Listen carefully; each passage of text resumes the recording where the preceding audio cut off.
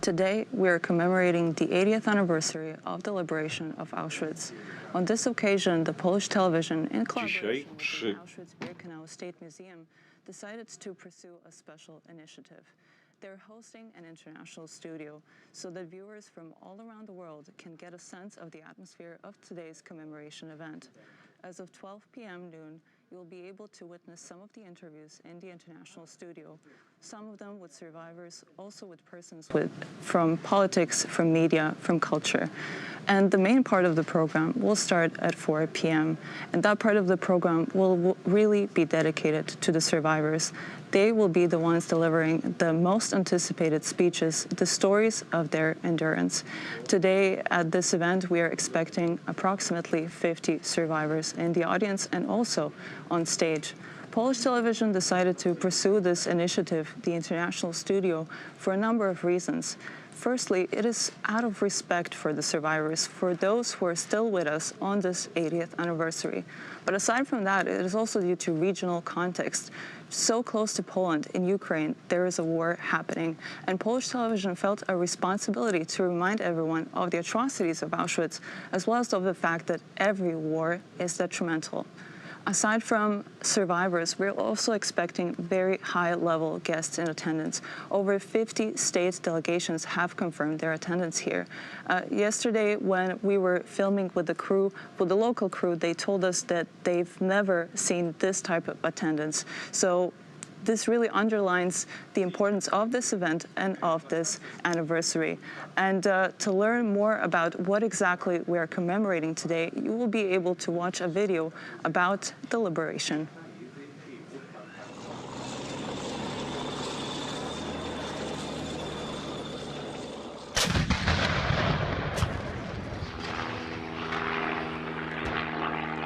Dwudziestego 7 stycznia 1945 roku pierwsi żołnierze Armii Czerwonej weszli do Oświęcimia.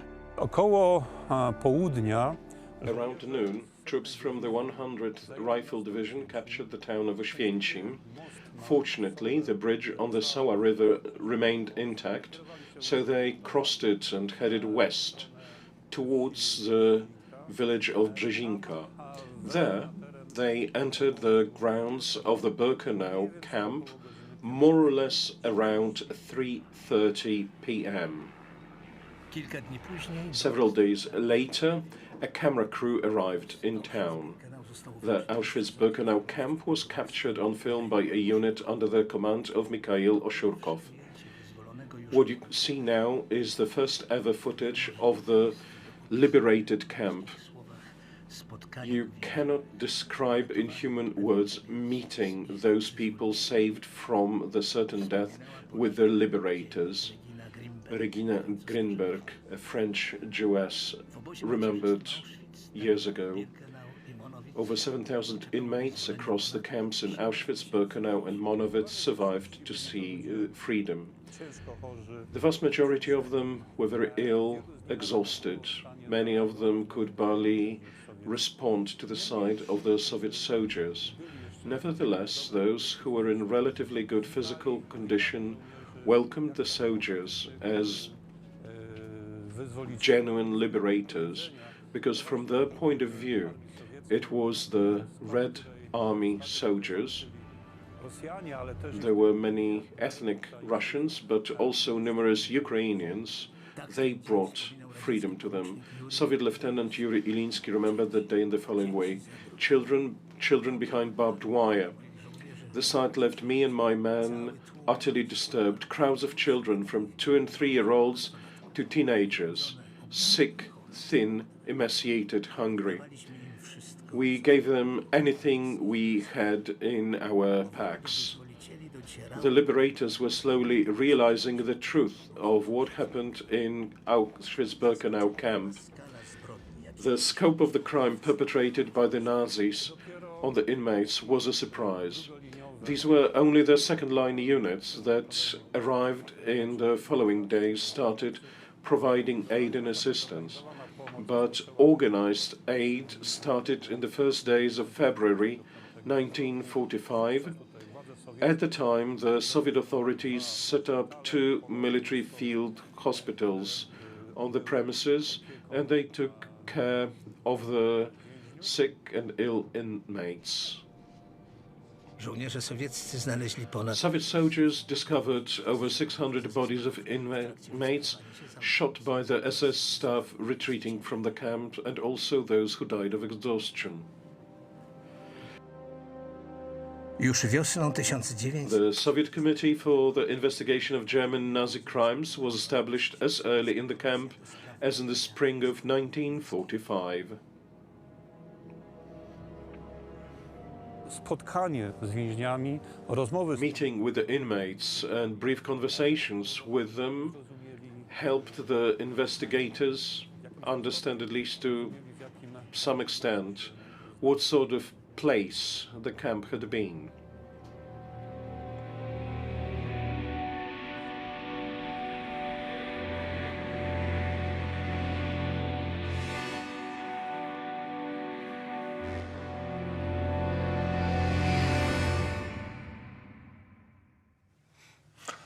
Maciej Zakrocki, good afternoon. The first conversation, first discussion we would like to present for you is kind of an additional commentary to what we could see just a few seconds ago, to the short documentary film. And let me introduce our first guest, Dr. Piotr Setkiewicz, head of Research Center in the Auschwitz-Birkenau Museum. Good afternoon. Professor Nikolaus Wachsmann, University of London, author of Kyle, History of the Concentration Camp. Good afternoon. Good afternoon. So what we could add to that, what was in this short archive film, because I think that it's important to underline that the advance or this moving west of the Russian army it was just a military campaign without idea to particularly liberate the Auschwitz-Birkenau camp.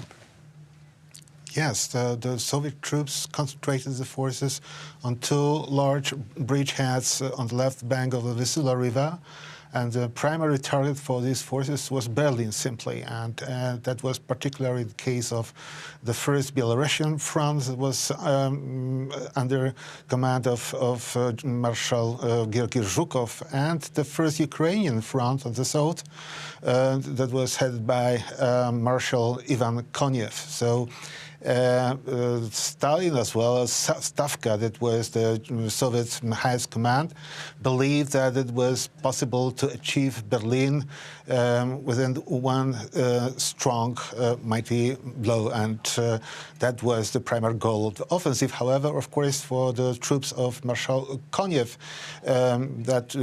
another important task was to capture the Krakow, the old capital of Poland, and then the industrial basin of Upper Silesia, and finally the city of Wrocław. So that was more or less the plan of the Russians. Yeah, but I can imagine that the let's say, ordinary soldiers, even their commanders on the field, they didn't know anything about the camp. But what about Stalin and the leadership of former Soviet Union? No idea what's happened here? Well, most probably they did not hear much about Auschwitz. Nevertheless, they should have a certain knowledge about the concentration camps and Auschwitz, of course, because, well, they have some news from the British broadcasting of the BBC about Auschwitz, and secondly, some former SS guards from Auschwitz who were transferred to the front units, and then they were taken prisoner by the Soviets, were interrogated by the Soviet intelligence. So they had to know more or less what was Auschwitz. However, as we know from the testimonies of Soviet commanders of the 16th Army, which was responsible finally for liberation of Auschwitz, these commanders on the front line, they knew nothing practically about the Auschwitz concentration camp. When the Russian troops were approaching, I can imagine that the Germans here in Auschwitz, they knew what's going on. So what they tried to do? The SS had prepared for the evacuation of what was the largest death camp of the Holocaust and the largest SS concentration camp for months in advance, and that included a number of different elements. They dismantled part of those infrastructures of the camp that could still be used elsewhere. They took down barracks, watchtowers, fences, and so on. They even dismantled part of the crematoria and gas chamber complex with the aim of rebuilding this at a secret location near the Mauthausen concentration camp. The SS also destroys material. They destroy documents, incriminating documents of their crimes. They also, right at the end, destroy the remaining gas chambers and crematoria in Birkenau. So goods are packed up, material is packed up, there's infrastructure which is demolished and destroyed. At the same time, since the second half of 1944, tens of thousands of prisoners are moved out of the Auschwitz complex. In the summer of 1944, more than 130,000 prisoners are still in Auschwitz. By the time the Soviet army arrives, it is perhaps 7,500 who are left.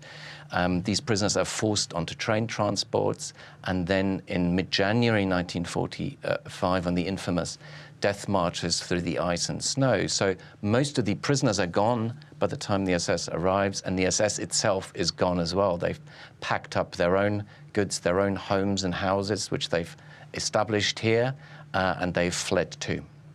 But it means that they realized that when the camp will be liberated by the Soviet ally, they can't leave any evidences of the horrible crime. So, but on the other hand, it was impossible to destroy it completely.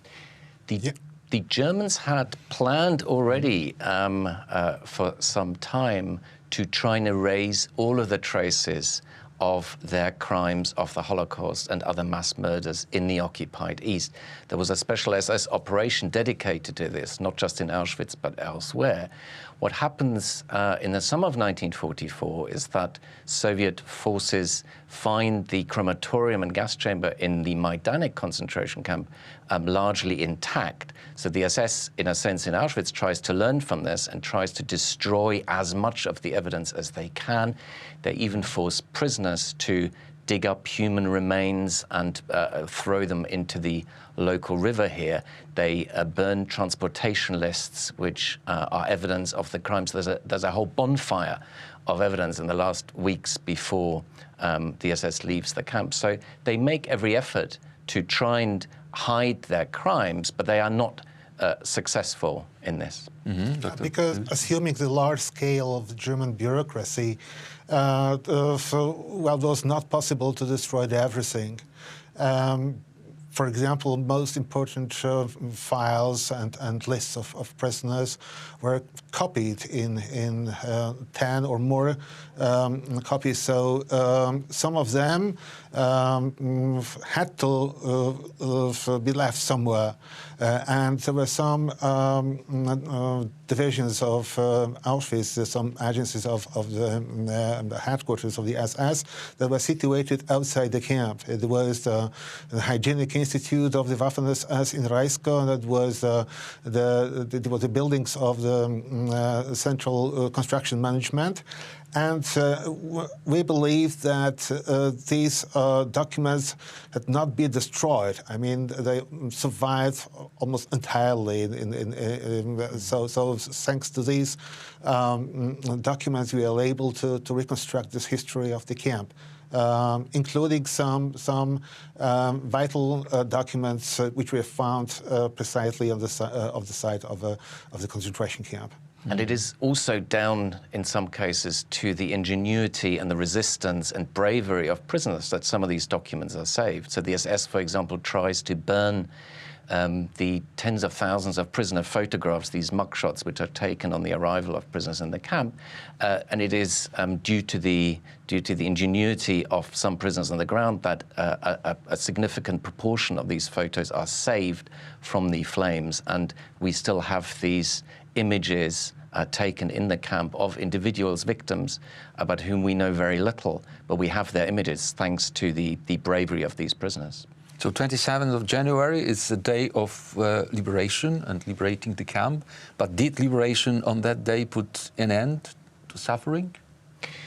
The suffering in many ways continues.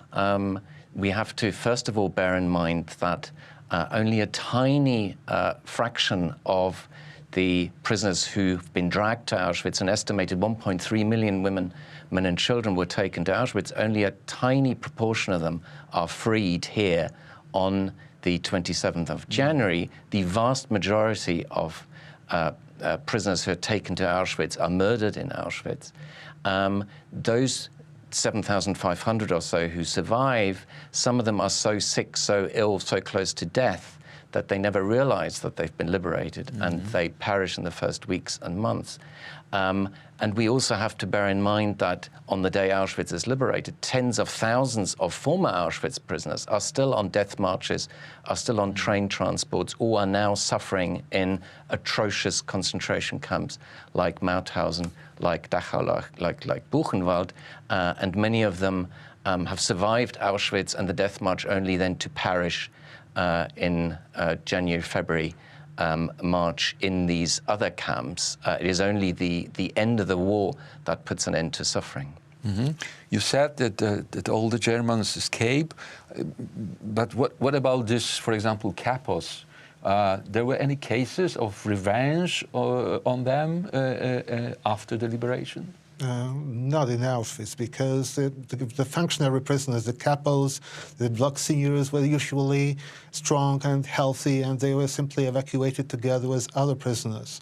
So when the Soviets approached Auschwitz, there might have been only a few functionary prisoners, like the physicians in the hospital, nurses, and so on.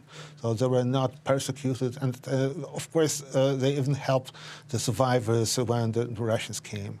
And what about the medical treatment? Because I can imagine that even for those doctors from Russian army, if they wanted to help, they had no knowledge how to work with such victims of what's happening here. So what we know about this treatment? Well, that was a problem, because many prisoners suffered from simultaneously from very different diseases, malnutrition, vitaminosis, tuberculosis, and so on. So sometimes the standard procedures of treatment did not work, and many survivors who were liberated by the Soviets died a few days or weeks later because of the general malnutrition, simply, and the hunger diseases.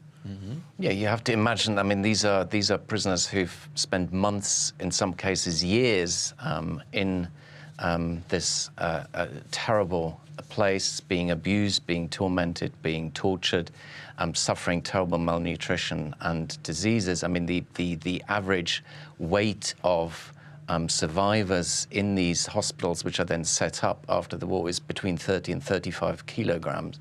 And it is no surprise that many of them perish despite the best efforts to try and save their lives. We have testimonies that, for example, some nurses were unable to complain that they were unable to make intramuscular injections because the prisoners had no masks at all. So this is also what we have to remember about that wonderful day of liberation, that it was really horrible time for them. Thank you very much. Dr. Piotr Setkiewicz, head of Research Center in Auschwitz-Birkenau Museum, was with us, and Professor Nikolaus, Wachsmann, University of London. Thank you. Thank you so much. Thank you. And now I would like to invite you to watch the short documentary about Antoni Czortek. He won the Polish championship title 4 times before the war in boxing. And his story, because then he was the prisoner during the war in Auschwitz, his story is really unbelievable. W 1943 roku zostałem przywieziony z Pawiaka z Warszawy tu do Oświęcimia, do Brzezinki raczej, na Kwarantanny. Birkenau for quarantine, thanks to an acquaintance by the name of Kazimierz Gosk, who served as a rapport schreiber. I was kept there for 6 months. Whenever a new transport would arrive in Birkenau, the camp staff would always ask whether there were any boxes among the arrivals. If there were, they would fish them out and run bouts between blocks. We put up a makeshift ring to hold the fights in. The bouts were just for show, and the SS men would gather to watch on the other side of the wire. The ring was set up by the Roma camp, or rather by the Czech camp, and the staff would bring in ladies and cheer on the fighting. This is where I met a colleague I held a match with. It was my first time in the ring, and his name was Salaman. The bout was held here. There was a table here, the SS man sat here alongside 2 block elders. There was vodka and black coffee on the table, naturally, and over here I fought an inmate from block 10. They brought him in. They brought him in shivering. The SS officer pulled out his pistol and he busted my lip. We were really going at it. The next 2 rounds we spent mostly in a clinch hold, whispering in each other's ear to pull the punches. The whole thing took 3 rounds. It was not a fight as much as entertainment for the staff. They were drinking and laughing, watching us. I was housed in block 11 and carried a red isle tag on my chest. I was marked as a political prisoner. The tag meant I was not allowed outside the camp, not even for labor. One evening, the camp commandant came for me. He took me back to the block, introduced himself, and said, "You're going to Auschwitz I, to box. There is a German fighter over there. You'll go in against Walter, and you better make us proud. Find your block elder, they'll dress you up nicely and take you over there." Once there, a masseur worked me over, and then my match partner, Walter, appeared. I asked him, "Are we really fighting or just pulling punches?" And he replied in German, because he didn't know Polish. He said that we are athletes, and he said we are here to box. There were 4 boxing matches, 4 wrestling matches arranged. The ring was set up by the gate, and there was a crowd of people in attendance. Our fight was 4th, and I had terrible nerves ahead of the bout. My muscles barely worked. I was terribly tight in the first round. But in the second round, the cheers started with the crowd chanting, "Kajtek, don't be afraid." That was my nickname. "Wake the crowd," they would shout. That wound me up, and I started to punch back. In the middle of the round, I knocked him down, and he was out at 8.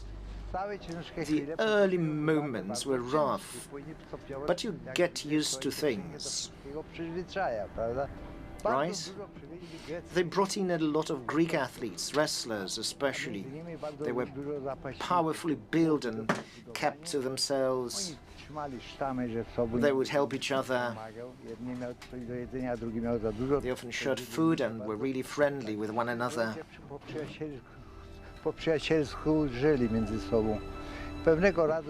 One day, the staff started a selection.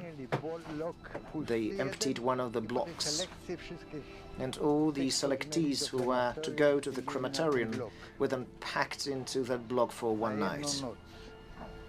Then the staff to the Greek Jewish wrestlers, gave them clubs and had the guard the block, and everyone inside to prevent any escapes.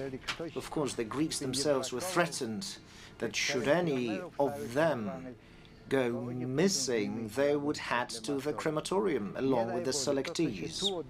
The horrors that happened here, I wouldn't wish that on any nation. God forbid anything like that happens again.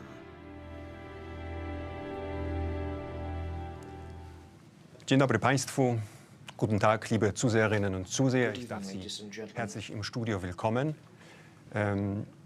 Ich heiße meine Gäste willkommen, Frau Hanna Lessing. Sie sind Vorständin des österreichischen Nationalfonds für die Opfer des Nationalsozialismus. Herr Christoph Heubner, Sie sind geschäftsführender Vizepräsident des Internationalen Auschwitz-Komitees. Herr Romani Rose, Sie sind Vorstand des Zentralrates Deutscher Sinti. Es freut mich, dass wir uns heute aus Anlass des 80. Jahrestages der Befreiung von Auschwitz-Birkenau finden und eine Viertelstunde Zeit haben wir, uns ein bisschen mit der Vergangenheit auseinanderzusetzen. Around 15 minutes today.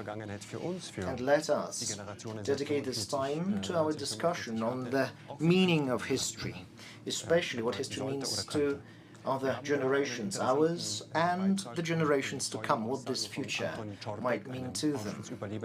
We've seen an interesting material about Antoni Czortek, the former Auschwitz inmate, who was the Polish boxing champion, and he spoke about his life. He presented an inmate's perspective. So this is where I would like to begin. Please share with us, what is it that you do professionally? What you've been doing for decades now is linked to the effort to remember those terrible horrors. Basically, you have dedicated your lives to strengthen society, to keep history, and we are truly grateful to you for that. So let us begin with something personal. Hanna Lessing, please share with us, why have you chosen this particular personal and professional path? Any personal links there? Thank you very much. I would like to remember my grandmother. On the 16th of October 1944, she was deported from Theresienstadt to Auschwitz. She didn't have a tattoo. She was sent to the chamber immediately. She was murdered there. Now, when it comes to my work, it is dedicated to her memory, but also to the memory of all the other victims of the Holocaust. Now, we represent the second and third generations. For us, what is important is to show to young people what it is all about, what happened here, especially now, 80 years on. This seems to be taken from a history book, like a chapter. And what really matters here is for us to give them a message, because there is this freedom that is now enjoyed, that was fought for by the members of the resistance, for example. This freedom is not something that is given once and for all. And responsibility, as I always say, is a sister of liberty, and we, the second generation, need to pick it up. Christoph Heubner, for decades, has been working for the International Auschwitz Committee. You are a well-known expert there. So, speaking of responsibility, what is your perception here? How do you see what memorials and networks and organizations can do to sustain memory, to keep it alive? Let me backtrack for a moment. Memory always has a face, a particular face. Hanna Lessing spoke of her grandmother. Now, I remember my father. He was a German Wehrmacht soldier. He returned from the war, and what he was thinking when he returned was to raise his sons so that they wouldn't serve in the army, but rather they would serve for the country differently. And he also promised himself never to forget what he saw and what he felt he was responsible for. This is how he raised us. And then I would meet former inmates in Auschwitz and Stutthof. They were always very moving. I found it really motivating that these Polish former inmates, but people from France and Israel too, they would never demand, they would never accuse anyone. They would always make appeals. They would appeal to us and say, it's about your future, cherish it, take care of it, provided you want to take what we are saying seriously. Romani Rose. Das Opfer der Roma und Sinti auch hier in Auschwitz-Birkenau ist ein sehr wichtiger. Let's talk about your perspective. It actually pertains to a very important group of inmates, Sinti and Roma. Sie mit Władysław Bartoszewski, einem langjährigen Vorsitzenden des Internationalen Auschwitz-Rates, ein gutes Verhältnis hatten.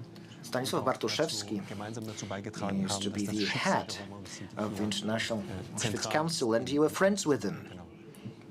What he did, what Bartoszewski did, was that the fate and the lot of Romas was put center stage here. So what's your perspective? How do you see our duty to cherish and keep the memory alive? Thank you very much. It's a true honor and satisfaction to be here. Schwerina is where my grandparents were arrested. It was 1941, and they ended up here in Auschwitz, in this camp. And they had, or rather they did, look at this abyss of human civilization where all that was humane would be finished. 12 of my family members were murdered in a number of different camps. My grandfather died here because he was murdered in Auschwitz. Now, we have been raised in the shadow of these events. Our parents' suffering was our suffering too. This is a special experience on the part of humanity. We would like this experience to be a form of commitment to those who are alive today, because it has links to what is happening around the world right now, and we are looking at the current events with great concern, and things need to be repeated, and it's a task that is the task of all humanity. We need to keep informing about what's happened. It is something that a regular human brain cannot really digest. So people that were murdered here were murdered in a machine-like way. Thank you for this personal story. Christoph Heubner, you mentioned your personal experience. There are a number of things that merge together here. Let's talk about where we are. Around 2 million people visit the site per year for a number of reasons, because there are different motivations that take them here. I have talked to guides that work here, and they've told me that they're motivated by different things. Some want to learn something about the history of their families. Others come here to pray. Others still want to look critically at the history of their own families. How do you see that? What is this site supposed to do? It's a symbol of the Holocaust, after all. There is a certain context to our discussion, isn't there? Today we can look in the eye of the last former inmates. Time is running out. So what is really important is for those sites to stay, even if there are no more living witnesses are with us. It's their wish, because they suffered here, their families suffer here, and they would like those sites to be a form of evidence. They want it to survive. And the people who work here, the staff, they do an amazing work, intellectually and emotionally. They do their utmost to keep this place alive. Yes, there are different things that guide people, that motivate them. But The people who do visit are always moved. There's always some kind of impact, at least from what I've seen. Because they are at a place which is special. Remember, it is humans that actually perpetrated all those crimes here. You can read about it in literature, but there is this human dimension to this site, which is terrifying. Imagine, you, the visitor, can look in this mirror and see what this history means to you. It's not something that is going to pass. Romani Rose has mentioned the political situation that is extreme right, which is on the rise in a number of countries. There is this super rich person in the US also believes that you can simply close it up, like, you know, put it in a drawer and leave it there, which is nonsense. There are people who say that, you know, we should be done with that, but they are not the ones who can decide. It's the majority that decides. I'm human and I need to act like a human being. And if you fail at this task, this is what happens. You can see what happens here. This is something optimistic. Because in our work, especially in the summer, what you see is a growing number of visitors. You can see it here in Auschwitz. Not all the visitors who come here know what it is all about. Some people simply do not remember their history classes, what they were reading in the textbooks, and their takeaways are different. However, what you can do is take this average group of visitors, approach them, and imagine that there is at least one person there in this group that needs to decide, am I going to be indifferent or not? Am I going to reach out a helping hand or not? Even if that happens, it means that the work of the people who work here is meaningful. Hannah Lessing, a question to you. What is the most important here? After what Christoph Heubner has said, there is very little I could add. Memorials, these sites, need to be a kind of a mirror. Pierre Norat, a French philosopher, would speak of l'œil de noir. Those memory sites, he also spoke of a certain community of memory. And the voice of those who witnessed that is getting weaker. And in these lieux de mémoire, memory sites, this memory needs to be sustained.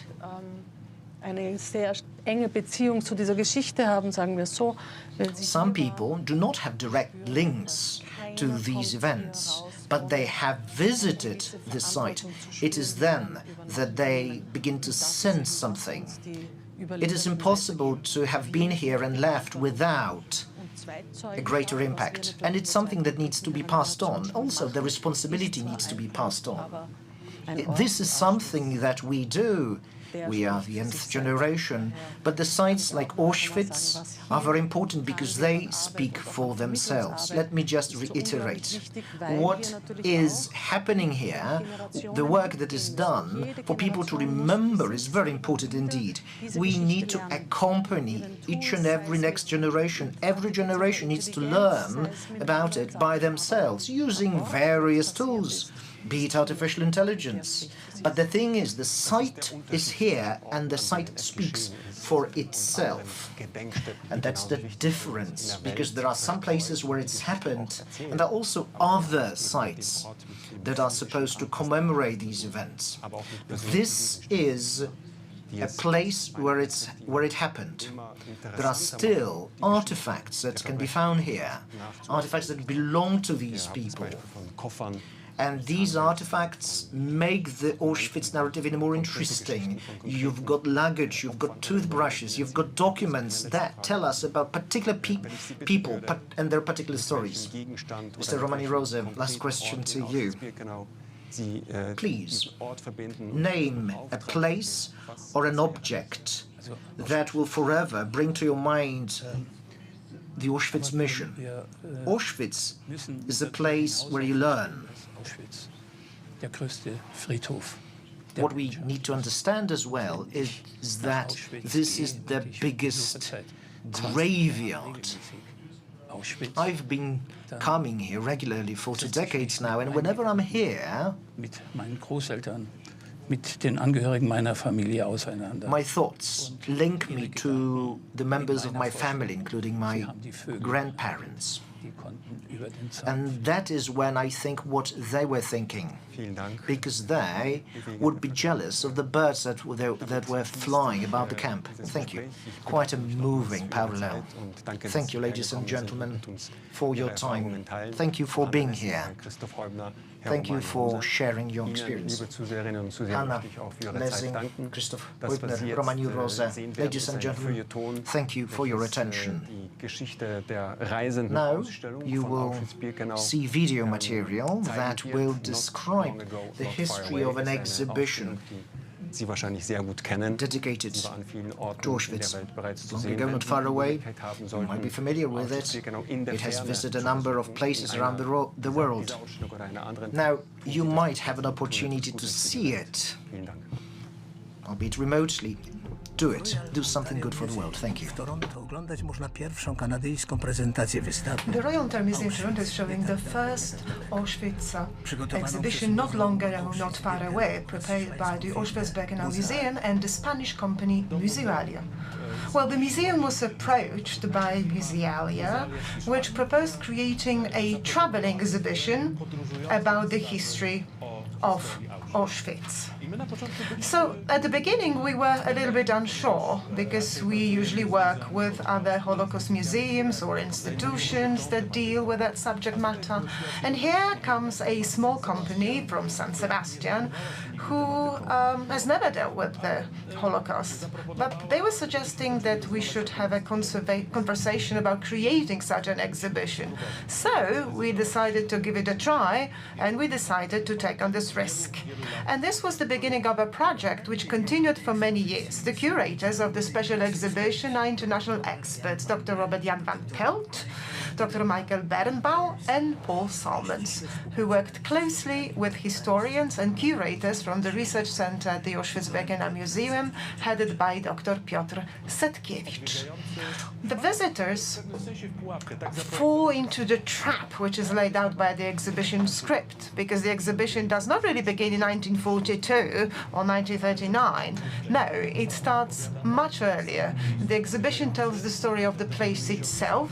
The visitors learned about the history of the city of Oświęcim, what life in this town was like over the centuries, what groups lived there, what was the life like for Jews in Oświęcim, for the Poles.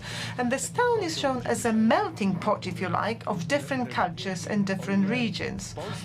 And while in Poland there may be some knowledge about that, people know that Oświęcim is indeed a town with a specific history. Some know more of the history, others would not, and they know that the camp was next to a town that has a very long history, but outside of Poland, this is something almost entirely unknown. The exhibition features individual objects on loan from more than 20 institutions, museums, private collections from all around the world, including Yad Vashem, the United States Holocaust Memorial Museum, the Wiener Library, and the memorial sites of Buchenwald, Mauthausen, Sachsenhausen, and Westerbork. The strength of this exhibition is its authenticity. These objects are very different elements of the functioning of the camp. You will find probably the most emotional objects, namely those belonging to the victims. And this is where the exhibition begins, with a single red women's shoe, which symbolizes the victims of the camp, even before this story is going to be narrated. A very touching, emotional, personal item. And I'm talking about the child's shoe with a little sock sticking out of it. This shoe is usually found in the section of the exhibition dealing with extermination, because we know from accounts, from relations, we know that the people who are sent to death into gas chambers, that they had to undress before. And this shoe with its sock, the mother would probably tell, well, you put that sock into the shoe because we're going to have a shower so that you don't lose your sock. This is so incredibly touching. The exhibition Auschwitz Not Long Ago, Not Far Away will be on display at the Royal Museum in Toronto until the 1st of September 2025. For more information about the exhibition and tickets, visit the museum's website. For us, it is extremely important. It's such an important project because from the point of view, well, our point of view, it's a small group of people, 1.8 million, 2.3 million. Well, this is huge for us, but we need to understand that we have to reach people all across the world, and this is what the museum does through its social media, through the internet, through the exhibition. And in terms of its scale, this project, in terms of the number of objects of loan, it is unprecedented as it allows people from all around the world to get to know the history of Auschwitz and to do so in an extremely personal way, precisely through coming in touch with personal objects. Good afternoon. You're watching TVP's live international broadcast on the 80th anniversary of the liberation of Auschwitz. And joining me now are three esteemed guests: Sadiq Khan, the Mayor of London; Dr. Maria Zalewska, the Executive Director of the Auschwitz-Birkenau Memorial Foundation; and Mr. Luis Ferreiro, Director of Musealia.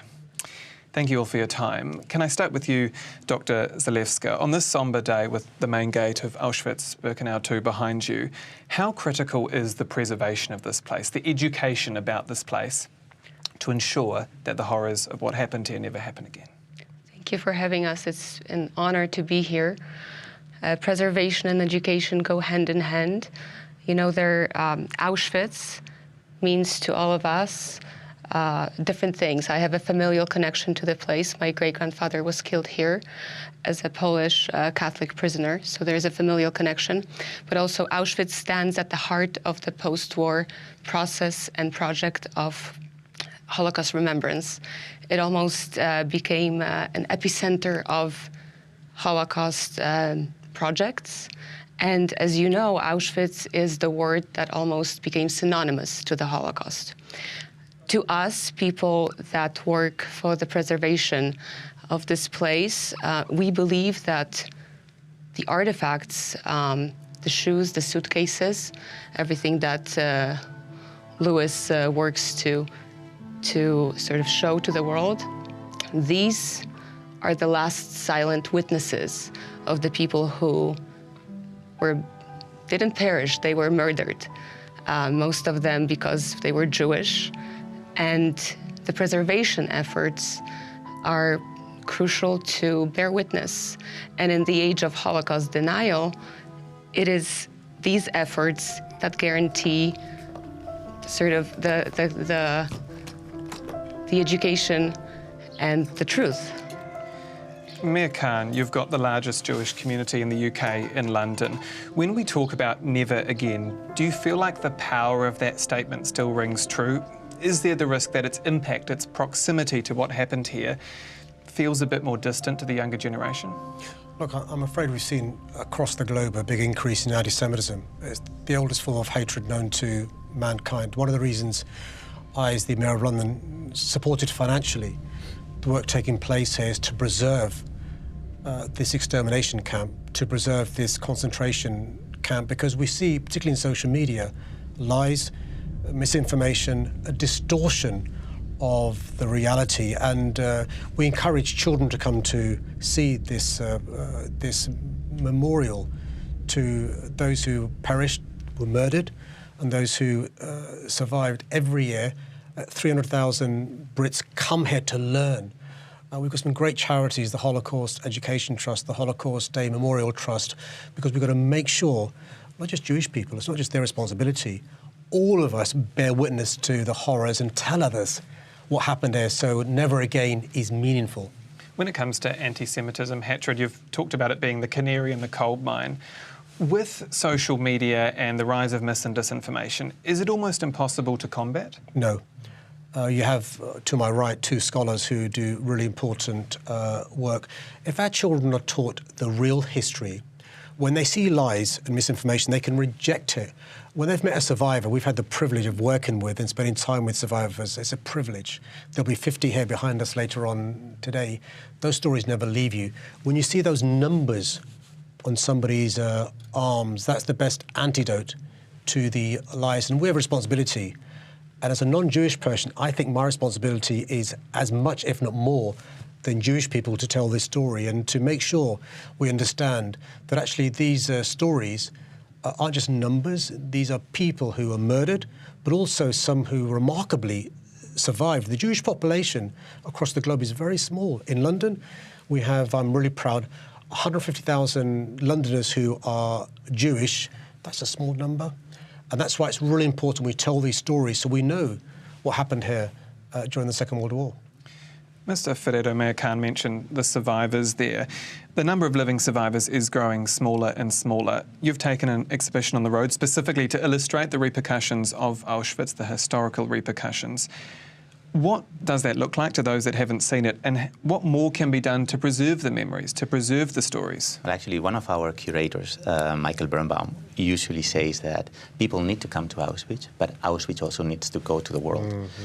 Not everybody can come here to Poland to visit the memorial, and therefore this exhibition has fragments of these original artifacts and tells the stories of those who were martyred there. And actually, that's why it's so important what the mayor was saying, that basically through this exhibition we can reach new audiences that will never come to Auschwitz for one or the other reason. And hopefully these are a gentle touch for people to really understand the story of Auschwitz. How could this place come to exist? Why here? And especially the underlying principles of the ideology that brought to this genocide. I want to dig a little deeper into what prompted you to create this exhibition. I put this book title to you, Man's Search for Meaning by Viktor Frankl. Yes. What did that book do for you? Well, my family was running this company, Musealia. It was like we were creating exhibitions. And basically, they called us like a monster of four heads. Basically, we were living, working together. And then my brother suddenly died at the age of 26 from a sudden heart attack. So this was devastating for the family, devastating for the company. And then I was given 1 year later this book by Viktor Frankl, Man in Search of Meaning. And just by reading it, I felt some kind of a moral imperative to do something.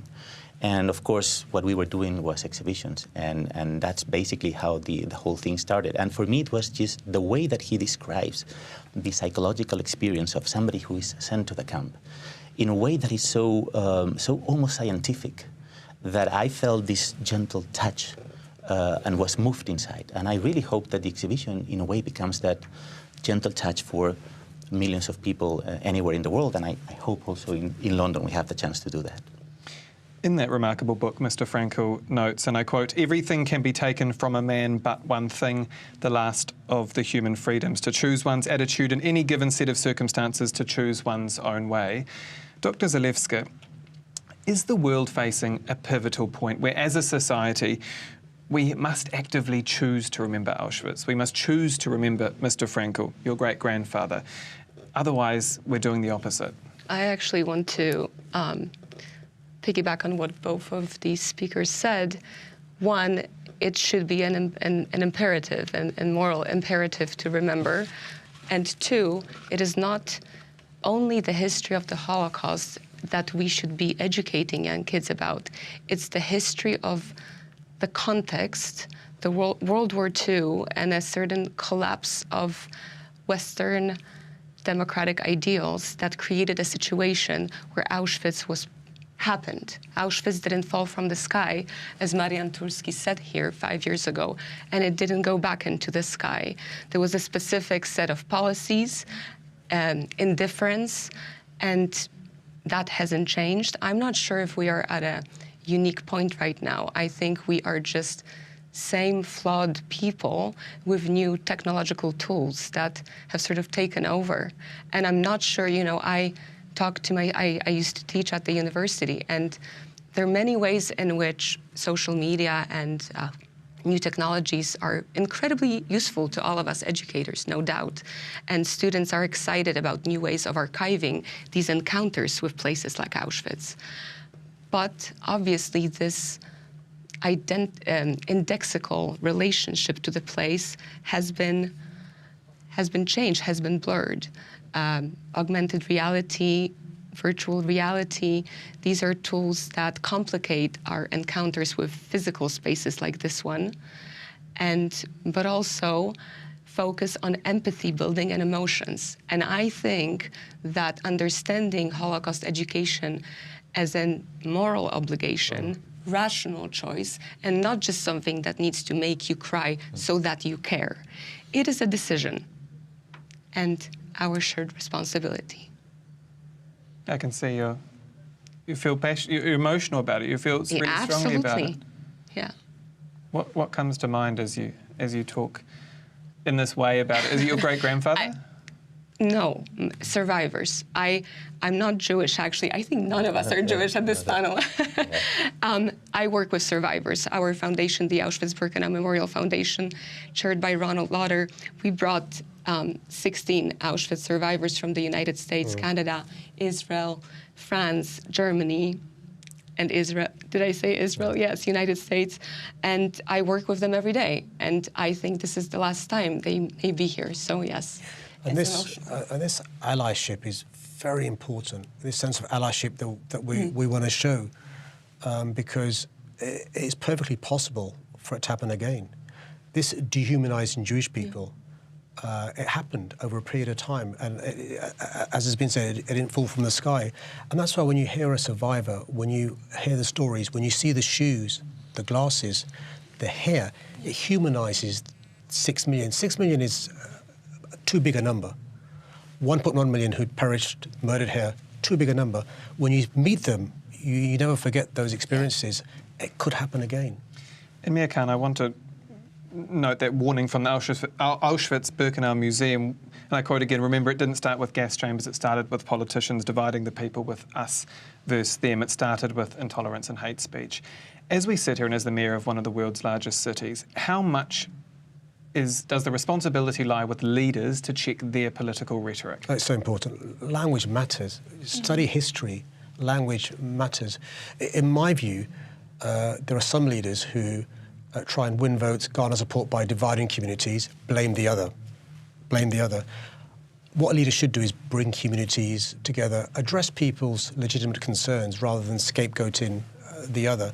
And one of the downsides of technology is a wonderful thing, is the speed with which a lie can spread and a lack of fact-checking with social media. And that's why when you've got scholars and experts telling you the real history, it's so important. And the final point is, if you haven't got the opportunity to come to Auschwitz-Birkenau, you can study it and see it and touch it. If you can come, you must come. You see on an industrial scale what man is capable of doing. These rail tracks, their destination is a concentration camp. There are, gas chambers built here to murder quickly, and it's really important. If you can come, you come and see it to see what man is capable of. And by the way, man still has the capability of doing really bad things. Look at Bosnia, Rwanda, Darfur, and look at the rise again, I'm afraid, of anti-Semitism across the globe. And just very quickly, I don't want to linger on it, but even in recent days, the likes of Elon Musk have noted that Germany should move beyond its past guilt. Is that unhelpful or even dangerous? I think it's unhelpful to try and give an impression that history can be spun a certain way. It's really important for us to remember, you don't need to use the word guilt, remember what happened, remember who were responsible. We're literally one generation away. We all have the privilege later on today to spend time with around 50 survivors. It was within their lifetime, it happened. So you've got to talk about it in relation to what happened. And by the way, you look at the 100 years before the Holocaust, books written by Jewish authors were being burned. And it was, you burn books one day, don't be surprised if you burn people the next day. So I'm afraid we've got to carry on telling these stories. And, our children and grandchildren have got to remember these stories as well. And that's why keeping Auschwitz-Birkenau in its authentic state is so important. This isn't rebuilt. These are the original places where, genocide took place. And Dr. Zalewska, if I can end with you, in your view, particularly with your work with survivors, and all three of you, your work with survivors, how do you see the lessons of the 1930s and 40s playing into what we see today? Have we learnt enough? No, No, I don't think we've learned enough. But this is an ongoing process. I mean, education, learning. No, I think when you stop learning and educating, then you're in trouble. But I just wanted to say that this feels, it so happens that we all came here 5 years ago, and people who are connected to this place, you either stay connected or you don't, and it's very clear. This feels very different, this anniversary. One, we all sense this existential crisis of forever lost witnesses. We feel the historic significance and heaviness of tonight, but also the world changed. And as Mayor Sadikan said, the rise of anti-Semitism, I think for many survivors who I spoke with last night, and Louis was there, this feels like a very scary moment. 5 years ago, we spoke about Auschwitz as history. And to them, the lessons of Auschwitz and the memory of Auschwitz suddenly has resurfaced. It's very re-traumatizing what's happening right now to many of them. A pleasure to host all three of you here today, and long may the dark memories of this place never be forgotten. Thank you. And that's all for this special panel here on TVP's international live broadcast of the 80th Liberation, the anniversary of Auschwitz. Do stay with us. We'll be right back after this next report on the March of the Living. Marsz Żywych to ważny projekt edukacyjny, w ramach którego March of the Living is an important educational project. Miejsca zagłady, które Niemcy utworzyli podczas II wojny światowej na terenie okupowanej Polski. Poznają również historię polskich Żydów. Spotykają się m.in. z rówieśnikami i polskimi sprawiedliwymi wśród narodów świata. To jest idea, która trwa już dobre ponad 30 lat, bo pierwszy marsz odbył się w 1988 roku i marsz jest pewnym hasłem, które określa program realizowany na terenie Polski i Izraela, który jest związany z Holokaustem, z zagładą, ale jednocześnie z tym, że Żydzi jako naród żyją, są obecni, tworzą współczesny świat. Główna ceremonia Marszu Żywych przypada w Dniu Pamięci o Ofiarach Zagłady, którego data w kalendarzu gregoriańskim jest ruchoma. Każdego roku w uroczystości uczestniczy kilka tysięcy osób.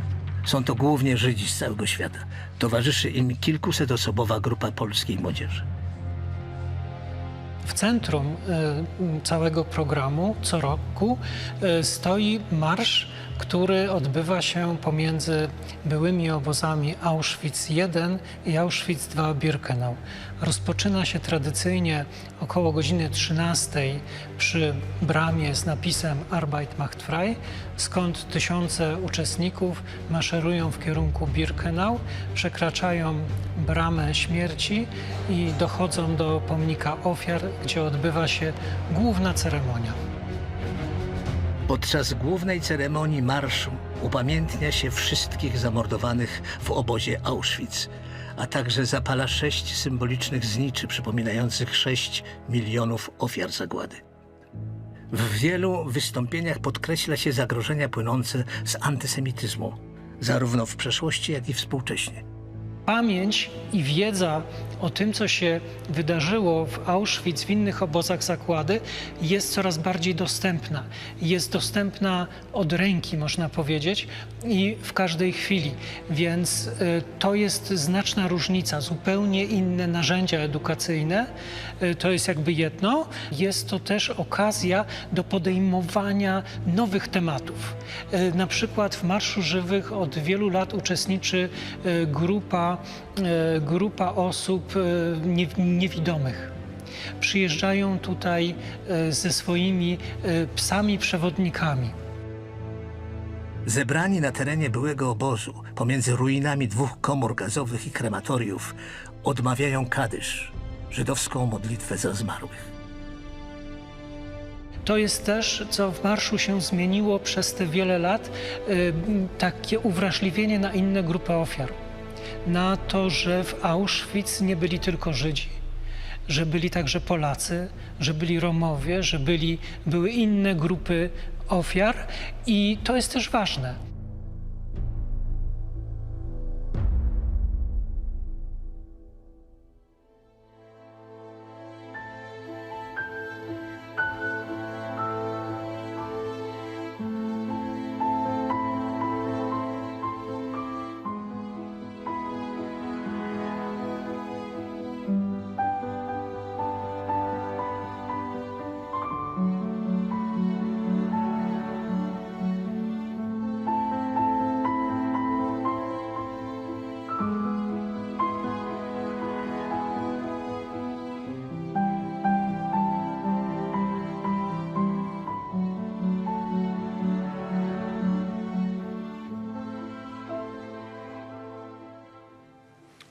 I'm joined here by people whose lives' goal is to keep the memory of what was the Holocaust, what was Birkenau and its gas chambers alive. I'm joined here by Mrs. Phyllis Greenberg-Heidemann, President of the International March of the Living. Also Mr. Jörg Löhr, Vice Chairman of the Maximilian Kolbe-Werk, and Mr. Thorsten Wagner, Director of Strategy of FASPE, the Fellowship of Auschwitz for Study of Professional Ethics. We will explain all the activities of our guests, but I'll start with Mrs. Greenberg and to ask you, why are you so much involved in things like memory of this place? I think memory is one of the most important things, one of the most important possessions that each of us have. I think if we, and it has been said before many times, if we do not remember the past, perhaps we will be doomed to repeat it. So memory holds a very dear and special place to me personally, to the International March of the Living, the board, the staff, the volunteers, and in particular to the participants who have joined us over these past 36 years. How many of them there were? How many? We have over 300,000 participants who we have educated on the horrors of the Holocaust, on those being lessons to learn, to take into yourself, and to understand the magnitude of what can happen if man's inhumanity to man is left unchecked. We have alumni in 40 countries around the globe. We have alumni who have ranged from, we have participants who have joined us from the age of 16 through the age of 100 years old. Mr. Leiner, can you please, to start with, explain what is the role of the foundation Maximilian Kolbe-Werk? Well, thank you very much. You know, the foundation is built by the beautiful older sister, the Werk, Maximilian Kolbe-Werk. And this work started by helping former prisoners of German concentration camps in Poland and German ghettos here in Poland in a time where the Federal Republic of Germany were not paying any money, not talking about the communist part of Germany. So it was part of civil society action. But over the years, we found out there is a certain level which is important after the survivors, and this is that we work together in order to deal with the impact of history. So therefore, we bring together people from many different parts of Europe, first of all, but also sometimes from Israel, the US, and even Africa, in order to share this history, to reflect together, to show respect together. This is about building a community, but also giving a clear sign that violence will not have the last word. Yes. Before I continue on your remarks, because the discussion about whether the taking care of memory is guaranteeing that this memory is upheld, I'd like to ask Mr. Thorsten Wagner to tell us a few words about FASPE, of which you are Director of Strategy. FASB was very much kind of founded on one simple observation, the big question, how do we take this history and the horrible things that happened here into the 21st century and also try to widen it for a larger part of the population. And the connection, the path that we chose to take was to look at the potential complicity of ordinary people. And we can see how hundreds and hundreds of people apply for our fellowships. We have now brought approximately 1,000, close to 1,000 fellows on a 2-week fellowship to Europe that very much kind of lead towards 3 days here at Auschwitz, with a focus on how the ordinary complicity of professionals like engineers and lawyers and architects and doctors very much also were part of making this place possible. And that is for us the connection, to take young people who very often are non-Jewish and do not have a direct link to this history and let them unpack and realize how viscerally experiencing this place potentially undermines their certainties, undermines the most basic premises of their existence, of our existence, and then we can start to think about what kind of potentials for complicity we have today.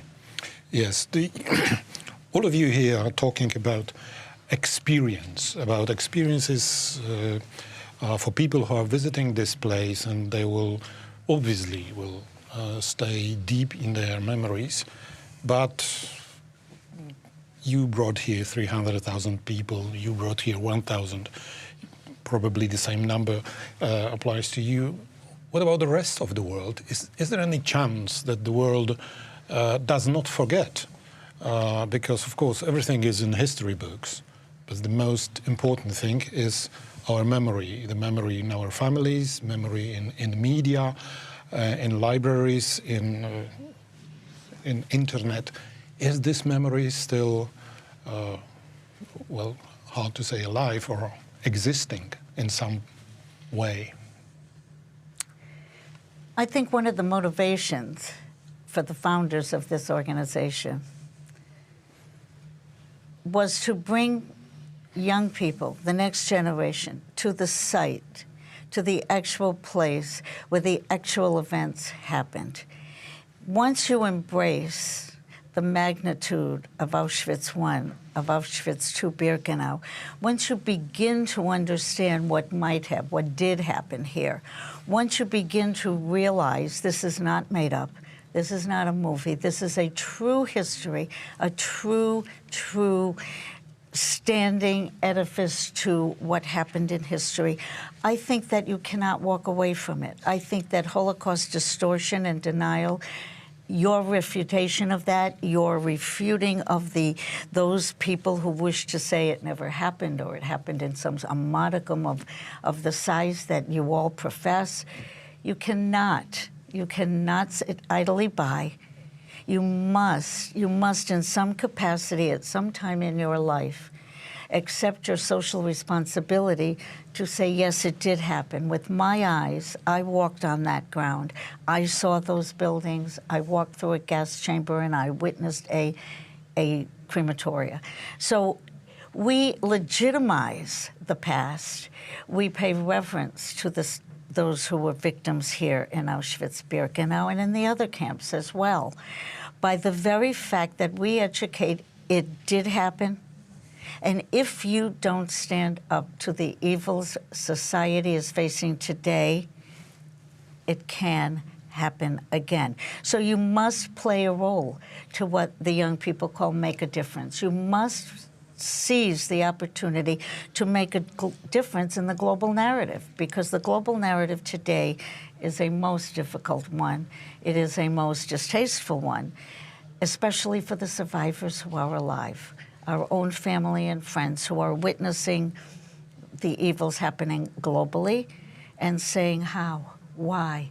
We came, we lived through hell, and now you haven't learned. Now we see that you haven't learned. So we bring people here, we bring especially the young people, to show them, to teach them, and to engage them in the realities of what did happen and what can happen. Indeed. My main concern being my age, your age, and your age, our education, our time in school, and our environment was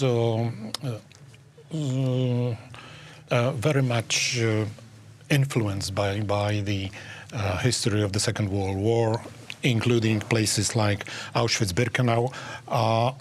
But now for young people, about whom we are mostly concerned, this place here is like, I don't know, like Roman ruins, or I don't know, some remnants of the French Revolution, whatever. I mean, it's far, far away in history, but we know that this history is again bothering us again. What can we do? Well, actually, I know what you mean by this, but my experience is a little bit different. The students have I would say, even natural reaction and a very good feeling for if one generation is just giving their life lesson to the others. And this place does not allow that. Coming here, I always say the participants have to find their own questions.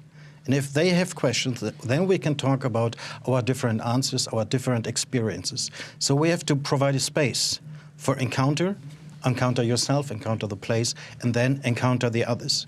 I guess this is most meaningful. And against the background of our experience, we can say when people come here and they get this space, they really discover quite a lot of things they were not expecting. Usually they are expecting, okay, I will be exposed to lessons from Auschwitz, 1, 2, 3.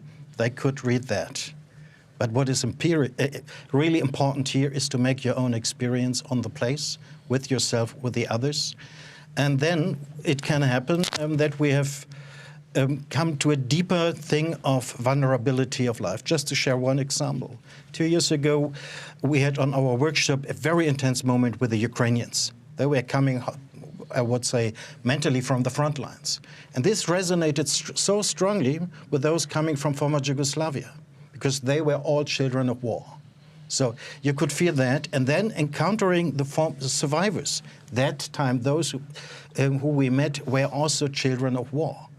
And of course, these are fully different contexts. But what is connecting is the vulnerability of human life, so that you can experience that. From that, you can create a new community, new interests, new questions, and then you can bring in all we have here in the institutions. Can I add a footnote to that? Exactly. A good friend who also works as an educator here and works in the press office, Pavel Savitsky, started the tour for our fellows this year with the sentence of saying the history of Auschwitz is the history of problem solving. And what he probably mainly was addressing was, of course, how the construction administration of the SS tried to solve specific problems, but it also made sense in such a wider concept. And I think that's exactly what we're trying to achieve, to make our young professionals, whether they are designers, engineers, doctors, lawyers, realize that so many of the motivations, sometimes ideological, anti-Semitic, sometimes very ordinary, is part of their reality in terms of ambition, in terms of wanting to solve technical problems. All of that is so much part of their life. And I think that is a potential way to both have the site as a site of mourning, as a site of the evidence and witnessing the evidence of the genocide here, but also to think about this as a site of learning, where we can think about these potentials as young people that our fellows are for the 21st century. What are those who visited this place, those who marched from Auschwitz to Birkenau, what do they say after the visit? I'm sorry? What do they say after doing this march? You know, I think the experience of making that march, that commemorative death march, hits different people in different ways at different times.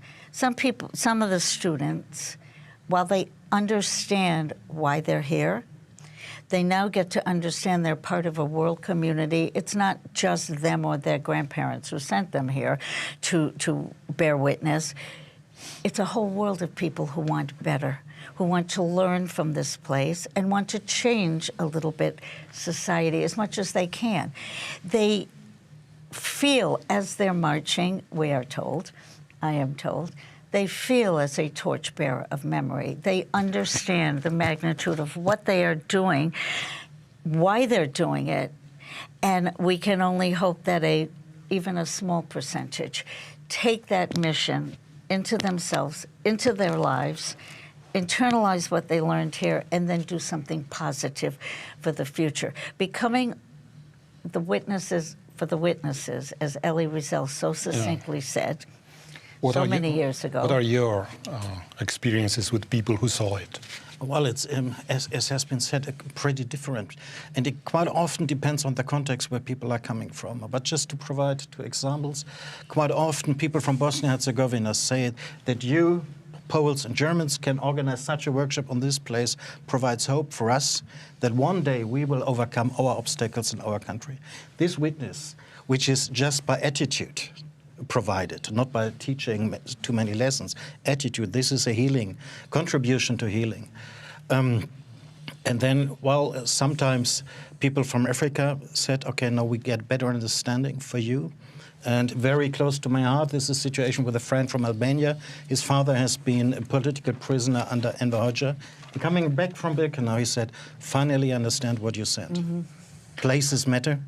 And so let's search for the places in other countries. Yes. We have to finish. I'm terribly sorry. And now back to Sonia, who will keep you up to date with the developments in the camp here, because the big guests are coming. And so over to you, Sonia. Thank you.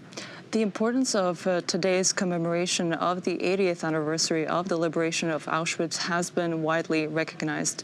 This is why, indeed, as you mentioned, we're expecting wide participation of high-level ranking guests. Over 50 state delegations have confirmed their attendance.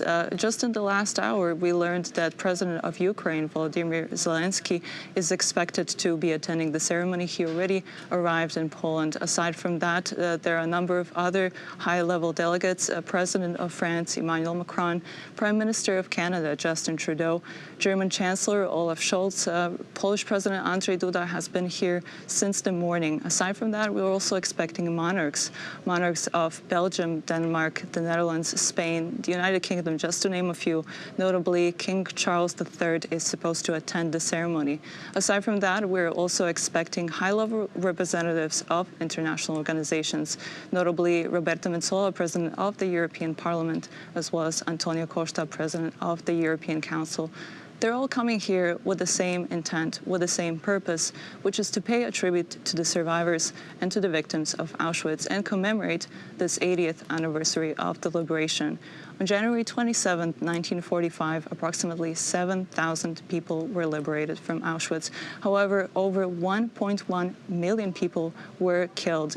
Most of them, approximately 1 million, were Jews, but other victims included Poles, Roma and Sinti, as well as women and children, people with disabilities. And aside from having been mass murdered, these people had vicious medical experiments performed on them, most of them conducted by Dr. Josef Mengele, also referred to as the Angel of Death. The atrocities of Auschwitz were so grave that one Polish lawyer, Raphael Lemkin, thought the day deserved its own name. He coined the term genocide, and through his advocacy, this is now a crime under international law, the crime of all crimes. And to learn more about the history of Auschwitz, what better research is there than the Auschwitz Museum? And you can visit it not only in person, but also online.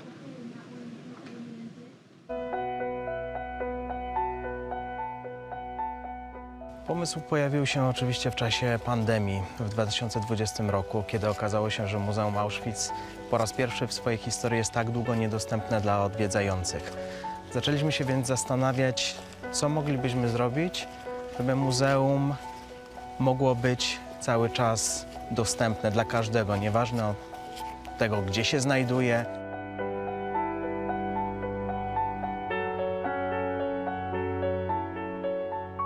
Wtedy zgłosiła się do nas jedna z dużych firm technologicznych z Izraela, która zaproponowała nam pomoc. Na tym etapie ciągle nie wiedzieliśmy, co chcemy zrobić, jakie rozwiązanie wprowadzić. Natomiast ta firma zaczęła z nami rozmawiać i po około pół roku doszliśmy do wniosku, że właśnie zwiedzanie online, zwiedzanie za pomocą sprzętu elektronicznego będzie najlepszym rozwiązaniem. Wstępne prace koncepcyjne nad aplikacją trwały około pół roku. Pracowaliśmy oczywiście w rzeczywistości pandemicznej, więc nie mieliśmy możliwości spotkania się bezpośredniego z naszymi partnerami z Izraela. Natomiast trzeba przyznać, że firmy technologiczne, z którymi pracowaliśmy, podeszły do tematu bardzo empatycznie. Starały się zrozumieć nasze potrzeby, starały się zrozumieć potrzeby naszych odwiedzających. I dopiero kiedy się poznaliśmy, kiedy firmy te zrozumiały to, czego my potrzebujemy, co chcieliby otrzymać odwiedzający, kiedy określiliśmy sobie takie czerwone linie, których absolutnie nie możemy przekroczyć, zajęliśmy się tworzeniem prototypu aplikacji. Najważniejszymi założeniami zwiedzania online jest to, że przewodnik fizycznie znajduje się na terenie muzeum. Oczywiście przy użyciu sprzętu elektronicznego łączy się z naszymi odwiedzającymi, a z drugiej strony zrozumieliśmy też, że przewodnik absolutnie nie może wchodzić na ekspozycję muzealną, ponieważ byłoby to niekorzystne dla odbioru takiego zwiedzania przez odwiedzających siedzących przed ekranami swoich komputerów. Najważniejszą kwestią było połączenie historii z technologią.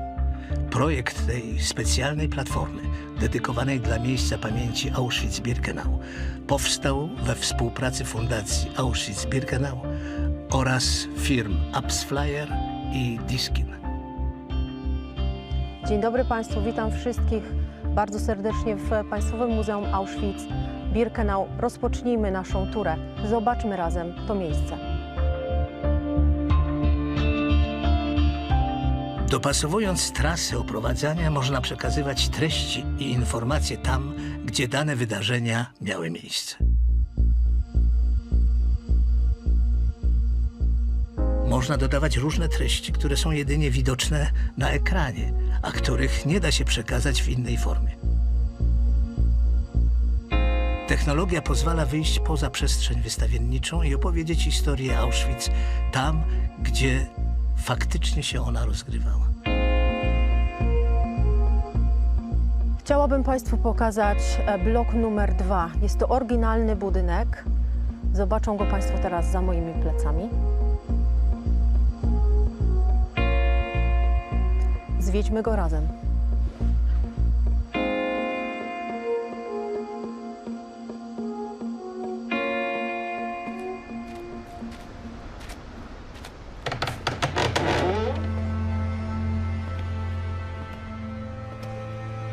Pracownik muzeum sam włącza materiał wideo, dzięki któremu zwiedzający mogą zobaczyć prawdziwe wnętrze bloku obozowego.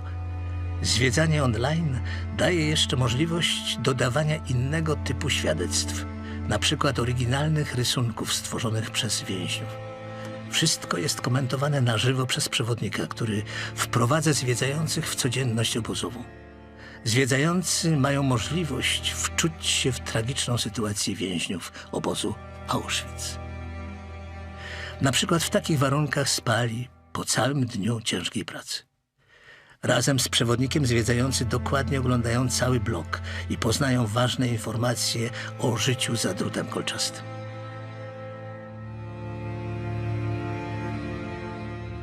W tym miejscu kończy się pierwsza część zwiedzania Państwowego Muzeum Auschwitz-Birkenau. Jeśli któryś z naszych zwiedzających chciałby nam zadać pytanie, mamy taką możliwość, aby przełączyć naszą aplikację w tryb dyskusji. Możemy zobaczyć się i porozmawiać ze sobą. Jeśli ktoś nie chce brać udziału w dyskusji, a chciałby zadać pytanie, może do nas po prostu napisać, a my w odpowiednim momencie będziemy mogli to pytanie odczytać i na nie odpowiedzieć. Po kilkunastu minutach przerwy przewodniczka lub przewodnik ponownie spotykają się online ze zwiedzającymi, tym razem w obozie Birkenau. Tutaj zwiedzanie wygląda podobnie do tego, które przedstawiliśmy na przykładzie bloku 2 w Auschwitz. Zwiedzanie miejsca pamięci Auschwitz-Birkenau z przewodnikiem online to czas około 2 godzin.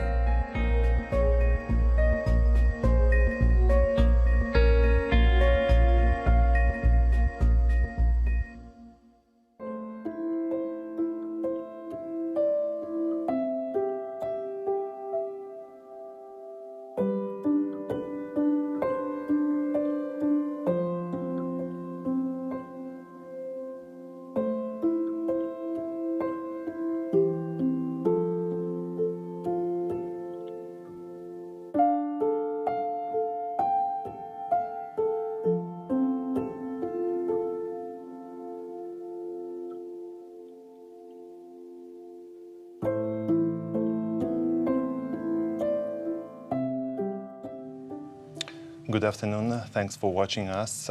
We just watched the innovative method of museum touring, and now we will talk about this, how technologies can allow people to visit Museum of Auschwitz-Birkenau and how they can learn about this history.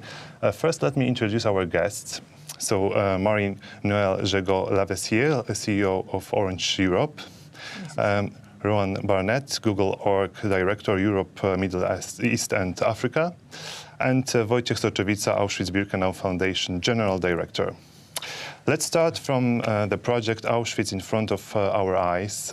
So could you please explain what is this project about? First of all, it's a huge honor to be here. I, like many people here today, had family that was killed in the Holocaust, and so to be here alongside world leaders, leaders of companies, civil society, and to join hands with the remaining survivors and say never again, it's very powerful. And we at Google have had a long-standing commitment to promoting Holocaust remembrance, and we've always believed that technology can be key in terms of preserving memory, in terms of education about the past. And so we've actually had a long-standing collaboration and partnership with the Auschwitz-Birkenau Foundation. Over a decade ago, we helped digitize first artifacts and bring those online, tell the stories about those. Preserving the history of Auschwitz is critical to preserving the history of the Holocaust. And as time now marches on, that work has become more urgent, it's become more critical. And so we've just embarked on 2 new projects with the Auschwitz-Birkenau Foundation. One is to, through Google Arts and Culture, to digitize thousands of artifacts that the foundation has, and to make those online accessible to everyone using AI. How advanced is that project? So we've just started a new round of digitization. We have just released a few artifacts today online on Google Arts and Culture, so you can see a few pieces of art that have never been seen before. And we're going to be, through this year and in the coming months, we'll be digitizing thousands more pieces. The second project that we just saw, that very moving video, was Auschwitz in front of your eyes, which is an incredible experience made by the foundation to make Auschwitz accessible to everyone, everywhere. And we're helping to, both with funding, providing $1 million to the foundation to expand this, but also leveraging technology to make this more accessible, translate it with live captioning and into many different languages so people can access it. What is the advantage of online touring? I think when talking about or considering the advantages and disadvantages, we need to look back at where we came from. The technology and the idea behind, as we saw in the opening material, was from a crisis. The memorial was under lockdown, like so many other institutions and museums worldwide. The difference being with Auschwitz-Birkenau that people visit usually. They come here to pay their respects, to pray, to think of their lost family members. And very early in the process, they started reaching out and demanding some form of contact. We didn't know how to do this, of course, because we had no experience. The foundation was in charge of financing the preservation process. We had no idea how to make sure that people would be able to be in touch with a memorial under very difficult conditions of lockdown. So first of all, through this partnership with AppsFlyer that was also mentioned, Diskin, Google and Orange, I think we started a new era in talking about memory and our responsibility in today's society, because without global players, it is not possible to tell this story to many, many more. Auschwitz-Birkenau is visited annually by approximately 2 million people, which is a lot. But there is 8 billion people worldwide. And in a society which is polarized, which is filled with hatred, anti-Semitism, racism, I think that the role of places like this is to reach out and to bring those painful memories to school classes, to companies, to offices, to homes also. And I think with Auschwitz in front of your eyes, we made the first step to make sure that, you know, this story can be seen from any couch at any home. Mm-hmm. You've just mentioned Orange. Of course, it's virtual, but it's still live guided. So for that, we need good quality internet, fast internet. Why did you decide to involve in that project? So first of all, it's an honor and a deep emotion to be here today, as you said, to share. You know, the museum was, you know, having more than 2 million visitors, more than 300 guides or educators in order to talk and to discuss.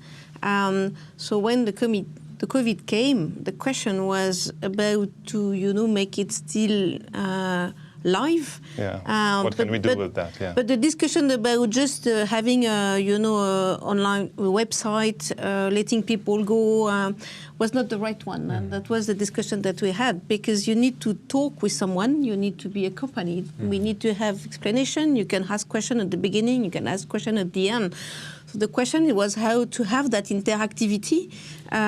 Just, you know, it's not a normal website. So we finally find the idea together with the appliers to have a strong connectivity, fiber, 4G, 5G, with the camera and a lot of connected devices that you can, you know, you can feel being in Auschwitz, and you have that capability all along your visit. To discuss whether you are a group of people or, you know, alone with the guide, and you can ask your questions. And it makes a difference because the human discussion is is there. So it's absolutely mandatory. So it has, you know, the idea came from the COVID because it was an issue, but then we realized that a lot of people that were far away in many countries, or just, you know, do not have the right resources to come with Auschwitz. Now they can afford it. So it's kind of, you know, really breaking the digital divide, and it makes a lot of sense to keep going. And we are there on a long-lasting journey to accompany the foundation. And it's for all of us also you know, a huge proudness to do it. And I remember when we've been signing the collaboration, then we went back to the office, and one young lady, you know, talked to us and say, "I'm so proud to work in my company. You know, my grandfather was there, and she has the number. It means a lot." So it's just people, you know, making sure that we can all be all together and you know, help a little bit. How did you both convince your companies to invest in that project, and how do you convince your staff, colleagues, to visit Auschwitz online? So, as I mentioned, Google has a long-standing commitment to Holocaust remembrance, and so for over a decade, Google Arts and Culture has helped many museums around the world, from Yad Vashem to the US Holocaust Museum, to digitize their archives, to bring this online and make it searchable. And that's what technology can do. It's so incredibly powerful. If you think about the thousands of artifacts, of testimonies that have not yet been read, if we can open those up and bring those online and make it searchable, students, teachers, historians, and also people that have, you know, looking for background, for information about family they may have lost. So, you know, I think this is really core to Google's mission. I mean, our mission is to organize the world's information and make it universally accessible. I can't think of a more beautiful and powerful expression of that mission than helping to organize the information about the Holocaust and making that accessible to everyone. How about Orange staff? You know, it sounds, you know, it was, you know, natural. Our mission is to connect people. to make sure that we can limit the digital divide everywhere in the world. So making sure that we can bring some connectivity so that young people can be connected with people that unfortunately were there before, that people from Poland can be connected for people elsewhere. It was fit so well in the purpose of the company, so that it has been kind of, evidence. What do you think about next step? I mean, for example, AI copy of the museum. Do you think it's doable, or it doesn't make sense because you still need some live guides in this case, in this specific place? Well, certainly the fact that Auschwitz in front of your eyes is based on a human experience, as you mentioned, is central. This is not a regular museum where people come to look at art, to interact with art. People come for emotions. So from early stages of the process, we knew that it is absolutely central to have human guides who are walking and accompanying others, because they are not just here to tell us. They're not only storytellers. They also take care of our emotions. And they're skilled, and they need training. And this is one of the areas which, together with Google, we're trying to take care of and support guides, 350 of which are working here and guiding in 21 languages. Because with this new method of guiding and interacting with the world, with people who never had the chance to come here, and most likely will never be able to come from both Americas, from far parts of Asia, Australia, this is the only way to interact with Auschwitz-Birkenau. And guides need a new set of skills. They're excellent. They're really the best ones. They work with commitment, with dedication. But they also say, if you're walking on site with a camera, which is your personal mobile phone, you need to know how to behave. You need to look at your posture. You need to know how to speak very clearly and also interact, because the experience is interactive.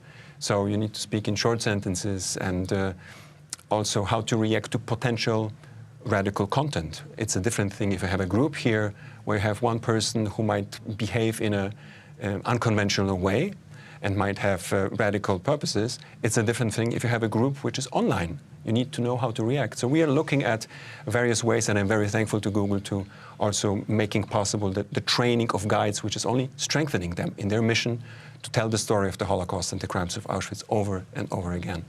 Okay, thank you very much for this discussion. Marie-Noëlle Jegot-Labessier from Orange, Rowan Barnett from Google, and Wojciech Soczywica from Auschwitz-Birkenau Foundation.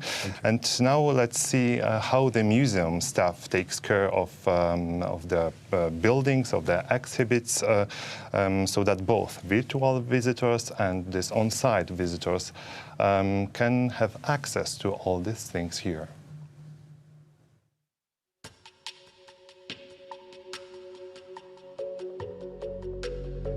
Muzeum opiekuje się terenem byłego niemieckiego nazistowskiego obozu koncentracyjnego i zagłady Auschwitz-Birkenau. Jest to obszar byłego obozu Auschwitz-1 i obszar byłego obozu Auschwitz-2-Birkenau. W sumie to prawie 200 hektarów terenu, na których zachowało się 155 historycznych poobozowych budynków, jak również infrastruktura w postaci na przykład rampy wyładowczej, ogrodzeń, historycznych rowów oraz historyczna zieleń, którą również konserwujemy.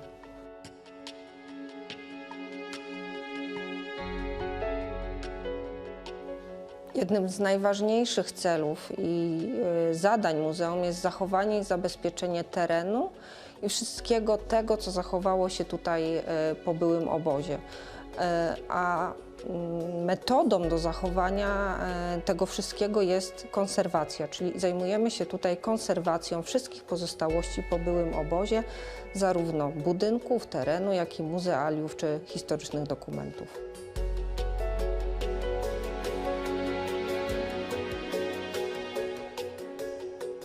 Znajdujemy się w tej chwili na Brzezińce, gdzie w ramach realizacji globalnego planu konserwacji, w którym realizujemy prace finansowane przez Fundację Auschwitz-Birkenau, realizujemy kompleksowe roboty budowlane i prace konserwatorskie przy barakach murowanych w Brzezińce. Bardzo ważnym elementem wyposażenia historycznego baraków są drewniane prycze. I tutaj prowadzimy w tej chwili konserwację elementów, które zostały zdemontowane, tak by móc wykonać pracę we wnętrzu baraku, a te poszczególne elementy są bardzo pieczołowicie konserwowane w kontenerze warsztatowym. Podklejamy w tej chwili warstwy malarskie znajdujące się na tych elementach, ponieważ wielokrotnie były one przemalowywane, też dezynfekowane, bo część z tych warstw to są pobiały. Dla nas stanowi to pewną trudność, ponieważ przy takim wielowarstwowym ich układzie dosyć dużej staranności wymaga konserwacja techniczna tych elementów.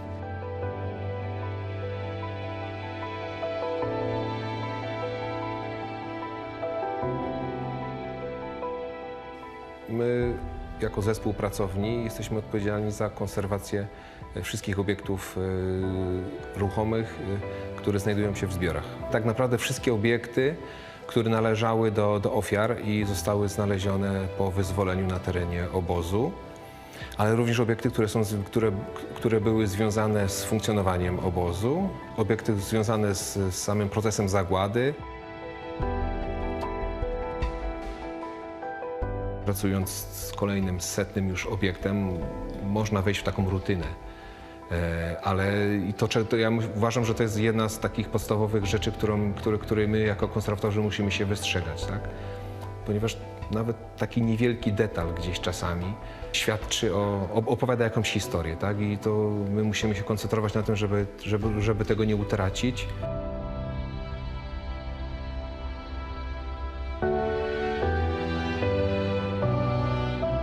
W tym momencie prowadzimy projekt konserwacji bucików dziecięcych, które obejmują całość butów eksponowanych i jest to 8000.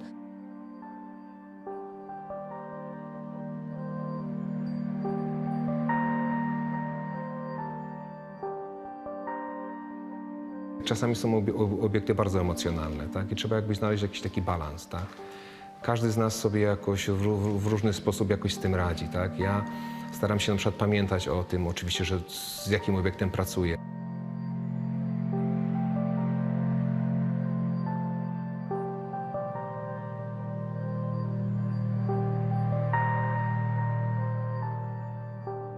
Można powiedzieć o takiej pracy jako lekarza, tak?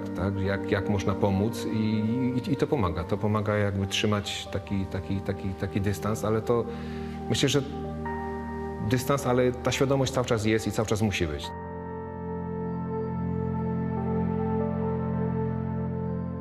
Kilka tysięcy waliz znajduje się w zbiorach muzeum, także to są bardzo duże ilości obiektów, i przez to nasza praca też jest bardzo trudna, ponieważ właśnie ta ilość jest ogromnym wyzwaniem. To wszystko trzeba zaplanować, zapewnić zespół, środki i to jest cały proces, niejednokrotnie wieloletni.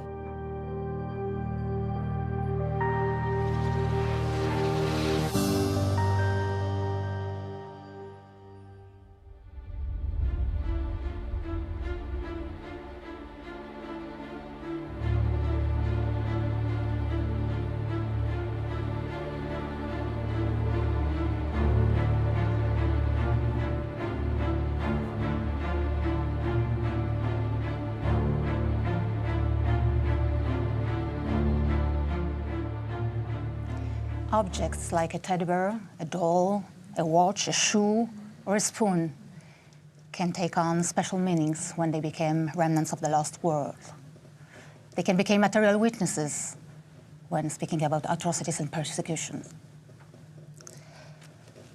Minister of Culture and National Heritage of the Republic of Poland, Hanna Wróblewska, is with us, as well as Sarah Bloomfield, who is the director of the United States Holocaust Memorial Museum, and Danny Dayan, chairman of Yad Vashem, the World Holocaust Remembrance Center. Good afternoon, and thank you for joining us. Madam Minister, I would like to start with you. What are your reflections on the 8th anniversary of the liberation of Auschwitz and its significance for Poland? What does the memory of the Holocaust mean in the context of Polish history and culture? You know, today, as we all know, there's the very special date, very special for Poland, but also for everybody, for the whole world. And I believe that Poland has a special role, special role and special importance in bringing in memory of the Holocaust also to the other people. We have to remember that under our care, under protection of the state, there are several death and concentration camps. It's not only Auschwitz. You are here because it's one of the most prominent and significant symbols. But there are also many others, death and concentration camps, like Treblinka, the place where in less than 2 years, almost 800,000 Jews, but also Roma and Sinti people were murdered in several months. There's also Sobibór, Majdanek, Grossrosen, and others. So there's our really big duty, because the survivors are passing away, we know, but these places remains, and it's our duty to make them testify on behalf of these who are passed away, who were murdered in these places, but also on behalf of the survivors, to bring the memory from the past to the future. As Madam Minister said, as the years roll on, sadly, we know that one day there will be no living survivors of the Holocaust left. So how will that affect the memory of the Shoah? What is the best way, in your opinion, to keep the memory alive? Director Bloomfield. Well, thank you for having us today. And I want to just say Poland has done a remarkable job in preserving these camps, and I think that's part of my answer. Nothing replaces survivors. They're just not replaceable. But we have the authenticity of these sites, and I hope people all over the world will continue to visit these sites, and more so in the future. And of course, we have the authenticity of the original objects in our collection. Sometimes we call those objects object survivors. They did survive this event as well. Material witnesses, yeah? Yes, exactly. And I'll just tell you a very interesting story. After our museum opened in 1993, we did surveys of our visitors and asked them what the impact of the museum was on them. And what we found out is most of them knew something about the Holocaust before they came. They had seen Schindler's List, they had read Anne Frank, but they said the museum changed their understanding completely. And we asked them why. What did they say? The railroad car, the barracks, the suitcases, the shoes. They said this made it so personal for us. We could imagine the lives of these people and their horrible experiences. Although we are different sides of the ocean, I agree completely with my colleague Sarah Bloomfield. I think that there is no substitution to the survivors. You know, the formative experience of our generation in Holocaust education is to sit in front of a survivor and listen to him and to her without any intermediaries. And unfortunately, but also inevitably, we are at the edge, at the doorstep of the crossover generations in which that experience, that formative experience, will be not possible anymore. Survivors are in my view, a kind of bridge. That one side of the bridge, one end of the bridge is in our living room, in our classroom, and the other side of the bridge is in Auschwitz. There is no substitution to that. And the key word, I agree completely with Sarah, is authenticity. But that doesn't mean that the fact that there are no substitutions, that doesn't mean that we will do nothing. For instance, one of the things that we are doing now in Yad Vashem, we just opened a new project that we call Touching Memory, which is a theater. We opened a theater in Yad Vashem, which 4 different monodramas. Each monodrama crystallizes the story of one artifact in our collection, an authentic artifact in our collection, in an engaging way, in a way that is also good for young generations. So we will have to think very out of the box in order to replace the irreplaceable. In this short footage, Madam Minister, we have seen artifacts, objects, everyday items that can be seen here in Auschwitz. Do you believe that objects can tell us about people who are no longer here with us? If I may say something very personal, in my previous life, I was deputy director of Warsaw Ghetto Museum, and I had the chance, I had this privilege to be present during the archaeological excavation. Museum conducted at Miła Street, so at this famous place of the bunker of the last leaders of the Warsaw Ghetto uprising. And I remember these emotions. I remember this emotion of excavation where the everyday items were brought out of the oil. And it was my emotion, but it was also emotion of the people working on this site. But there are also a lot of the emotion of the people of this district.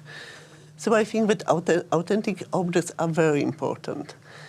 But you know, they arise also a lot of a question how to use them, how to present them, not to abuse the memory of these owners, of these people.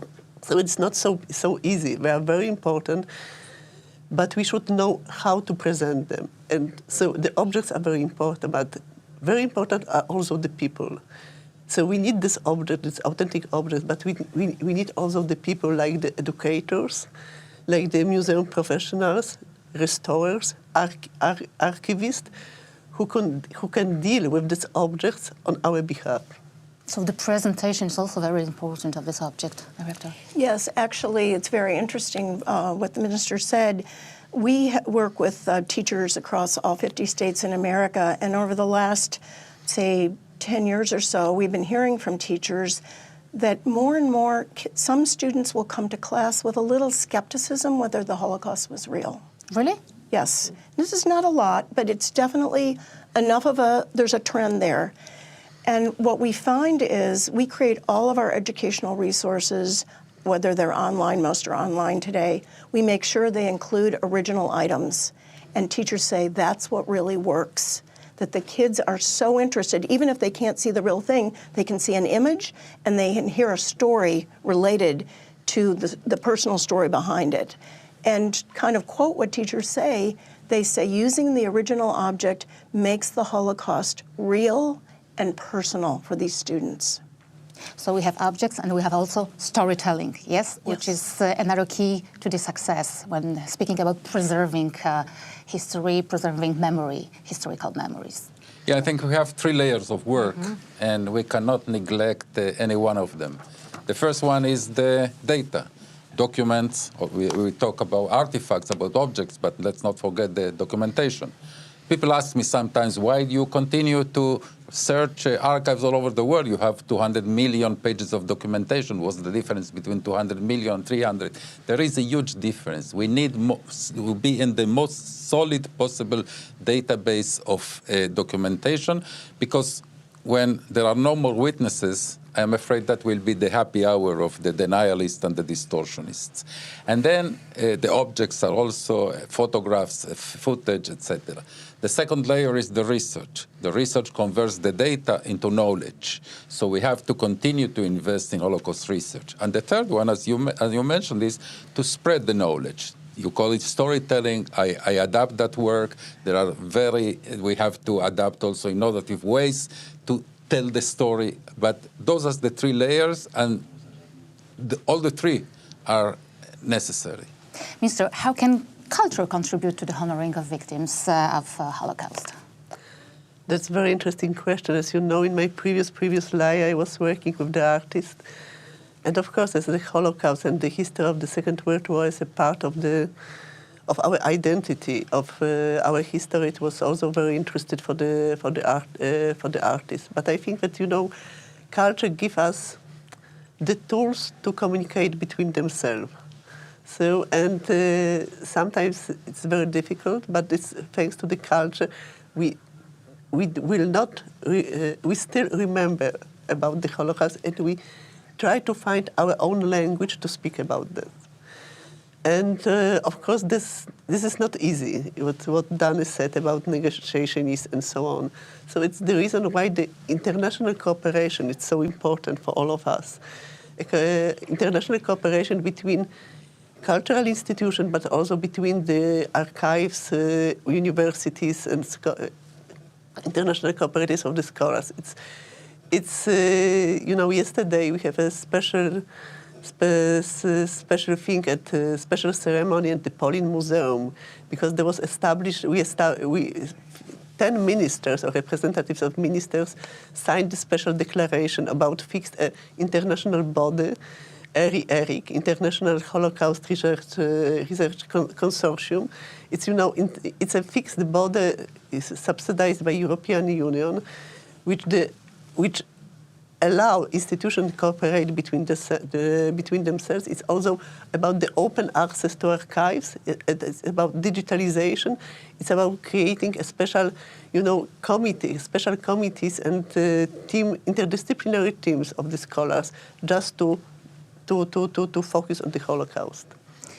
You said, Chairman, we have to go out of the box. So what are, in your opinion, the key challenges when speaking about teaching new generations and how to utilize new technologies and AI? Please go ahead. So I'll be a little bit of a contrarian here. I agree we have to go out of the box. One way we're trying to really change our approach to education based on a lot of testing is we were used to talk a lot about what happened during the Holocaust, and now we're trying to add to that how and why it happened. So that really changes your storytelling, which you mentioned, which is absolutely essential. And the reason we're trying to do that is because we want people to become critical thinkers and to ask themselves questions of this history, how to understand and want to know more. And that's why the generation of new knowledge is so very important. If you saw what happened on American campuses in the past year, you know there's not a lot of critical thinking among our youth. And using primary sources does help promote critical thinking. I will say something else about technology. We have a film that we produced 35 years ago of survivor testimony, very short nuggets, 90 seconds on one story, but they're little stories. They're not their whole experience, but they're stories, and they're all around choices and ordinary people. They deal with resistance, rescue, liberation.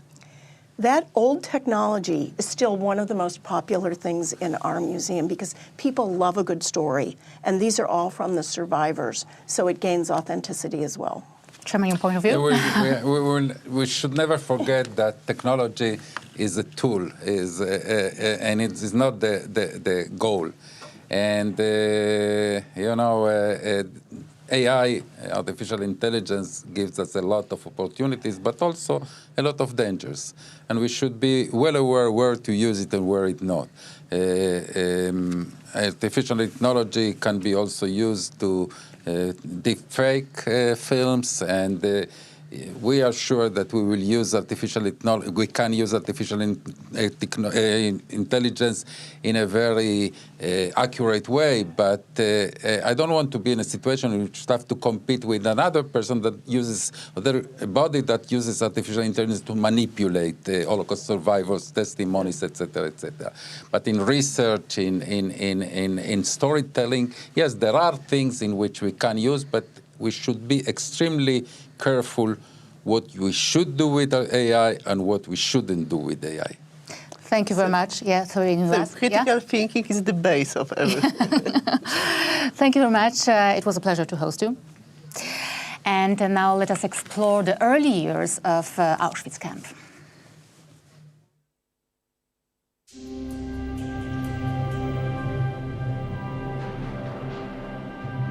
Początkowo nie miał być to obóz koncentracyjny, lecz jedynie tymczasowy obóz tzw. kwarantanny dla więźniów, których aresztowano na terenie Górnego Śląska. I to byli w dużej mierze powstańcy śląscy, działacze plebiscytowi. W 1940 roku wszakże okazało się, że potrzebny będzie nie tylko tymczasowy obóz dla terenu Śląska, ale nowy obóz koncentracyjny dla całości okupowanych ziem polskich. Ostatecznie wybór padł na Auschwitz z tego względu, jak się wydaje, iż tutaj znajdowały się koszary Wojska Polskiego, czyli znajdowały się już gotowe budynki. I można było je w krótkim czasie zaadoptować na potrzeby obozu koncentracyjnego, to znaczy wybudować ogrodzenie, Pewną rolę odgrywały tu ewidentnie względy finansowe. Po prostu Wehrmacht, który był administratorem tych budynków, mógł je przekazać SS nieodpłatnie. I stąd obóz po owych pracach wstępnych, które polegały na ogrodzeniu drutu kolczastego, został ostatecznie uruchomiony w czerwcu 1940 roku.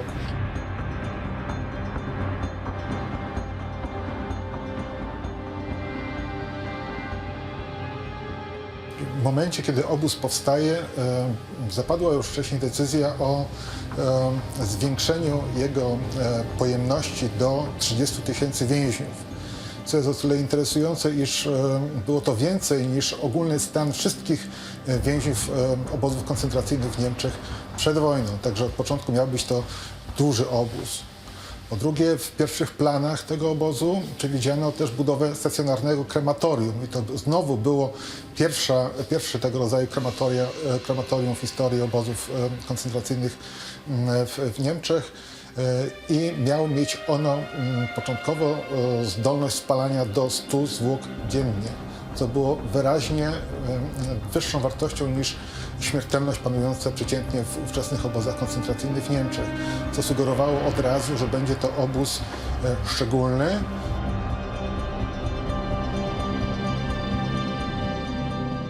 Ponadto w 1941 roku wczesną wiosną pojawili się tutaj przedstawiciele niemieckiego koncernu IG Farben Industrie. Firma ta zamierzała wybudować po drugiej stronie rzeki Soły wielką fabrykę kauczuku syntetycznego i paliw płynnych, do czego potrzebowała robotników. Zawarto w związku z tym umowę z obozem koncentracyjnym, która przewidywała dostarczanie aż do 8 czy 12 tysięcy więźniów w przyszłości do pracy przy budowie tejże fabryki. Także to były powody, dla których obóz bezustannie się rozwijał. Dobudowywano piętra na parterowych barakach obozu macierzystego. Później zaczęto również budować drugą część obozów, Birkenau. Postanowiono wybudować wielki obóz początkowo dla jeńców sowieckich. W 1942 roku jeńcy ci mieli zostać zastąpieni Żydami,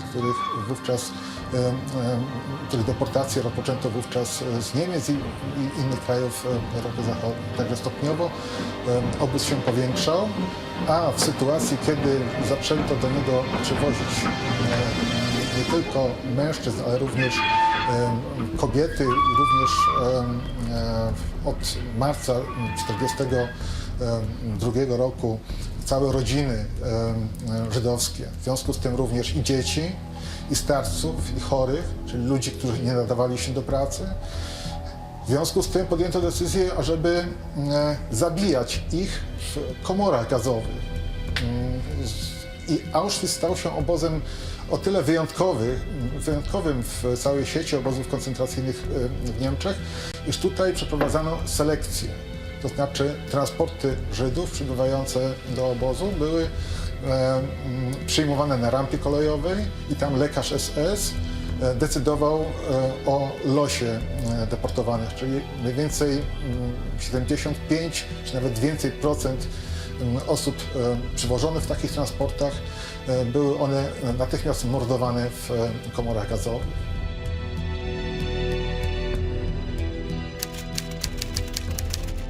Wedle szacunków niemieckiego biura budowlanego obozu w wszystkich tych krematoriach można było spalić znacznie ponad 4000 zwłok w ciągu doby. I odtąd właściwie możemy mówić, iż Auschwitz zaczyna funkcjonować jako z jednej strony obóz koncentracyjny, w którym więźniowie przebywają w barakach, w którym pracują, ale również miejsce zagłady, czyli obóz taki jak Treblinka czy Bełżec-Sobibór, takie jakie powstawały we wschodniej części okupowanej Polski.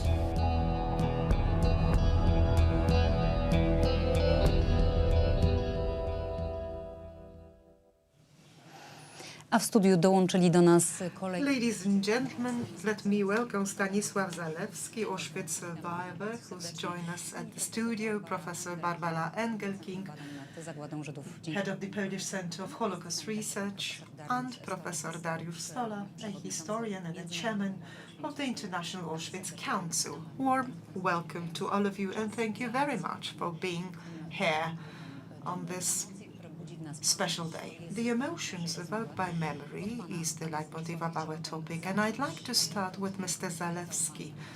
You keep coming back to this place, and I'm sure the emotions have developed in you. What do you feel now? Well, first and foremost, the emotions depend so much on what's going on with me.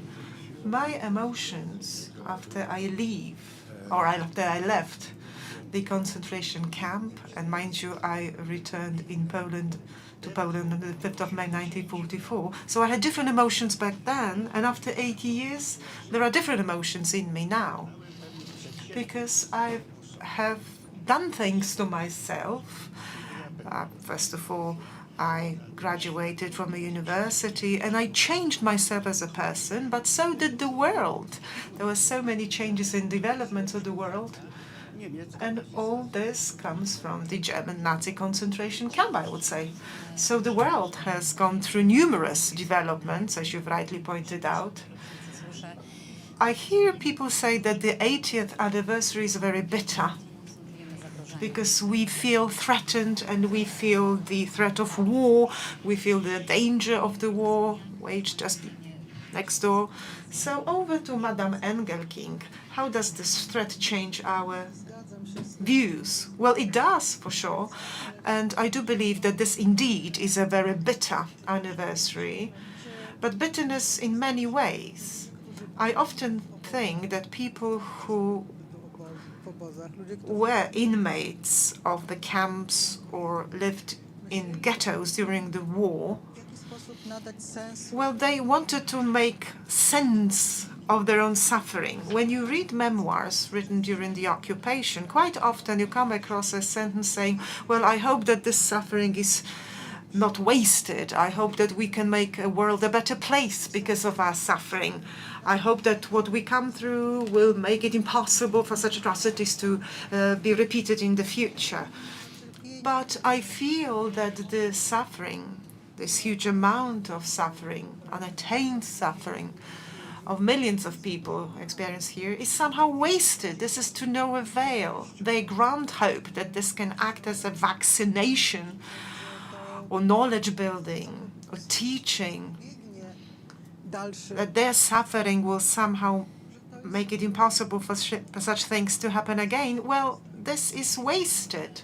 So on one hand, we all hear never again, but on the other hand, we see that genocide and hurt has not been finished with Auschwitz.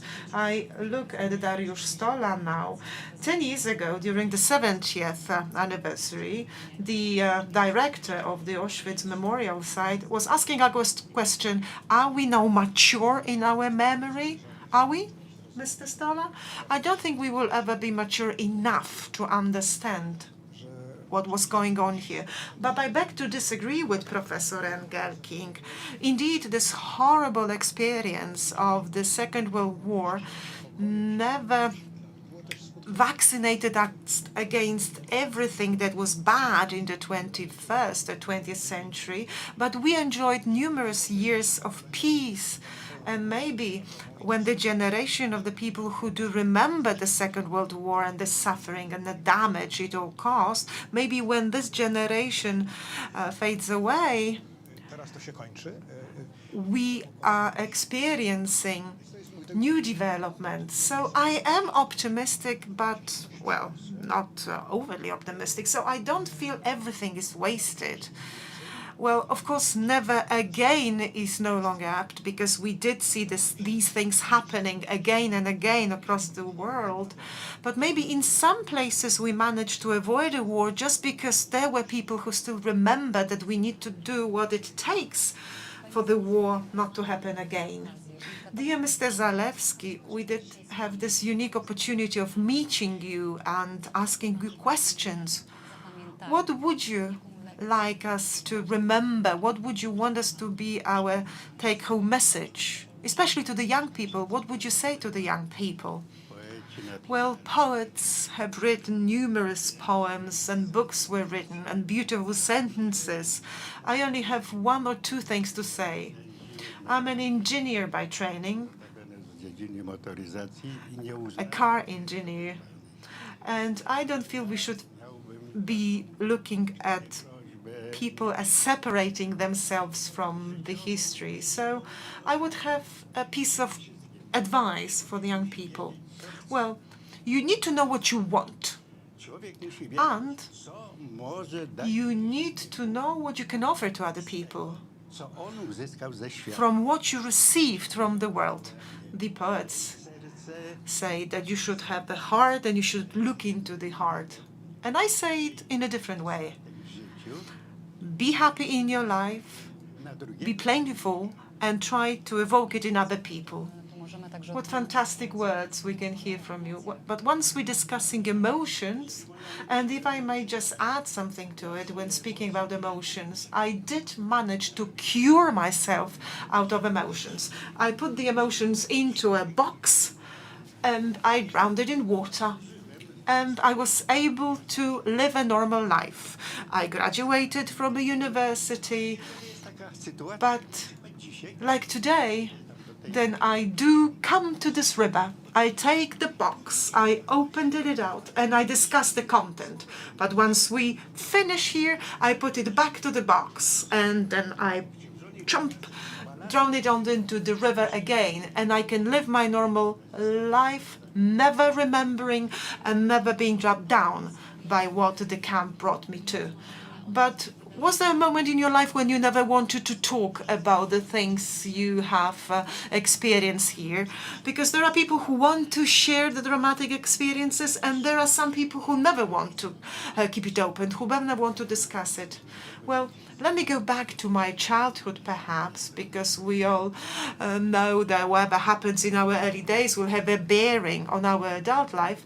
I grew up in Warsaw, and I was part of one of the districts in Warsaw that was well known for its young life.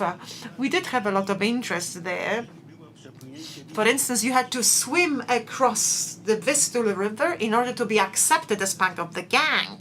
And there were some rules in the gang. You could do anything you want, but you need to remember that you mustn't hurt another person. Our task is to do something good for another person. And we had that commandment, really. All members of the gang, within a year, have to do something good for another person. Just one good deed. And beautiful things were born out of it. I think this was really quite an important and positive thing that helped you deal with your difficult emotions and difficult experiences. So, addressing Professor Engelking and Professor Stola, are we really experiencing the lessons learned? Because many voices are heard right now, and don't get me wrong, that some people do not know how to behave here. Quite often you see school excursions coming to Krakow and then to Auschwitz without really giving it a proper build-up. Do we know how to teach about Auschwitz? Do we know how to teach history to young people so that they can understand it? Well, I think the best way is to have a direct contact with the survivors, and the fact that, well, they're fading away is such a huge loss, also from the point of view of learning and education. Now, there were events in history that we only learned from the history books, from the testimonies, and this is what we will have to do very soon. We can use modern educational methods, but basically we simply have to learn it through testimonies. Well, there's a saying that our memory lives as long as our grandparents do.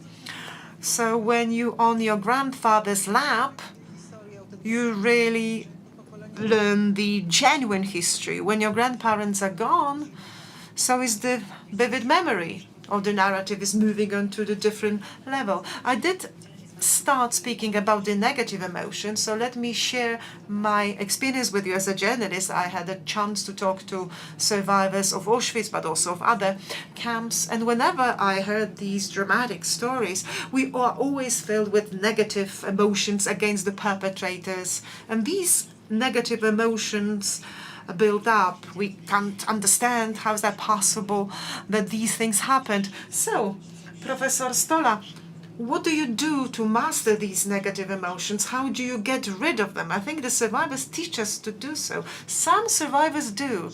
There were some survivors who wanted a revenge, who were very vindictive.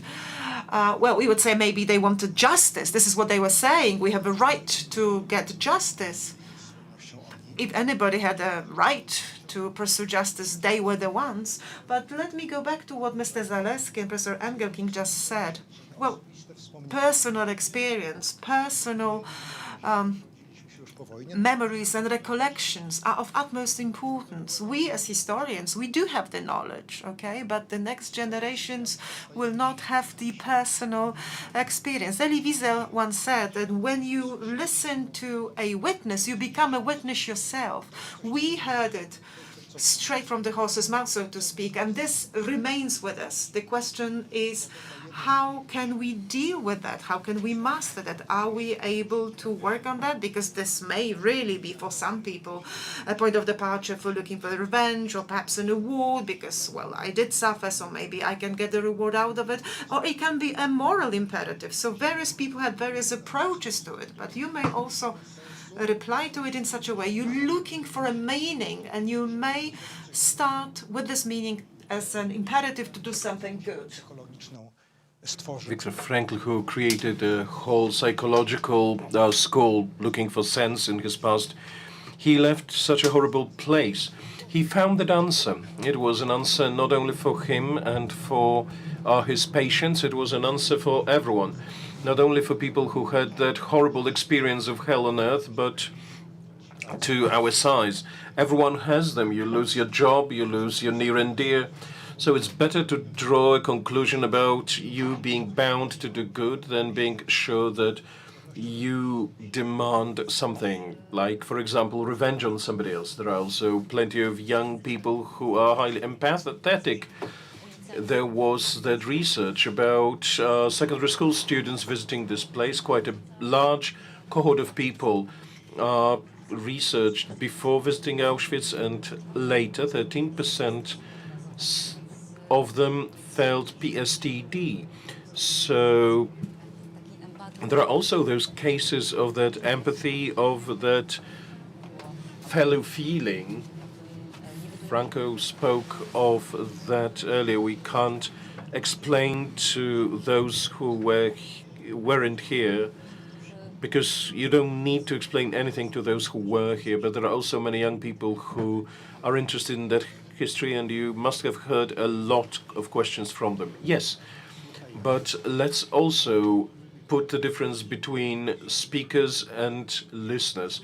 The speaker can be a marshal, engineer, anyone, and the listener can be just a boy from the hood. How to explain to that young boy what we experienced here, how to share the truth, how to do it, precisely how to do it. I just use my own theory. I simply try to penetrate the mentality of my audience, who they were, what they did, because as an engineer, I don't use notions without a context. But if it's a child who writes poetry, that would be somebody with a totally different sensitivity, and you need to find a bridge between the speaker and the listener. We can't speak here in general terms because these are individual tasks, and that all depends on the speaker and on the listener. Some time ago there was that discussion, very famous, whether there should be the minimum age for visiting the museum.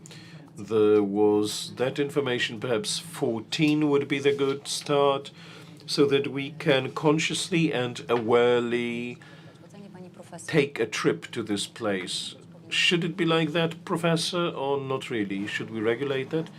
Yes, of course. It's not without a reason that those ages are set, age limits from when you can do certain things. There's this powerful educational division here with profound experience of how to address younger visitors, visitors in middle age, and how to cope with the emotions that this place causes.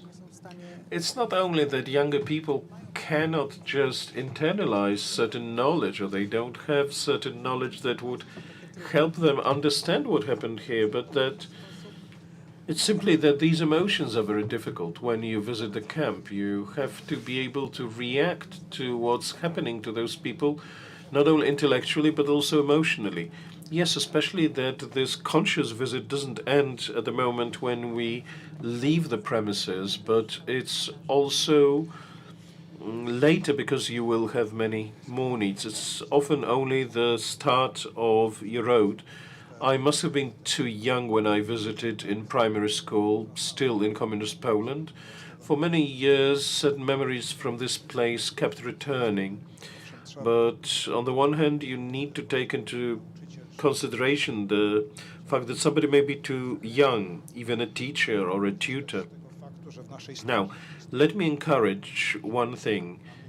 We have the fact that in Poland we have those locations of museums in former death camps and concentration camps. The best known of them is Auschwitz. There is also Majdanek. There are Treblinka and other camps which are commemorated. From each of them, you can quickly reach one of those sites to spend just 30 minutes there. I believe it's very easy, and it's important that now every school participates here. In Auschwitz, every other visitor is a foreigner.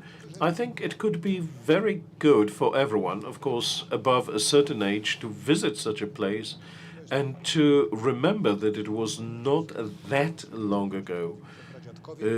It's my parents, for little children, my grandparents lived at that time, so that all these moments are not far in time. I'd like to thank Stanisław Zalewski, Auschwitz survivor, Professor Barbara Engelking, and Professor Dariusz Stola. We have Sonia Biszczan in the camp. What is the plan for today? Who is already here and who is still on the way? So they're the ones taking center stage in today's commemoration, and they're really the guests of honor. But aside from that, there are also a number of high-level state dignitaries. Today, we are reflecting on January 27, 1945, which is the liberation of Auschwitz, but also so many events that preceded and followed that day, including the development of international law. So much of international law has been developed in the aftermath of World War II, including two new classifications of crimes against humanity and genocide. Aside from that, the International Criminal Tribunal in Nuremberg has been founded. Some of the perpetrators of World War II were prosecuted, and even the United Nations was founded under the premise of never again. But as we heard, even in this panel, there are some disappointments regarding international law and this never again, because clearly never again is happening again. Many people are doubting, does international law make sense? Yesterday, I had the distinct honor of speaking to one of the survivors, Mr. Leon Weintraub. I asked him if international law makes sense, and his response surprised me. He said, of course, we needed to regulate life in larger groups and, at least in theory, ensure equality of all people. Resolving conflict by more killings is not the way. He also said that he threw out two words out of his personal dictionary, those being revenge and hate. You can now hear more from the survivors.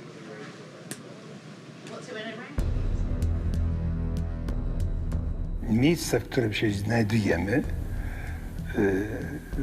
obóz, jest to dawniejsze koszary, jakieś jednostki wojskowe w Oświęcimiu. Wobec tego pozostały tylko 4 bloki, a resztę trzeba było budować nowych bloków. To była moja pierwsza praca, ale mnie zależało na tym, żeby od razu gdzieś znaleźć możliwości albo kontaktu na rodzinę, prawda? I w związku z tym szukałem ludzi, żeby z innymi ludźmi gdzieś nawiązać kontakt. I rzeczywiście jednego razu nasze komando poszło budować drogę między Oświęcimiem a Brzezinką i tam spotkałem takiego Walek Tyrna, coś takiego z Brzeszcz. Nie przyznałem się mu, że się nazywam Hałoń, prawda, że jestem Wrona, że jestem z Brzeszcz. Tam też miałem pełne kontakty na dom, na cywilów. W rezultacie z tego miejsca, ponieważ tam się praca wyczerpała, wobec tego trzeba było szukać stałych. Budowali znowu bloki pod koszary SS. Tu koło rzeźni. Tam się uczepiłem tego komanda i tam w tym komandzie pracowałem dosyć długo. W rezultacie cały splot, cała działalność opierała się na tych ludziach, którzy tam pracowali, czy to Polacy zrzeszeni, czy niezrzeszeni, ale w każdym razie z firmą związani, tak zwaną Wagner. To byli ludzie, którzy lokomotywami, murarze, cieśle, prawda, inni, ponieważ była i takie momenty były, że spotykałem się w ustępie. 2 ustępy były i tam ja siedziałem w jednym ustępie, a ten, który mi miał dawać relacje, prawda, siedział w drugim ustępie i tam zablokowaliśmy ustępy, inni koledzy pilnowali, żeby tam ktoś nie podchodził. Tam mi zdali relacje, co dzisiaj było tu, co było tam, prawda, ja z kolei znowu na papier, prawda, wysyłałem grypsem do domu. Do obozu szły, można powiedzieć, tony żywności. Szły nieprawdopodobne ilości lekarstw. Oczywiście ta na dużą skalę organizowana pomoc, która miała służyć więźniom dla podtrzymania nie tylko ich życia, ale także i tworzenia pewnego klimatu oporu, moralnego wsparcia, niesłychanie ważna sprawa, była możliwa później w latach, poczynając od 1942 roku, dlatego, że rozbudowała się ogromnie konspiracja wewnątrzobozowa. Podstawowym obszarem działalności i wewnątrzobozowego, i przyobozowego ruchu oporu, i tego Komitetu Pomocy Więźniom Obozów Koncentracyjnych, który w lipcu 1943 roku założyliśmy w Krakowie, była informacja o tym, co się dzieje w obozie. Był to podstawowy w istocie rzeczy dział naszej roboty. Przesyłaliśmy komunikaty, raporty i telegramy na zewnątrz poprzez i błyskawice, i radioświt, podziemne nasze radiostacje do rządów brytyjskich, polskiego oczywiście, rządów brytyjskich, amerykańskiego. Kiedy kierownictwo obozu, kiedy Hess jako komendant obozu polecił przygotować akcję zniszczenia, dokładnego zniszczenia i zatarcia śladów obozu, śladów zbrodni obozowych, która przewidywała zbombardowanie obozu, zniwelowanie obozu dokumentnie, to dostaliśmy informacje na ten temat po paru dniach. Po tych paru dniach ukazała się ona już i w prasie podziemnej, i w ostrzeżeniu przez środki nagłaśniające. Ta akcja, myślę, dawała rezultaty rzeczywiście, a poza tym stanowiła podstawę dokumentacji o zbrodniach obozowych. Tej dokumentacji, która z jednej strony świadczyła o zbrodniach, ale z drugiej strony świadczyła o tym, że obóz oświęcimski nie był tylko obozem ludzi męczonych, mordowanych, ale był obozem ludzi walczących. Był to niezmiernie ważny element w naszych działaniach.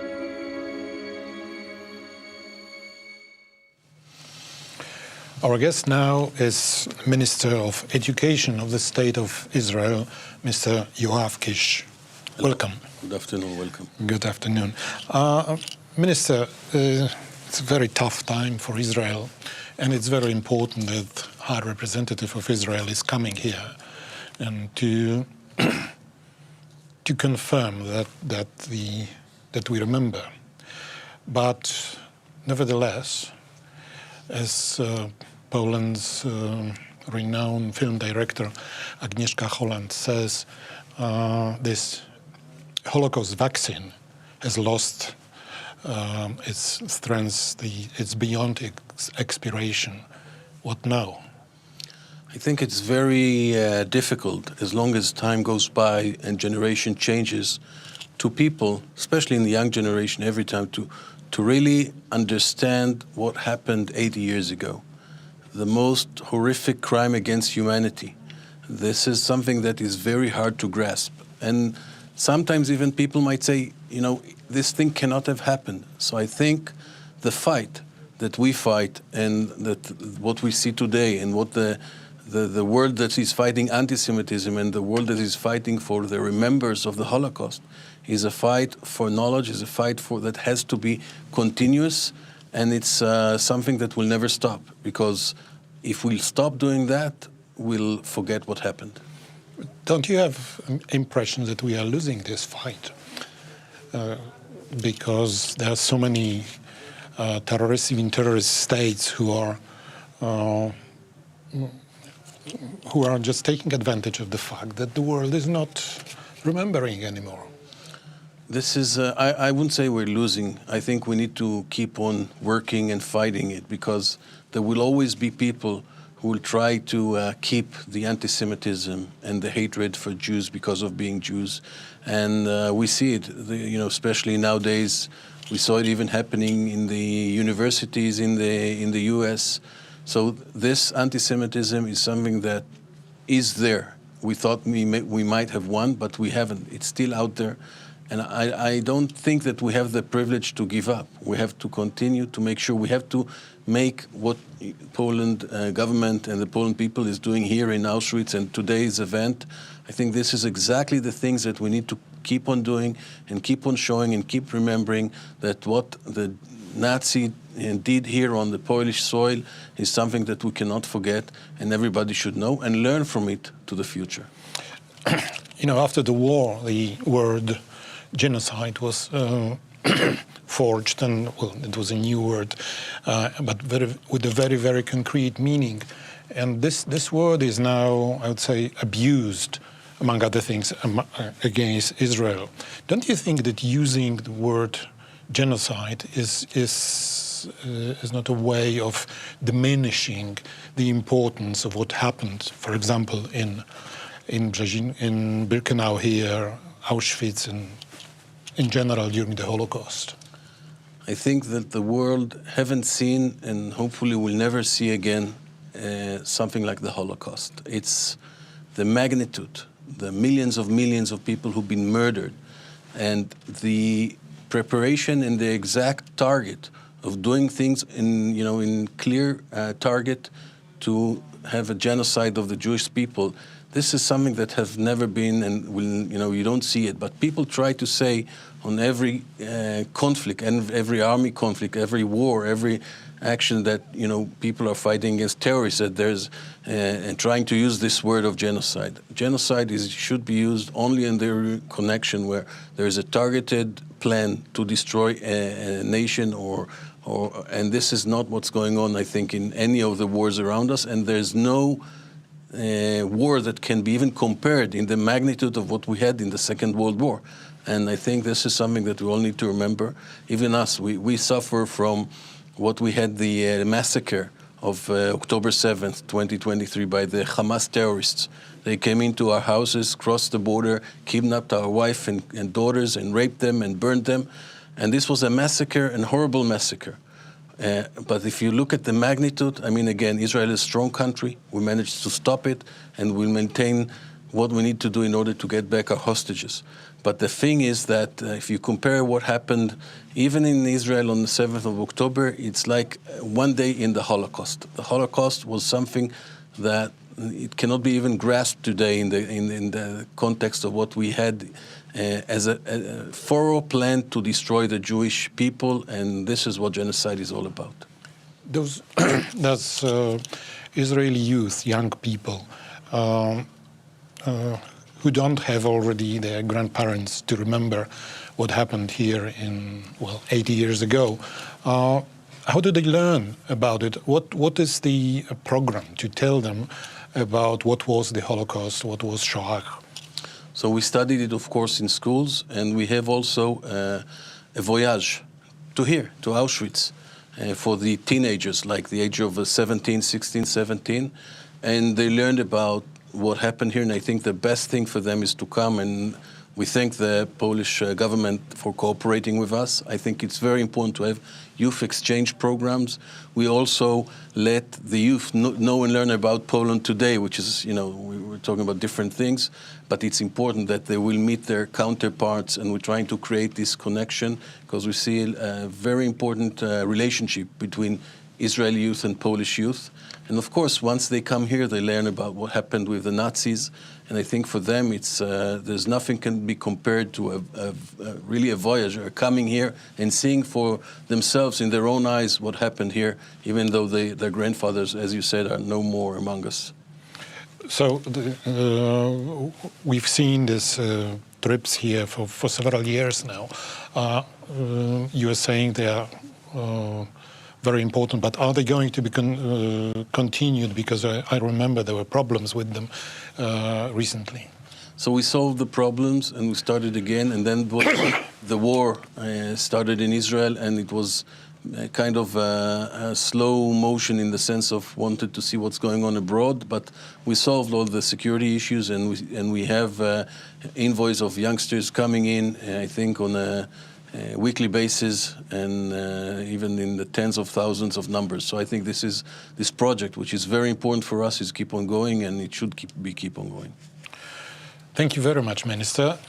It was a pleasure to have you here, and I hope this event will bring you some hope rather than only bad memories. I think that we need to remember it's crucial that we'll have these kinds of events in order to maintain the knowledge and the awareness, and I thank everybody in the Auschwitz Museum and the Polish government for having this very important event. Thank you very much.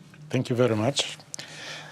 Well, soon after the war, there were hundreds of former officers and guards from here in Auschwitz and Birkenau. They were being sent to Poland for being tried in normal courts. But there were also some trials at which were standing those who committed biggest crimes, like, for example, Rudolf Höss, who was tried here in Auschwitz, and then he was sentenced to death and hanged here in the midst of the gas chambers in which he was killing people. Here's a story about it. W latach 1945-1949 Wielka Brytania, Francja, Związek Radziecki i Stany Zjednoczone postawiły nazistowskich liderów dyplomacji, gospodarki, polityki i armii przed Na tym procesie jako świadek pojawił się też były komendant obozu Auschwitz-Birkenau Rudolf Höss. O jego ekstradycję od razu wystąpiła Polska. Najważniejszym i budzącym największe zainteresowanie opinii publicznej był oczywiście proces Rudolfa Hössa. Höss wcześniej już w Niemczech składał zeznania, między innymi w Norymberdze, gdzie stawał jako świadek w procesie Bormana. I w Polsce, jak podkreślił, dano mu możliwość spisania swoich wspomnień i traktowano go przyzwoicie. Proces ów trwał stosunkowo krótko i tutaj właściwie nie było żadnych wątpliwości co do winy oskarżonego. 2 kwietnia 1947 roku Rudolf Hess usłyszał wyrok kara śmierci. Został powieszony na terenie byłego obozu, którym bezpośrednio kierował ponad 3 lata. Drugi z takich procesów odbywał się w Krakowie i tam sądzono m.in. następcę Hessa, Artura Liebenhenschla na stanowisku komendanta obozu. Sądzono również szefa Wydziału Politycznego, czyli Gestapo w obozie Maksymiliana Grabnera, główną nadzorczynię z obozu kobiecego, Marii Mandl. Poza tym szereg innych oficerów i SS-manów, którzy w jakiś sposób byli zaangażowani w zabijanie ludzi w komorach gazowych. To znaczy mieli oni wstęp na ów teren w pobliżu krematoriów i nadzorowali też samo zabijanie ludzi w komorach gazowych. I tutaj wyroki zapadały już różne. Drugi komendant obozu Auschwitz-Birkenau, Artur Liebenhenschel, za zbrodnie przeciwko ludzkości został skazany na karę śmierci. Wyrok śmierci usłyszała także Maria Mandl, kierowniczka obozu kobiecego w Birkenau. Ogółem sąd wydał 23 wyroki śmierci za zbrodnie przeciwko ludzkości. Należy wspomnieć, że wraz z początkiem zimnej wojny właściwie zaprzestano przesyłania zbrodniarzy wojennych do Polski i ludzie ci mogli się wówczas czuć w Niemczech bezpiecznie.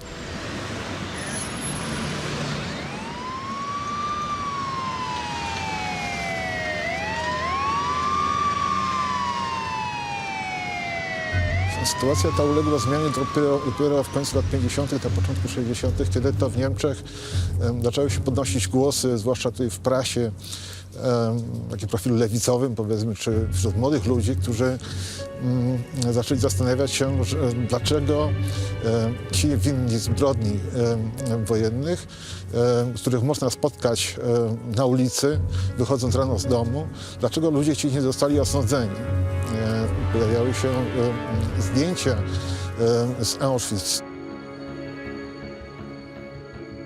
Trzeci komendant obozu Auschwitz-Birkenau, Richard Baer, został postawiony w stan oskarżenia dopiero kilkanaście lat po wojnie. Skutecznie ukrywał się przez wiele lat niedaleko Hamburga, gdzie pracował jako robotnik leśny. Został aresztowany na początku lat 60. i miał być głównym oskarżonym w procesie załogi Oświęcimia, do którego doszło w 1963 roku. Jednak kilka miesięcy przed rozpoczęciem procesu Richard Baer zmarł w areszcie. Przyczyną śmierci była niewydolność serca.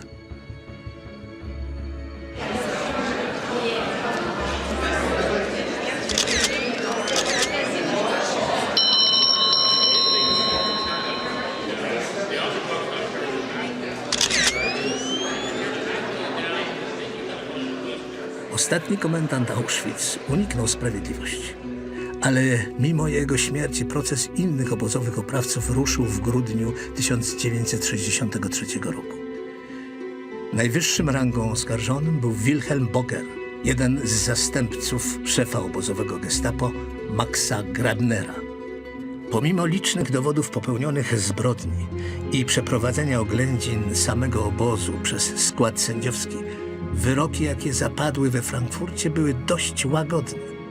Jedynie 6 wyroków dożywocia wywołało protesty wśród opinii publicznej, a szczególnie wśród byłych więźniów obozu. Czy można powiedzieć, że sprawiedliwości stało się zadać? Prawdopodobnie nie. To nie jest tylko kasus zbrodniarzy wojennych z obozów koncentracyjnych z okresu II wojny światowej. Generalnie po zakończeniu wojny trudno jest doprowadzić do skazania osób winnych, ewidentnie winnych zbrodni wojennych, w sytuacji, kiedy to albo brakuje dokumentów, które jak to właśnie stało się w przypadku Auschwitz, bardzo wiele z nich, ogromna większość została zniszczona, spalona tutaj jeszcze w momencie ewakuacji obozu.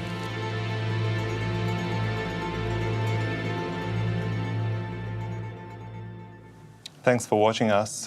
We are in the studio with our special guest, Holocaust survivor Frank Lowy, an Australian-Israeli businessman and philanthropist, Jewish, Slovak, Hungarian origins.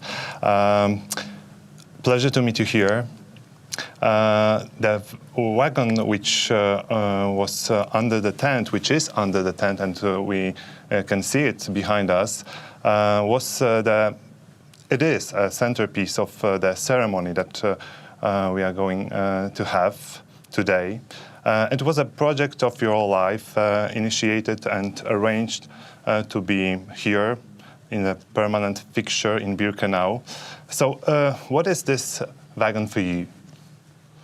What it has made a connection between me and his soul. And every time I come for a visit, I'm shaken by core. Just like I was there a few moments ago, and I said the Kaddish for him and for me. And to remember, to know that there was a man like my father among the millions of Jews who have perished, but he didn't agree to be taken away from him his talit and tefillin. And for that, he sacrificed his life.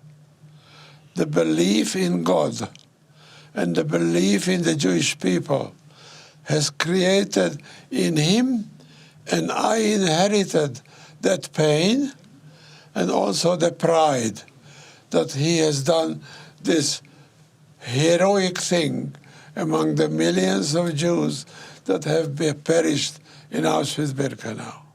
So this is the personal part of this story, but it's also to commemorate like the 400,000 Hungarian Jewish people who were murdered here. Yes, of course, it is a memory to all of the people, but in particular to that group of people who were deported here from Hungary. And I wanted to make a connection between me and him and Birkenau.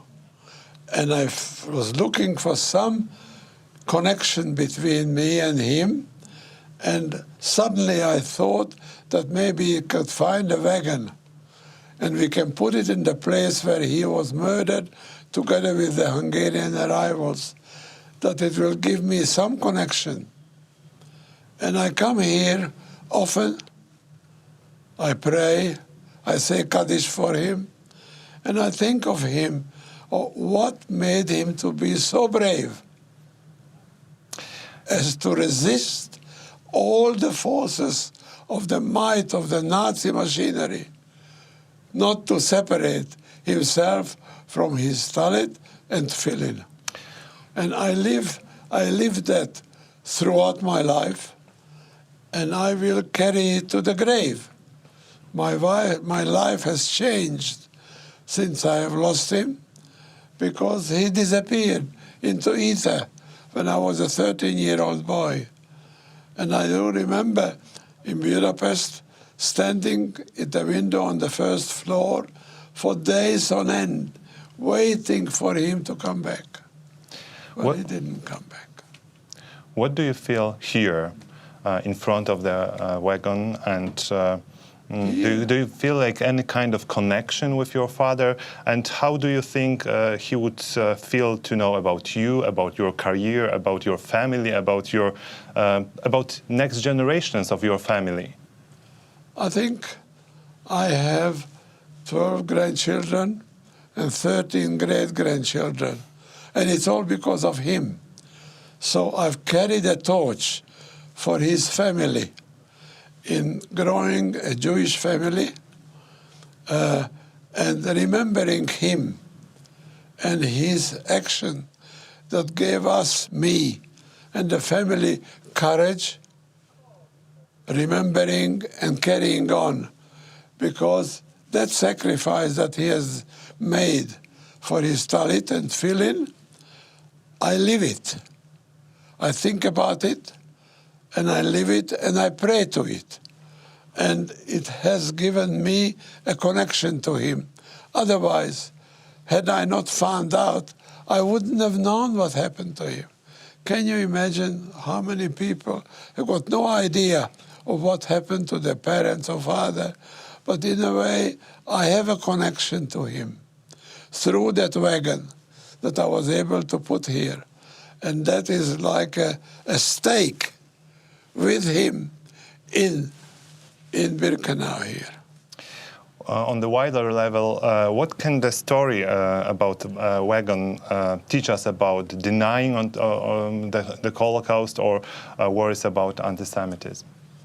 Well, what we can learn from it, how bad and how terrible anti-Semitism is and has become. We need to respect each other, whether they are Poles, Hungarians, Catholics or Jews. We are all people of God. He brought us here, and we need to respect each other. And unfortunately, the world has not developed to that effect. But those of us who have been hurt so badly have to remember, and have to remember those who have been hurt so badly. And of course, I am a marked man since I was a little boy. Because of him, but the knowledge of his resistance has given me reason to live. And I have a nice family, a Jewish family. We believe in the Jewish religion. We believe in Israel. I am now living in Israel. And all it is because every move that I make about my religious beliefs is connected to him. And that's what gives me strength. Often I just sit and cry, just like when I was standing near the wagon and I said the Kaddish, I broke down. But often I just stand and proud how brave my father was. And his religion, his talit, his tefillin, meant more to him than life itself. Most of your life you spent in Australia. Why did you decide to move back to Israel? Well, I mean, it's a very long story, but I was born in Czechoslovakia, as you know, and early in my life, after the war, when Budapest got freed, I immigrated to Palestine. And I joined Israel, joined the Israeli army. And meanwhile, my parents, my mother and brothers moved from Slovakia to Australia. So I went to join them. We were only left 5 of us, and we were longing for each other. And then in Sydney, the family got together. But as I got on to life later on, I have been a very busy man. I've done a lot of work, and a lot of people worked with me and for me. But when I sold the company, I found myself kind of empty-handed, and I needed to make a change. So I decided overnight to move to Israel. I kept my house in Sydney, and I still have my house, but my residence now is in Tel Aviv. Mm-hmm. And I love it there. I belong there. We are going through a very tough time. Obvious reasons, I don't need to enumerate them. And we will not give up. We will be victorious in our land and be a home for the Jewish people forever and ever and ever. In your opinion, what is the role of Auschwitz-Birkenau Memorial in today's world? What impact is needed here to educate younger generations? Well, we must remind the world of the evil that has happened here. If for no other reason, then it should not be repeated. And I think it's very important what you are doing here in Auschwitz-Birkenau, in having this huge function and having thousands and thousands of people come, and you bring the issue of hatred to the fore. And anybody who comes here and sees what hatred can do, hopefully those people will turn not to hate, but to tolerate. I don't talk about love, but to tolerate each other in this beautiful world of ours, which we can make it better for most of us, most of the time. And I think it's an obligation that we have, those of us, well-off people, to make the world better. And at the same time, not to forget what has happened. Because if you forget it, you don't value it. I do remember my father when I was a little boy. And when I come here often, and I say a prayer in front of the wagon, and it keeps me connected with him. So, in a way, I am still part of him, and he's part of me. And my family also do the same. So it keeps a connection to our religion, to our heritage, and to teach us not to hate. Thank you very much, Mr. Lowy. It was a pleasure to meet you here. Thank you very much. Thank you.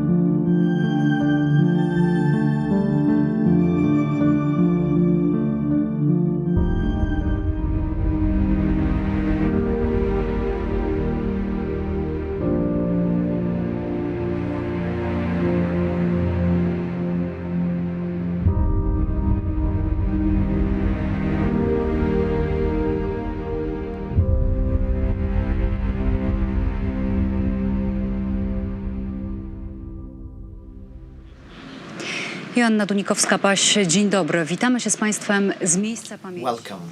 We are here in Auschwitz-Birkenau, a memorial. Welcome to those who are following our transmission in Poland and all over the world. At 4 local time, the commemoration shall begin. The commemoration of the liberation of Auschwitz, a German Nazi concentration extermination camp. And there are no right good words to describe all the suffering that happened here, but there are still witnesses who remember those dramatic events and can tell us about it. For those who were there, need no explanation. Those who are not there will never understand, but we will be listening to what they have to say. So will the representatives of dozens of countries, state delegations and organizations from all over the world. There is a special tent in Birkenau too, and there is a special symbol, a rail car there. Now, around 7,000 inmates lived to see the liberation of the camp. Until that moment, around 1,100,000 people, inmates, died there. January 27th is also the International Holocaust Remembrance Day. Holocaust is a lesson that we need to learn. What have we learned? What have we learned from witnesses? These are important questions that will be asked and hopefully answered. Minia Boratowski will be interviewing Petr Pavel, the President of the Czech Republic.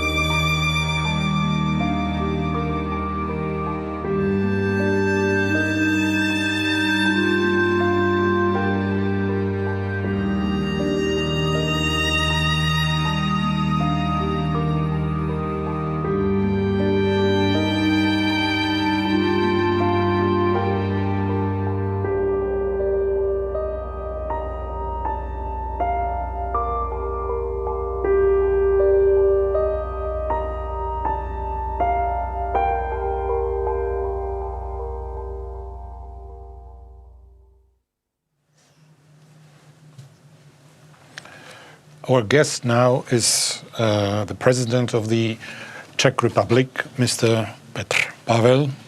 Good afternoon. Welcome. Mr. President, there are so many people coming here. Are they coming here only because it suits to come here to meet other leaders, or is there any real signal to be given to the world from here in today's situation? Well, I believe that many of us, or I would say all of us, have gathered here to commemorate the Holocaust, probably the worst case of genocide in history. We can trace in human history many conflicts where civilians were dying in big numbers, but not all these civilian casualties could be considered as genocide. Most of them are simply collateral damage of war. But when we talk about genocide, usually we define it as a deliberate destruction of a nation or group of people in mass numbers. And one of the worst cases of genocide in history is linked to this place, to Camp Auschwitz. And obviously, we have to commemorate it because as humanity is really bad in taking lessons from history.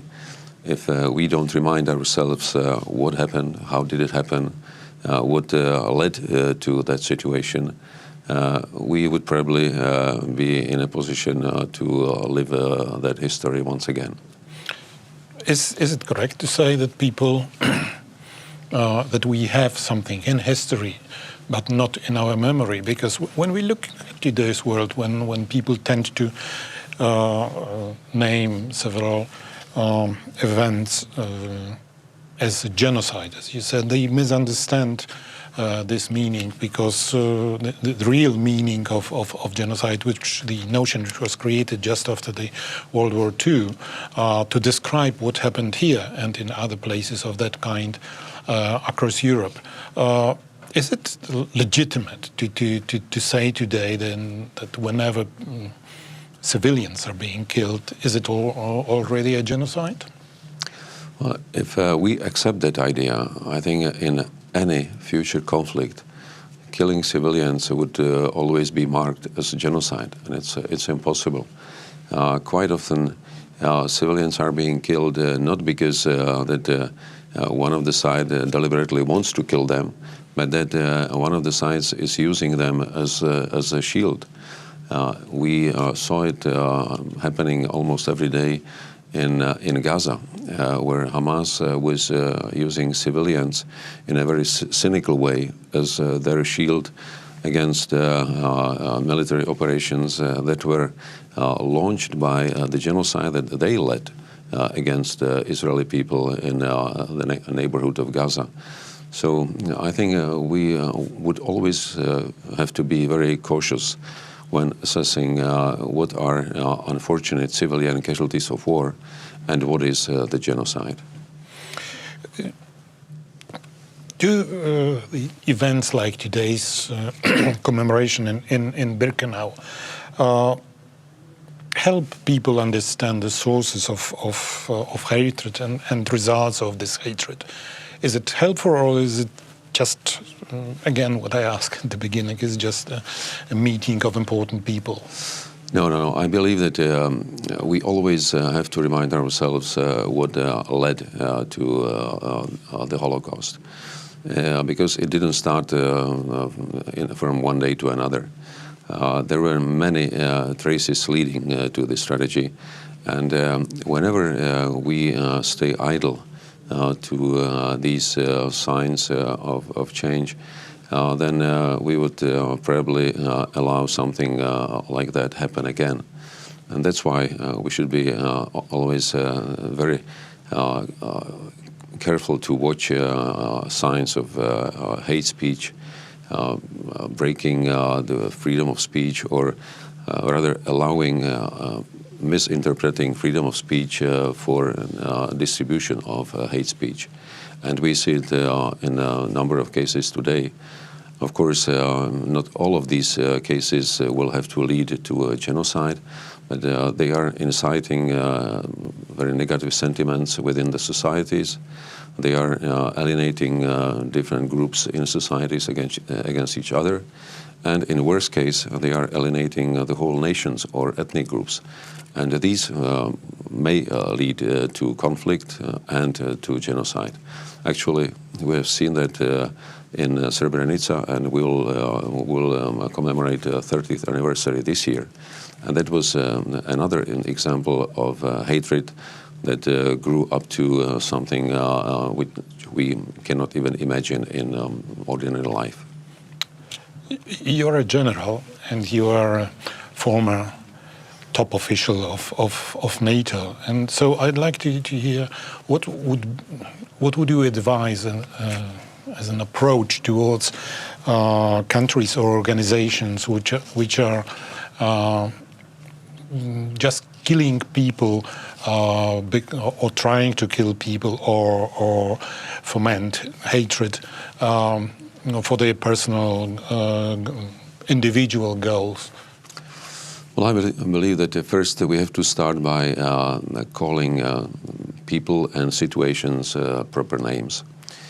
If someone is inciting hatred, if someone is changing the atmosphere for his own favor, creating very, I'd say, animosity in the society, then we should clearly mark who is at the beginning of that problem. And sometimes we're changing the meaning of who is a victim and who is aggressor, like in case of Ukraine and Russia, simply by following our political objectives. So I believe that if anywhere in the world someone is abusing democratic rights, to attack groups of people, to create an atmosphere of hostility, we should act at the very beginning, because, as I mentioned, if we stay idle, if we are not able to stand up against this behavior, it will very probably continue and grow into something bigger. In NATO, what we were always trying to do is to make intelligence assessment of any sign of hostility, any sign of conflict, not to let it grow into this scope that we have seen in the world wars. Thank you very much for being here. President of the Republic of the Czech Republic, Mr. Piotr Pavel. And now we are going to talk about film directors who, many of them, and even the best of the profession, were trying to do their jobs, their films about atrocities here in Auschwitz-Birkenau. Not always it was successful, but in many cases we could then see big artistic events. So please have a look at what we have to show.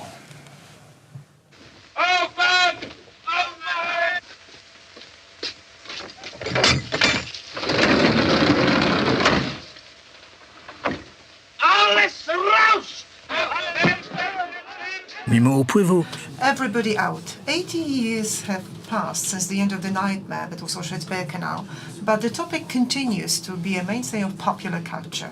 Many of the world's leading filmmakers have aspired to grapple with the subject of the Holocaust in their art. No history of Polish cinema, be it an encyclopedia entry or academic discussion or no history, can gloss over Wanda Jakubowska The Last Stage, shot in 1947, a mere 2 years after the war. Mark my words, they're going to kill us all. Calm down now, mother. Wanda Jakubowska, a survivor, shot her first film on location in the camp just 2 years after it ceased its operations, taking advantage of the setting, which had changed very little in the meantime, and drawing on the eyewitnesses' accounts that were still fresh in the minds of the former prisoners. So all the elements she needed to create an impeccable depiction of the camp were there. But the film has a flaw, I think, namely that the story she tells is not entirely coherent. There is no central leitmotif, no central theme that would connect viewers with individual characters.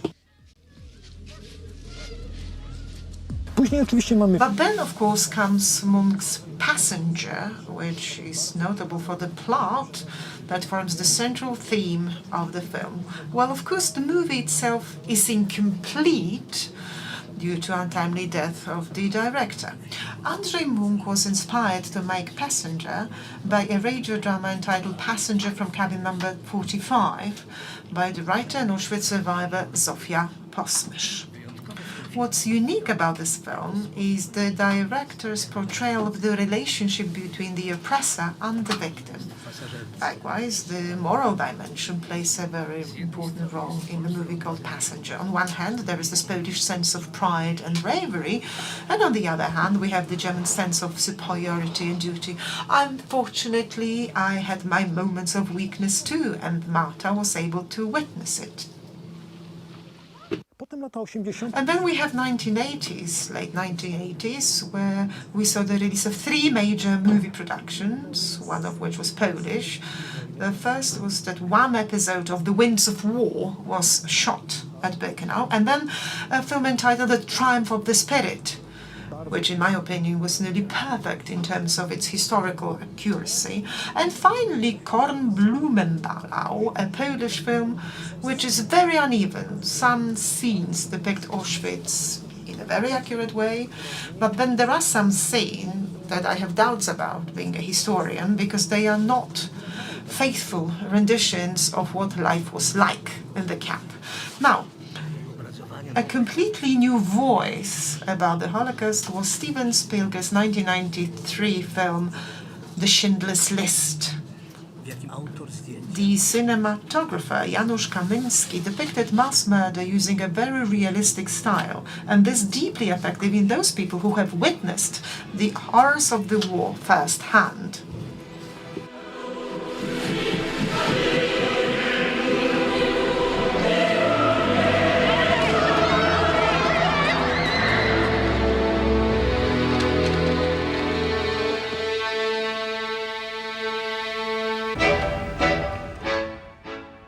Wydawało się, że At that time, it seemed that the Schindler's List has pushed the boundaries of realistic portrayals of the Holocaust to their limits. But, as the Hungarian director Laszlo Nemes demonstrates in his film Son of Saul, true art has no limits. The filmmaker observes the Holocaust almost literally through the eyes of someone who finds himself at the very heart of its inferno. To me, as a historian, Son of Saul is far from perfect, especially with regard to prisoners' uniforms, the badges, or other historical details. But on the other hand, what makes this film so meaningful is that, unlike any movie before it, it restores the humanity of the Sonderkommando prisoners. The latest motion picture to deal with the crimes committed at Auschwitz is the British-Polish-American co-production Zone of Interest, directed by Jonathan Glazer. The first film to attempt to portray the Holocaust through the eyes of its perpetrators, specifically Rudolf Höss, the commandant of Auschwitz.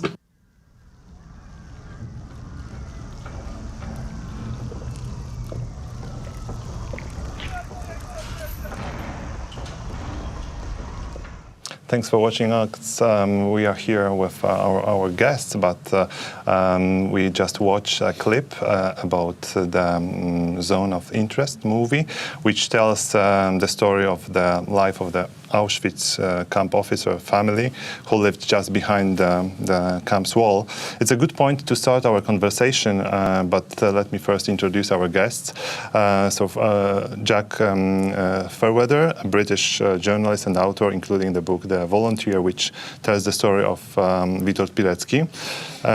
Piotr Setkiewicz, a Polish historian, researcher, and a leading authority on the history of Auschwitz-Birkenau and the Holocaust, and Jonathan Glazer, a British film director, screenwriter, and a visual artist whose film The Zone of Interest won 2 Academy Awards. Pleasure to have you here. So let's start from the movie. Did you ever imagine that this film could have made in another location? That how important was that location for you? It was most. I mean, it was nothing was more important really than setting the film as close to the camps as I could. For the, I think once I'd decided to make a film, I had no prescription about what I wanted to make. Originally, I came to the camps. I met Mr. Setkiewicz and others, and very open armed to say, I don't know really what I want to make, but I feel like I'm going to make something. I'm not sure exactly what my approach will be. And I was very, very struck by the proximity of the house, the commandant's house, to the camp itself, and I felt like that really was the centre of my film. And really, I decided then and there that I had to make it as make it as much of a simulation as I could. And so we looked around other parts of Poland to try and find ways of doing it using sort of, the smoke and mirrors of film production. But I kept coming back here. I kept feeling like there was no film unless I could do it here, really, that I could believe in. You knew the novel about this story, and that was the first thing you thought about this story, that you have to do it here, or what was your first impression about that? Well, the book, Martin Amos's book, I think it was the point of view that I made a decision about because of what he'd written, because it was something I found very courageous about, taking on that perspective. So that was the first stake in the ground for me, as it were, and then second to that, obviously, were and then I was travelling to the museum many times. And my investigation started, really. But so yeah, it started with the book, started with the perspective, the perpetrator perspective. Obviously, there have been many films made about the victims of the Holocaust, and rightly so. But I felt that I was going to approach it from another. I wanted to come at it from a different point of view, and Mr. Amos's book gave me that point of view, which I then came to make my own discoveries. What was your first impression after seeing this house, like a regular house, but really close to the? Yeah, I mean, well, it really ended up being the reason why I made the film.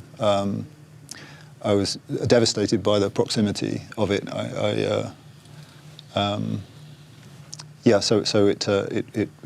It was.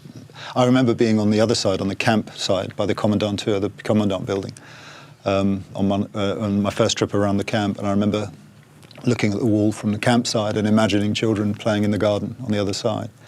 I knew they had a swimming pool, and I imagined them splashing around, having fun in the pool, and how that must have sounded to a prisoner. So I think that was very much a driver for me as well, that proximity. Mm-hmm. After so many years since the liberation of the Auschwitz prisoners, it seems that their stories and what happened here are perfectly documented. When working on the book about Witold Pilecki, did you ever struggle with the fact that you have so many sources and maybe some of them not reliable?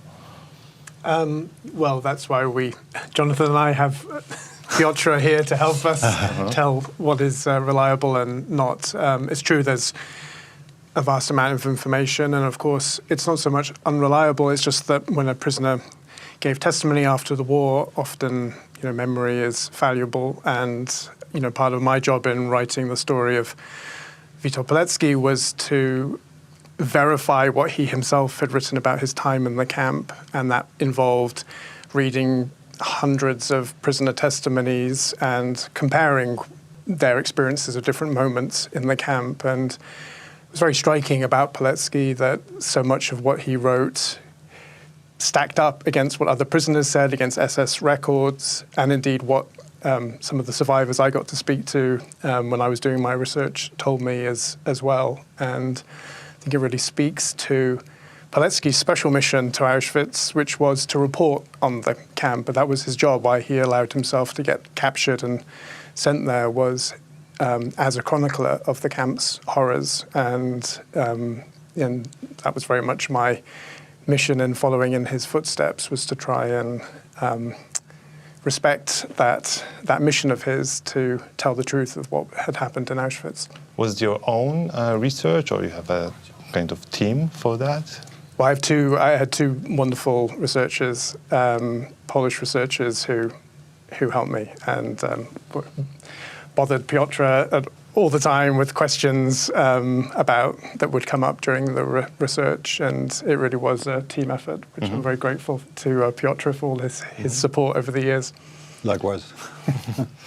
When someone starts working on a film or a book, what should he or she do first as a research? First of all, I believe that it is necessary to make a survey, the basic research and the sources, which are usually viable in a different way. For example, these might have been the testimonies by survivors, but also the documents created by the German bureaucracy of the camp. And usually there is a number of common points in this two kinds of narratives. For example, when we discuss with Jonathan about the question of why, what Hus could think when he heard that he's going to be promoted to Berlin and to send from Auschwitz to the senior command position in the Inspectorate of concentration camps. So on the one hand, there's a testimony, but there is also a document in which Hus tried to ask his friend, Martin Bormann, to intervene on his behalf, because he actually didn't want to leave Auschwitz when he felt like the king. So in this way, we can confirm this by the two kinds of sources, this story, and made it more credible. Okay, how museum can support the process? Yeah, well, we can help in different ways. For instance, there's possible to ask us for our opinion about certain pieces of such work, about the movie, about the chapter of the book, or to give some advice, certain advice, how it should be done, how it would be arranged, and so on. But however, we do not, and we don't like to help in recreating the Auschwitz in the way that had very little to do with the reality of the camp. When intentionally the author has his own idea, is sometimes very romantic. For example, there's always a story of love between a young and beautiful girl and a handsome German officer, something like that. So we don't want to be engaged in such kind of fiction. Mm-hmm. In many films or books, we can see like a lot of stories from Auschwitz. We can see the crimes committed here, and they are very often brutal, drastic. Why did you decide not to show this kind of scenes in your movie? I think, for me, I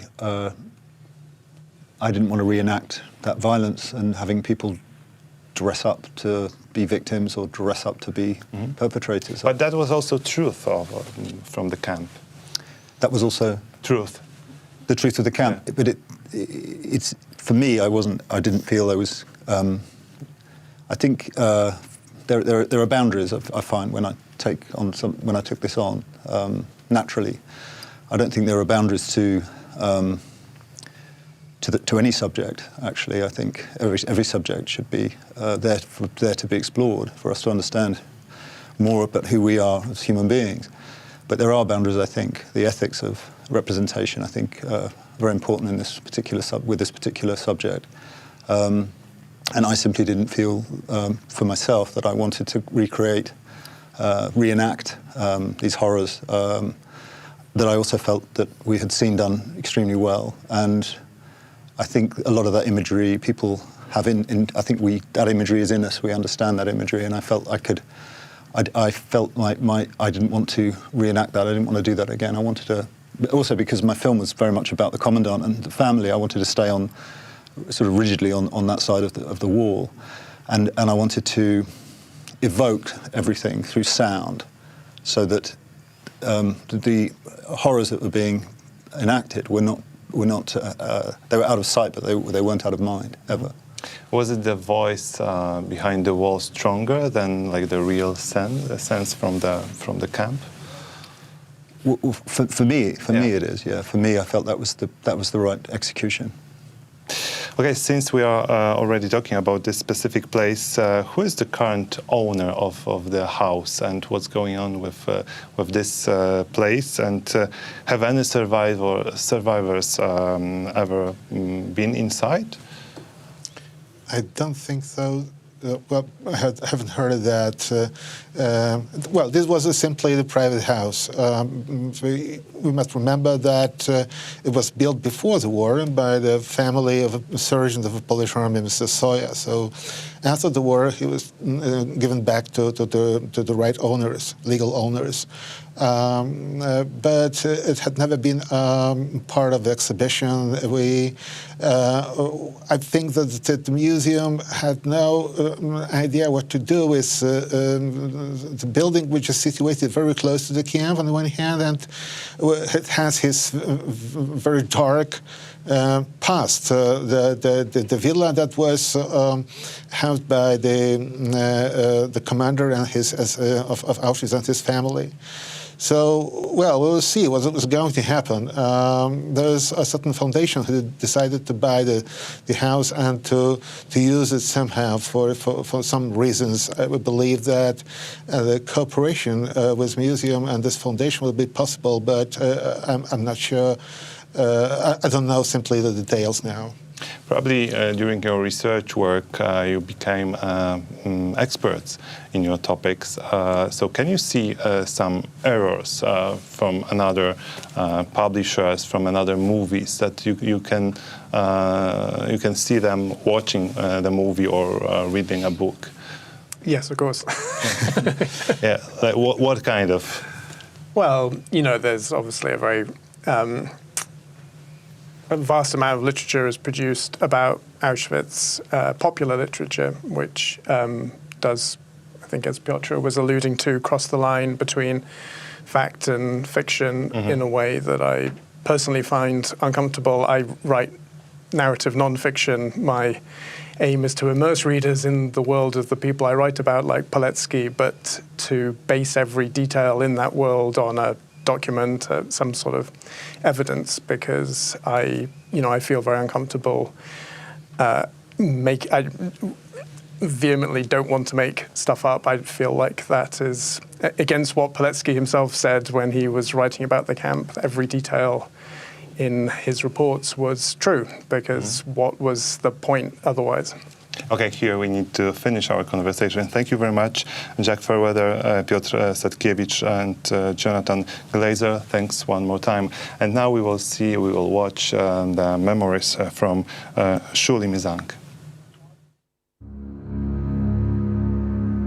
W 1943 roku in 1943, on the night of February 5th to 6th, to be exact, I was deported, together with my entire family, to Auschwitz concentration camp in a transport of Jews.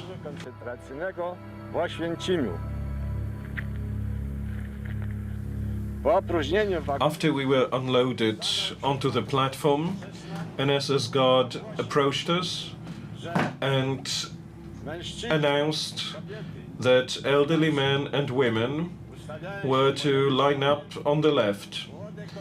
Young women who did not want to part with their children were also told to stand on the left, as were cripples, and also a few more categories of people he mentioned.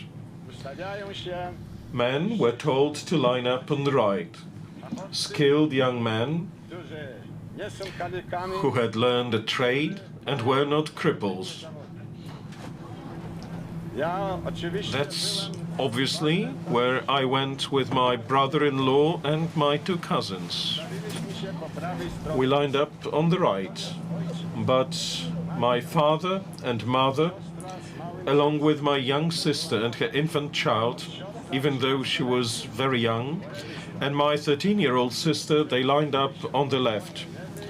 Those on the left were loaded onto trucks and taken to the crematoriums. Then we were taken to the sauna. There, despite the freezing cold, outside we were made to undress. Some couldn't stand the mental pressure and threw themselves on the electric fence. Others even climbed onto the nearby barracks and jumped down from them to their deaths. Inside the sauna, the guards mocked us, all of them, told us that we would be sent to death too, that we'd also be sent to the crematorium. But after around an hour, we were marched out of the sauna barefoot onto the snow. And from the sauna, we were led to the barracks, which is where we slept. The barracks themselves, they were made of wood. They were built to house around 200 prisoners in 3-story bunk beds. At first, we were given no bedding or pillows, nothing. Not for the first week.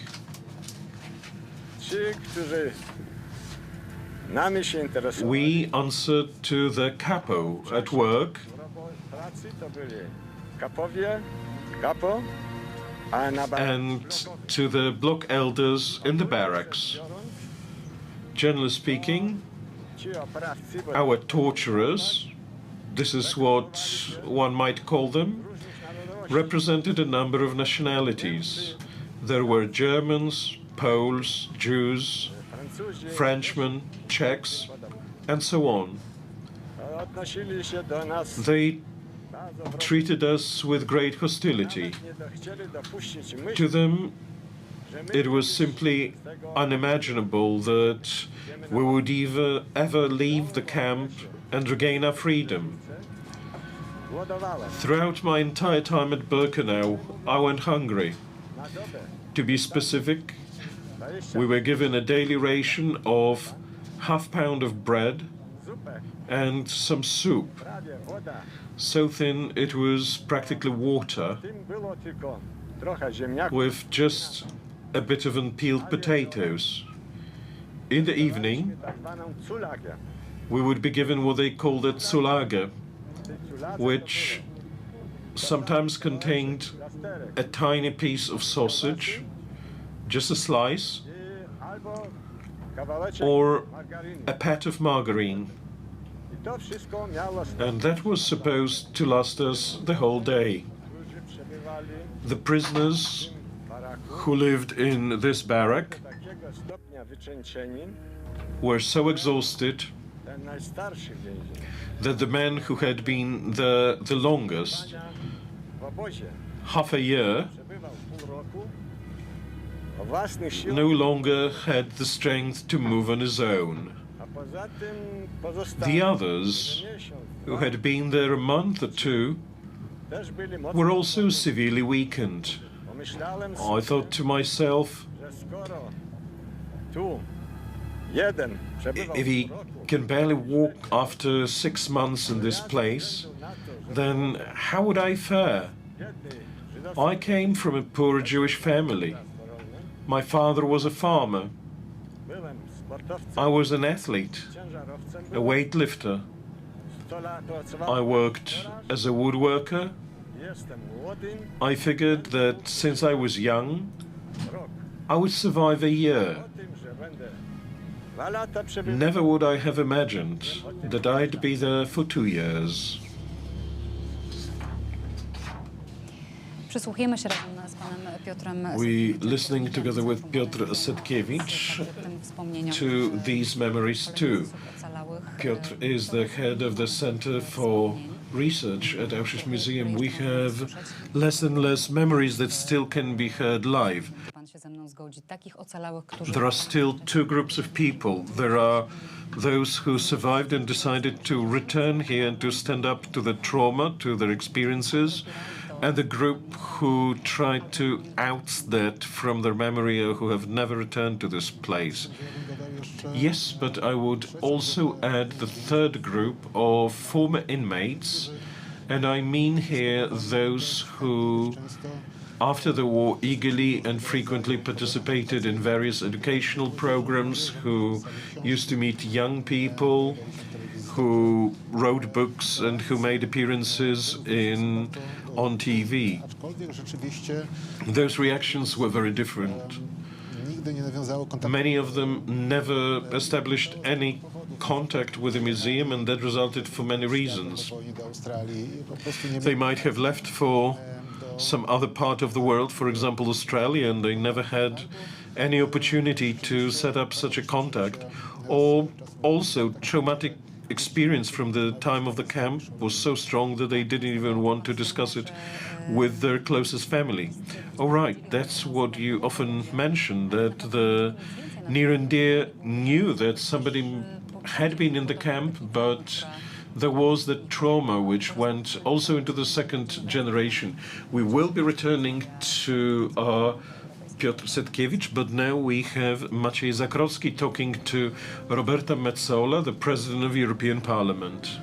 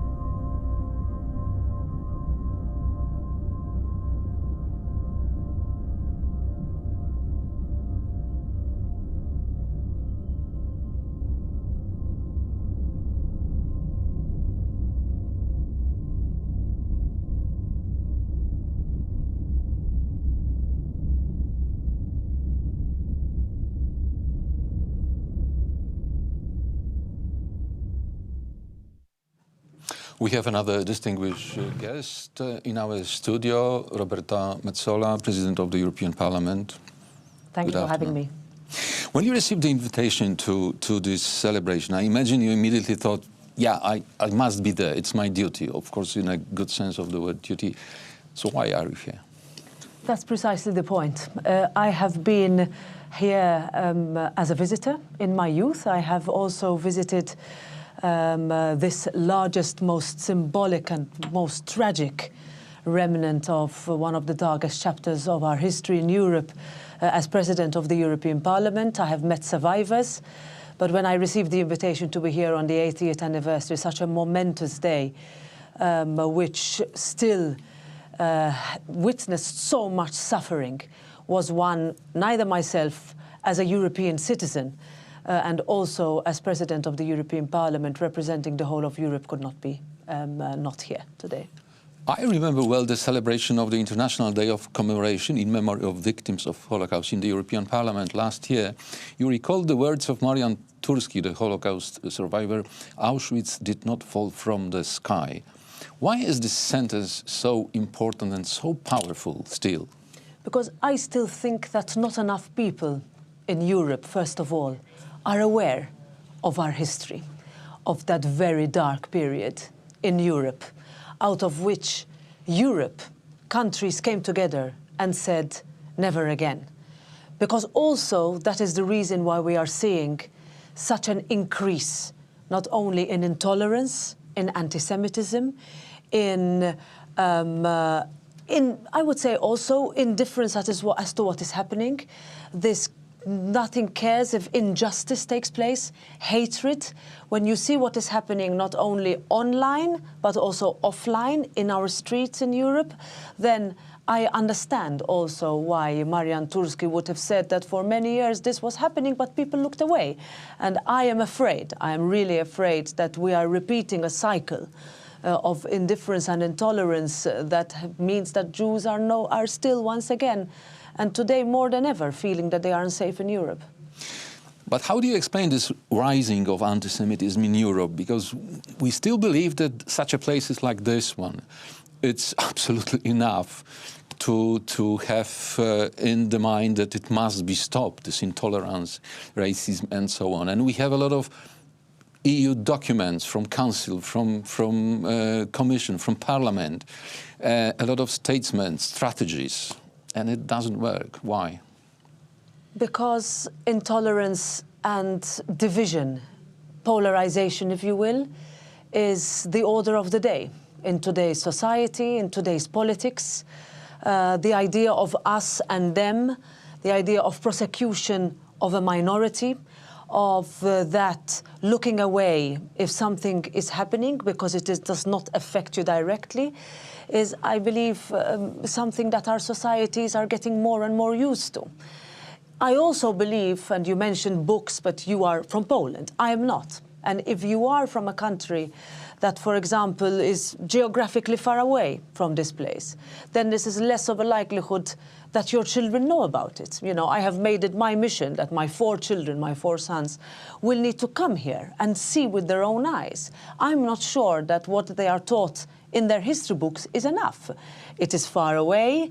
We are sadly the last generation of having the privilege of getting to know Holocaust survivors. That's why I insist that the European Parliament every year commemorates this very difficult day, because I want new members of Parliament from all 27 member states to go back home and say, how are we treating the Jewish people in my country? How are we dealing with such indifference? How do we deal in the face of intolerance? This is how do we deal when it comes to religious freedom? How do we deal with what we thought is fundamental when we look at the pillars of our democracy and what Europe was based on? Today is 2025, 80 years later. Are we in a better state than we were 10 years ago? I'm very worried. Yeah, you are right, because this, what you call it, privilege to meet with the survivors here. But on the other hand, we know, it's sad, but we know that it's probably the last big anniversary we can celebrate together with them. So what do you think, what must be done that the memory of what happened here does not disappear with the passing away of these last witnesses? I think every name, every life, every story needs to be shared. Because once you hear, whether first-hand or second-hand, because you also have relatives of Holocaust survivors who are now sadly no longer with us, who continue to share their stories. This will be in fact the case on Wednesday, the day after tomorrow, in the European Parliament, where we will have a relative of a Holocaust, victim of the Holocaust actually, who did not survive, but his cello survived after he was tragically lost. That we can never forget. Paul Herman, and his daughter Corina, will be yes, in the European in Parliament. the European Parliament, to talk about her father's life, Hungarian, and to talk about the legacy that he has left through his music. So that's why I said every story, every life, every name must be shared. And it has to go from generation to generation. That's how we were brought up, to listen to what the previous generations told us. I think it's time we do more of that. And it's now incumbent to our generation, my generation, our children, to take it from us if we share it with them. If we don't do it, my fear is it will be lost. But would you say a few words more about this? Because I read this story of Paul Herman, and it's an unbelievable story because he was arrested, and when he was put to the train, to the camp, he threw the paper with the information, please do something with my cello, and somebody did it, and for years it was unknown where is it, and suddenly his daughter, who survived, found it during the concert with the young musicians. So it's unbelievable. No, and every story is impressive, is incredible, and you also see the very strong ties of descendants of survivors or victims that continue to be held in families, generation after generation.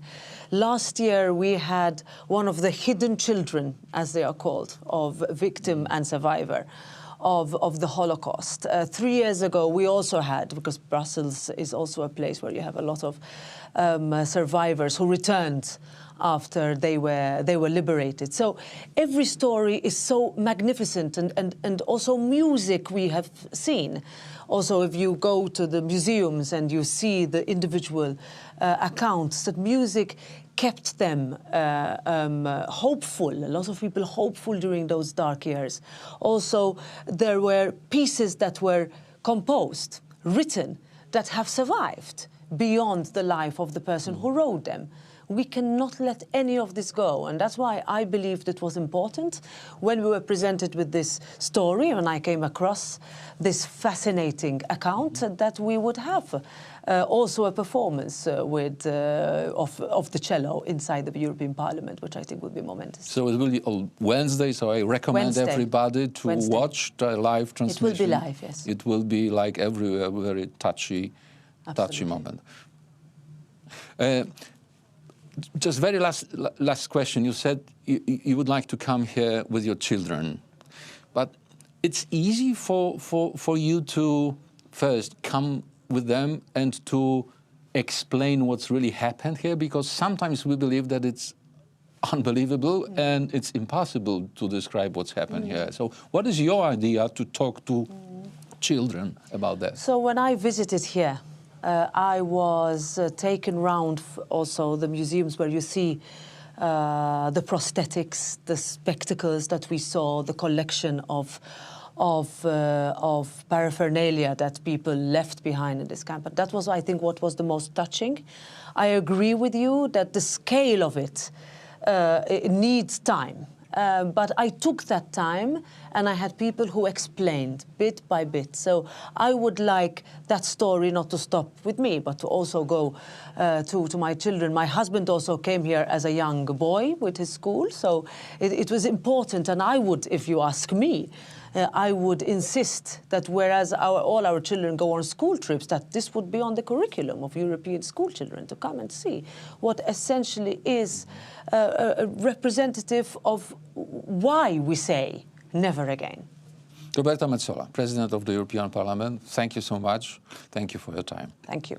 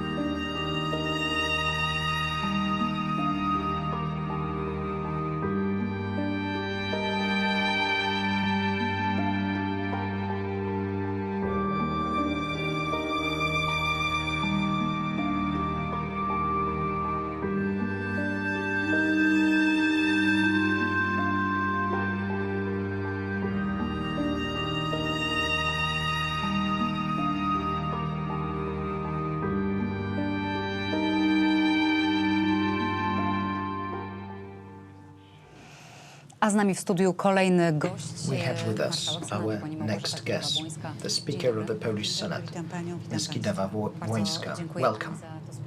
Ma'am, thank you for this meeting. This is the 80th anniversary of the liberation of Auschwitz. Here we speak also about the Polish role, the role Poland plays in the commemoration and how to warn people, warn others. What is our role? How should we talk about that? Firstly, we need to do our utmost so that people remember about this place, about this site. Recently, I believe many people have forgotten about what happened here, what one human being could do to another because of hatred, contempt, and one's willingness to rule over the world. If people forget about that, it might lead to tragedy. Turski, Professor Marian Turski quoted the 11th commandment. You must not be indifferent, right? And you can do that by ways of teaching about history, by warning. The last survivors are departing. We need to take over this role and to educate people about what has happened here. What can be done so that this hell on earth never happens again?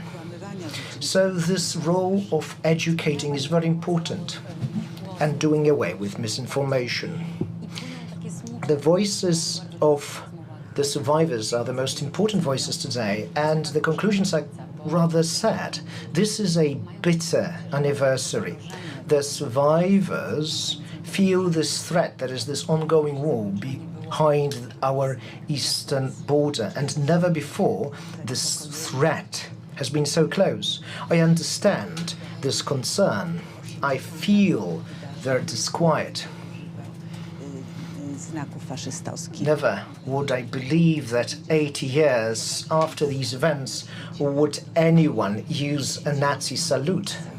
And yet, this is something that is happening throughout Europe and around the world. It is terrifying. After all, it is very easy to cross this thin red line. And Professor Turski said Auschwitz did not fall from the sky.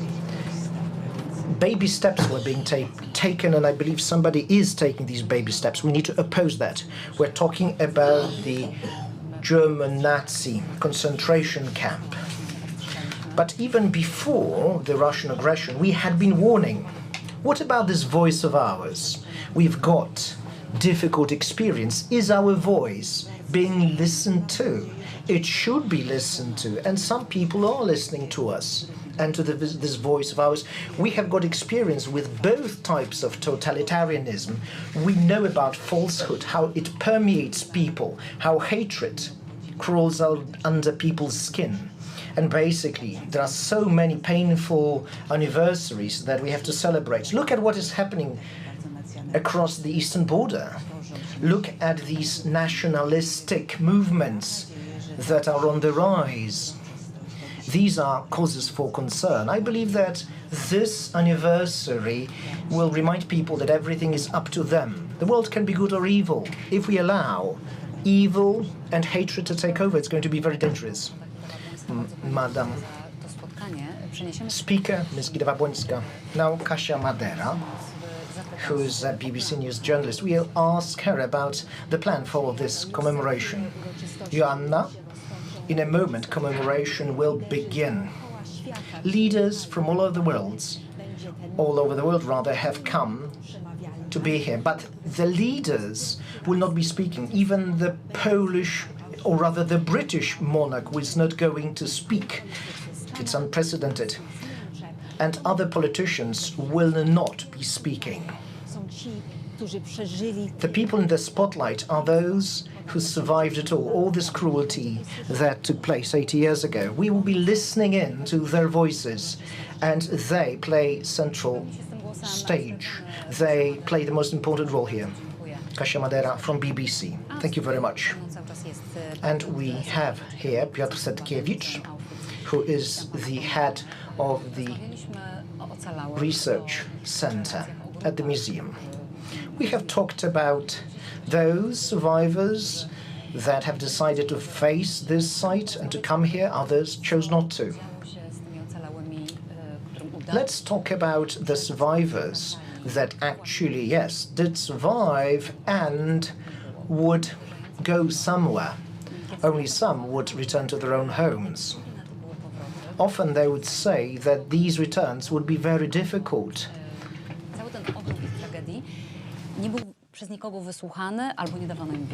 So they would not be listened to. People would not believe what they had to say. Many survivors did want to talk about it with their loved ones, with their friends, colleagues at work. But quite often they wouldn't be believed. People thought that nothing like that could simply ever happen. For that reason, former inmates with time would stop talking about their camp experiences. The public opinion wouldn't be interested in it. The first books about the camp experiences that would sell well would be published in the 60s or later. Possibly for that reason, many survivors didn't want to talk about that subject. Remember, let's talk about the Polish inmates for a moment. They didn't want to go back to Poland, and this is where we finish this conversation.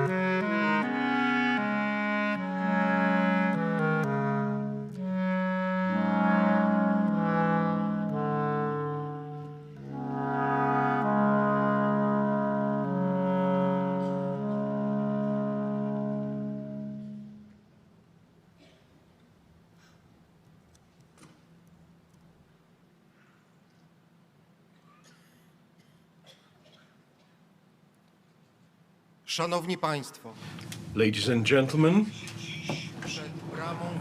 we're meeting here today at the gate to Birkenau.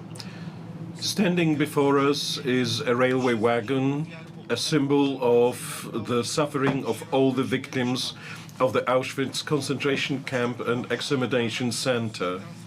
In particular, it is a reference to the tragic transport of the Hungarian Jews in 1944, the climax of the operation of this horrible place. This wagon was placed here on this very ramp 15 years ago as a symbol, thanks to the generous support of Frank Lowy, May the silent emptiness of this wagon be filled today with our living memory of all those who perished in Auschwitz.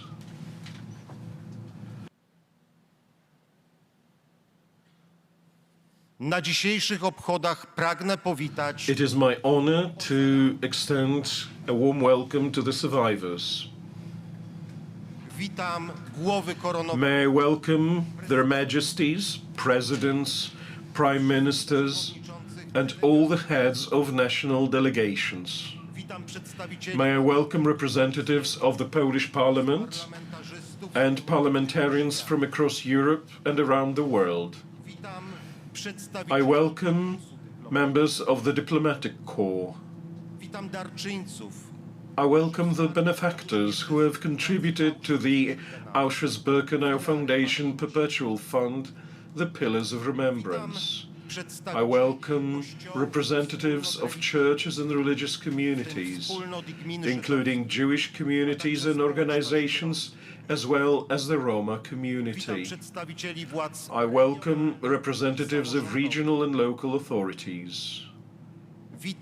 I welcome all representatives of institutions and organizations and all the persons in attendance who have come to today's commemoration. May I ask for a welcome on behalf of the survivors. I'm asking Marian Turski, who survived Auschwitz and is a member of the International Auschwitz Council.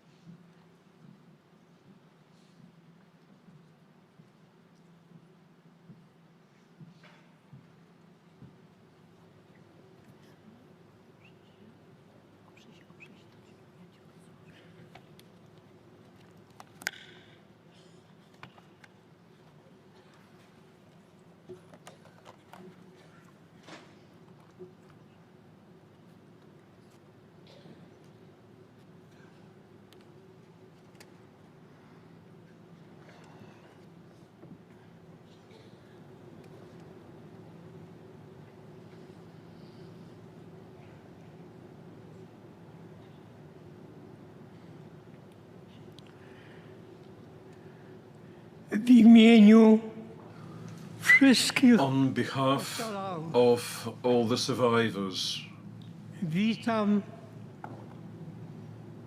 dostojnych gości. I welcome the distinguished Witam guests. wszystkich zgromadzonych. I welcome all who have gathered here in this tent. Witam słuchaczy. I welcome those who are listening to us on the radio and who watch us on TV and in all the other media. Przede wszystkim However, first and foremost, myśli my warmest thoughts and feelings za was, go towards you, moi towarzysze my i moi fellows, niedoli. men and women who have shared this misery with me, the inmates. Dziś obchodzimy Today we commemorate the International o ofiarach Holocaust. Day of Remembrance Holocaust Remembrance Day. of the victims of the Holocaust. Zrozumiało, It is absolutely understandable, if not downright obvious, że media that people, do nas, that the media turn to us, którzy to those who abyśmy survived, podzielili się so that we shared with them our memories. ale nas However, there's always been a very small minority of us, którzy przeszli us w swoim czasie who pozytywne went through all those selections positively. było bardzo, bardzo niewiele. That number itself was very Doczekali little, wolności, and those who lived to see freedom, there were hardly none. So few. a teraz And now została tylko there is only a handful.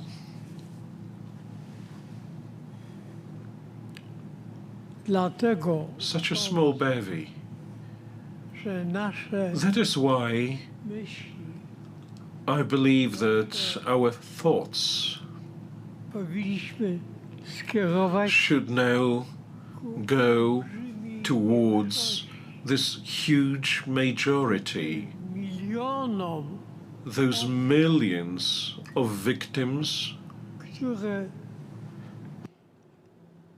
nigdy nam nie powiedzą, who will never tell us what they experienced, what they felt, ponieważ just because they were consumed by that mass destruction, the Shoah. także pewien However, there is a certain document that has survived, wiersz, a document, a poem,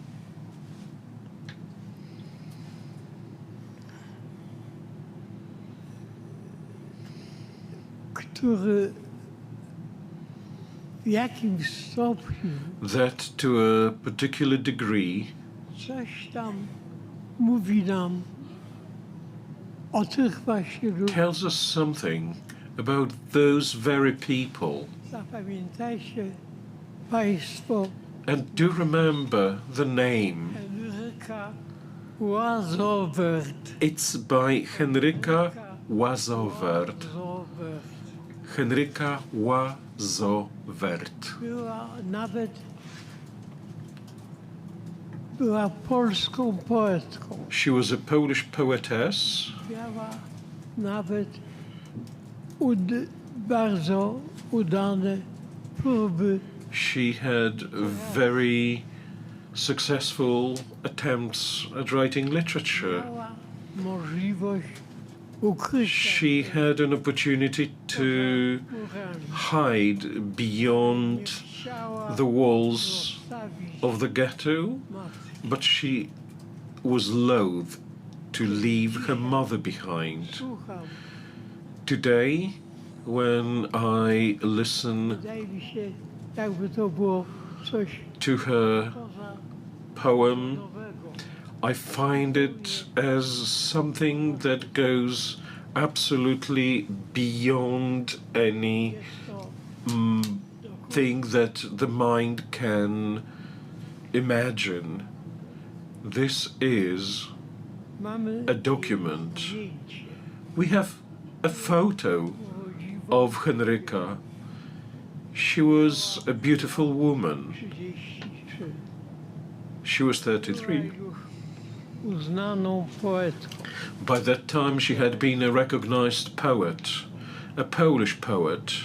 Po polsku. She wrote in Polish, Jako and Żydówka as a Jewess, She was sentenced to annihilation. szansę ukrycia się po tak zwanym She had an opportunity to find a hiding place on the so-called Aryan side, but she didn't want to leave her mother. She wrote a letter, a poem to her friend. zacytuję ten Let me quote that letter.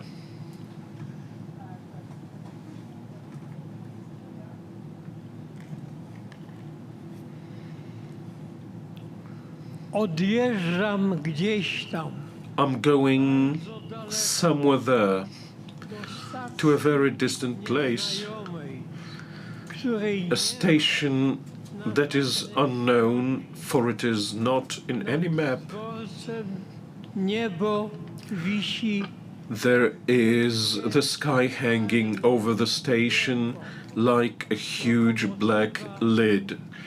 The engine shrieks bitego with the voice of a beaten man. mają The train drivers have the faces of paper. All I have with me is just one suitcase and one grief that no one's ever tried to plummet. I'm so very composed, and what you cannot see at all, so very sad. Be healthy, my distant. There are hearts where nothing changes. już nie ma. I am Nie ma. no longer. No longer. Poproszę obecnych May I ask all the present to stand up for a moment's silence?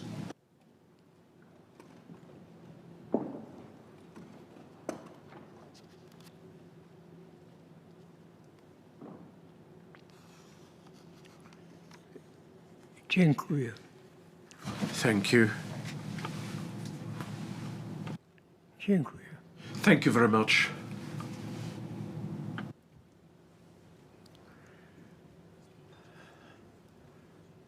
Drodzy przyjaciele, Dear friends, od co najmniej 2000 lat for at least 2000 years naszej cywilizacji of our civilization, towarzyszy we've been accompanied by a vision of apocalypses.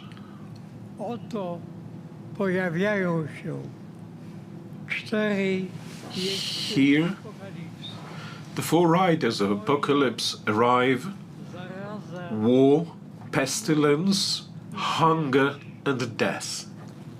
ludzie są porażeni People are perplexed with fear, paralyzed with that fear. całkowicie. And they feel absolutely helpless. Co robić? What can be done? Chciałbym tutaj At this point, I would like to quote którą a song that certainly many of you gdybym would recognize if I hummed the tune, but don't worry, I'm not going to sing. But all I want is to draw your attention to the lyrics, niesłychanie because these lyrics are exceptionally inspiring. którego autorem The author of the lyrics is Rabbi Nachman, Rabbi Nachman of Bratslav, ale znany bardziej who was better known as Rabbi Nachman of Humain, because that was where he had his body buried among the graves of the victims of a pogrom. כל העולם כולו, cały nasz świat, nasz świat. All our world, the whole world we have, צר מאוד, jest niczym is nothing, wąski, a very narrow bridge, העיקר, a co najważniejsze, and which is most important, לפחד כלל, nie bać się wcale. one must not be afraid at all.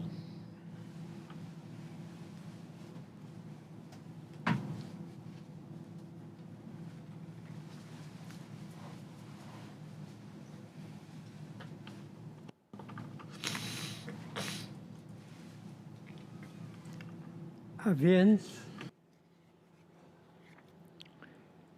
Thus, nie bać się. not to be afraid, we see in the contemporary world Teraz today and now, we see a huge rise in anti-Semitism, and that is precisely anti-Semitism that led to the Holocaust. Deborah Lipstadt called it the tsunami of anti-Semitism, jej odwaga, and it was her courage, her tenacity in fighting with Holocaust denial, which in English is called the denial of the Holocaust, zakończyła się put sukcesem an end to it. It ended in a success after she won a trial against David Irving in London. Nie bójmy się wykazać Let us not fear dzisiaj demonstrating the same courage today when Hamas zaprzeczania attempts at denial of the massacre of the 7th of October. Nie bójmy się Let us not stawiać oppose teoriom spiskowym, the conspiration theories na świecie saying that all the evil of this world results from a plot started by some indefinite social groups, and Jews are often mentioned as one of such. bójmy się Let us not fear o problemach discussing the problems that torment ostatnie the so-called last generation. ruszają. Co prawda ci młodzi ludzie These young people may disturb our social order.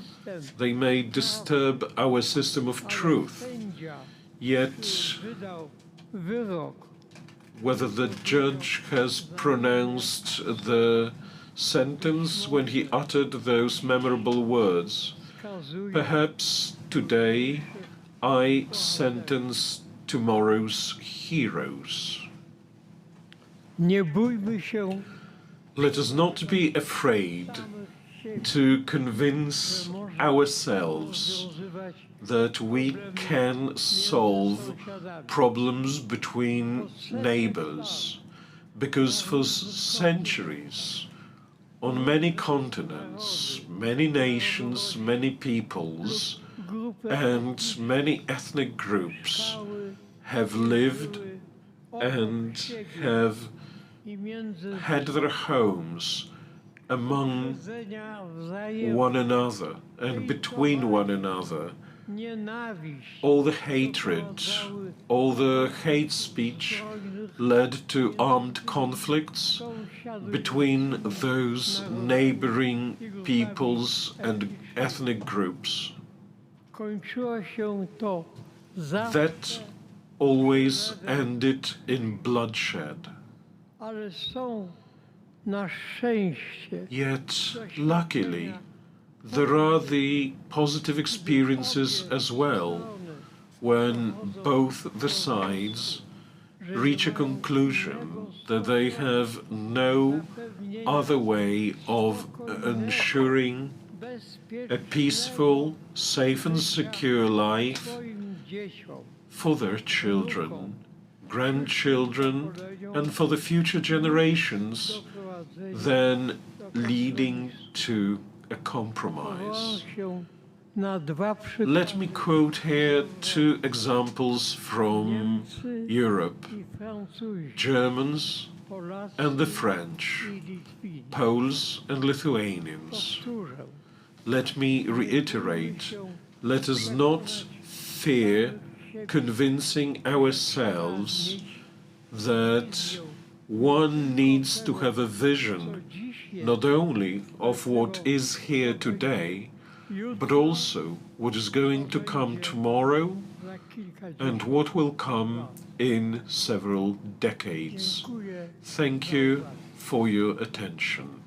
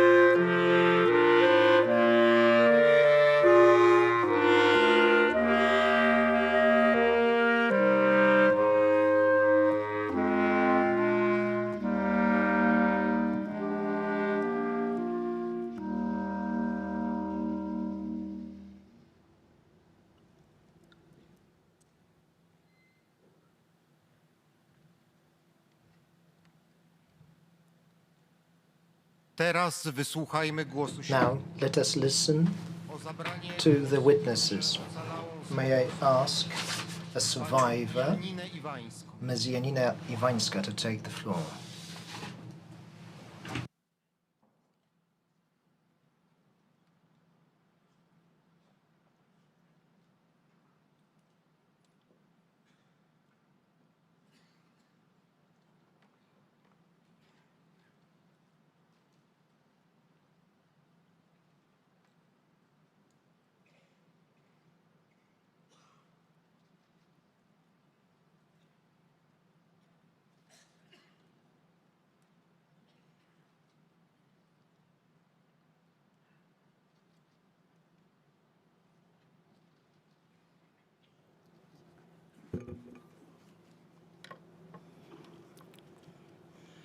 Szanowni Państwo, Ladies and gentlemen, pół roku temu, w czerwcu, byłam tutaj half a year ago, in June, I was here to commemorate the first transport of inmates to Auschwitz. These were Polish inmates that had been moved here from Darmstadt. 728 people altogether. This was the 84th anniversary of the first transport. This is the 80th anniversary of the camp liberation, when the camp stopped its operation. 4.5 years. This is how the camp operated. Now, this camp changed significantly. Originally, it was a camp for political prisoners, people who were not happy with German occupation. These were mostly Poles, mostly adults. Then, Poles were no longer allowed to form associations, including scouting. This is when younger people, boys, would be moved here, teenage boys, for their activity in the scouting, Polish scouting movement. So, for a time, most of the inmates were Poles here. Then, this camp turned into a camp for Soviet POWs. Tens of thousands of POWs were moved here. But these were not, or rather, this camp became a labor camp. So firstly, in August, those Russians and Poles would become subjects. They were used to test various killing gases to see which gas would be the most efficient. Then in September 1941, those Soviet POWs that survived were moved to Brzezinka, the village of Brzezinka. This is where we are, and this is where, when then started building the Birkenau camp. And they worked throughout a very heavy winter. Remember, winters here were truly tragic. Lots of poverty, lots of very hard work, and little to eat. If you disliked anything, you would be killed. March 1942, this is when the camp was commissioned. 12,000 survivors were moved here, but only 500 survived. Once Birkenau was ready, women would be brought in, because until that point there had been no women. Women from Poland and from all over Europe. Belgians, French, Czech, Romanian women, and most of them were Polish. Now, the operators of the camp, which gas worked the best, which is when they started building gas chambers.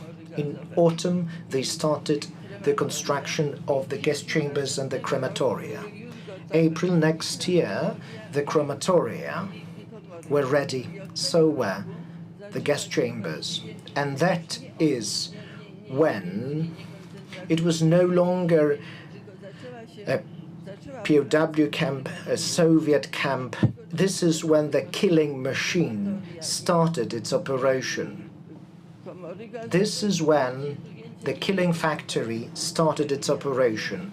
All they would do here would be killing people. Some people would be moved to other camps, but most would be exterminated. It is difficult to calculate all the people killed here. Most would be registered, marked, but many a time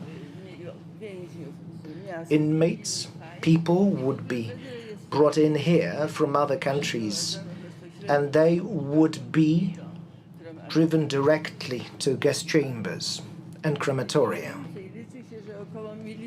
It is calculated that around 1 million Jews were murdered this way, so they would be taken directly from the ramp to the gas chambers. Nobody knows exactly how many people died here. Now, the year was 1943. Apart from Jews and Aryan people from all over Europe and other continents, including Asia and North America, they would bring in Roma. They called it the gypsy camp. Roma and Sinti would be put there. They called it the family camp. Families would be brought in here, Roma with their wives and children. Dr. Mengele would take care of them. Even before the war, Mengele actually had conducted experiments aimed at proving that the German race was superior. All the others were inferior, and the Jews and the Roma were basically inhuman, so they should be exterminated. The Roma were brought in here in whole families because he specialized in conducting experiments on children. Where you had a family, there were also children then, and they, or rather then, he would experiment on newborns, on babies. Many Roma died here because of diseases, misery. Now, in August 1943, there were as many as 4,000 Roman Sinti living there. There was this night of the 3rd. They were all taken directly to gas chambers. In the morning, on the next day, not a single living Roma or Sinti was there, because Mengele had completed his experiments and he no longer needed the material to work on. So it was August 1944, close to the end of the war. That is when the uprising broke out on the 1st of August. It was an uprising against the Germans. The Germans were to leave the city because the Soviets, the Russians, were on the other side of on the other bank of the river. Poles rose because they wanted to win the capital, but the Germans would return and started destroying the capital. They were given orders to flatten the city. All the inhabitants of the city were to be exterminated. In the first 6 days, in the district of Wola, 50,000 civilians were killed. They would be dragged out of their homes and flats and shot on the street. Their houses would be set on fire. I lived in the very same neighborhood. So a bit later, they would be there too. A special camp was set up close to Warsaw.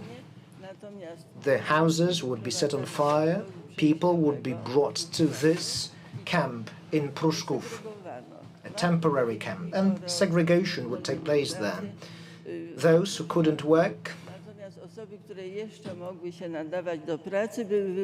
would be taken first to Germany for forced labor, and then they would be moved to concentration camps. August the 12th, this is when I was transported here to Auschwitz-Birkenau. Tens of thousands of Warsavians were moved here. Many women were moved to Ravensbrück and men to Buchenwald and other camps in Germany. Also here. So, what are we celebrating today? We are celebrating the liberation. This is when the camp stopped its operation. When it happened, there were few inmates. The Germans were truly perfidious. You could hear the shots of approaching front line, and yet they decided to take the inmates out of the camp and move them elsewhere. So those that had stayed were the sick, the young, pregnant women. So when the camp was liberated, basically only 5 to 10% of inmates were liberated. 100,000 inmates were taken out of here. They were forced on a death march to Wodzisław Śląski and then to other camps. Ravensbrück and one more camp were my stopovers, so I was liberated truly later. People use this expression, prison or concentration camp. It seems innocuous. People were kept there, but the thing is, this camp had been undergoing a number of metamorphoses until it moved into a killing site. I would like to read a quote to you. The war finished in 1945.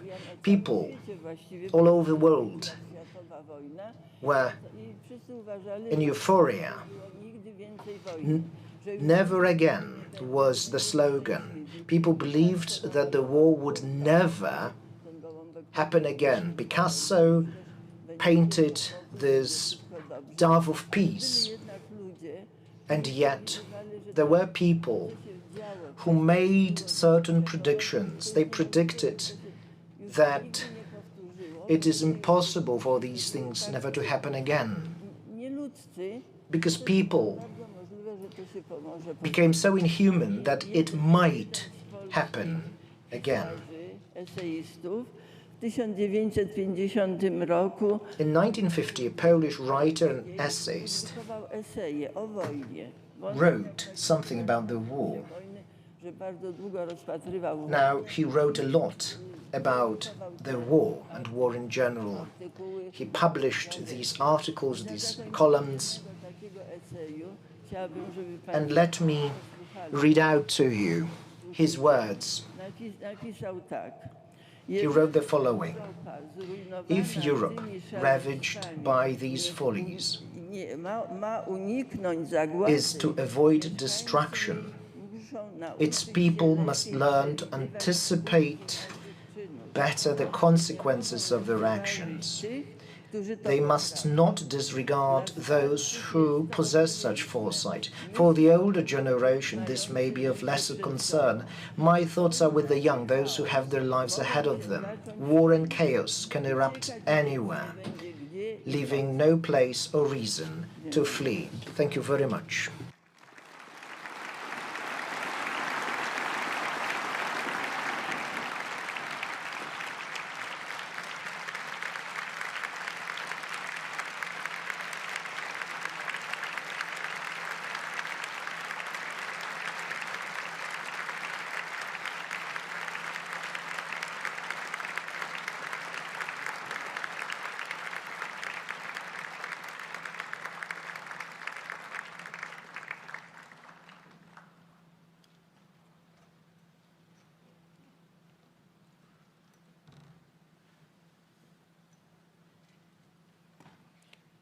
Szanowni Państwo, o Ladies and zabranie gentlemen, głosu proszę o may I now ask panią Ms. Tova Friedman, Auschwitz survivor, to take the floor.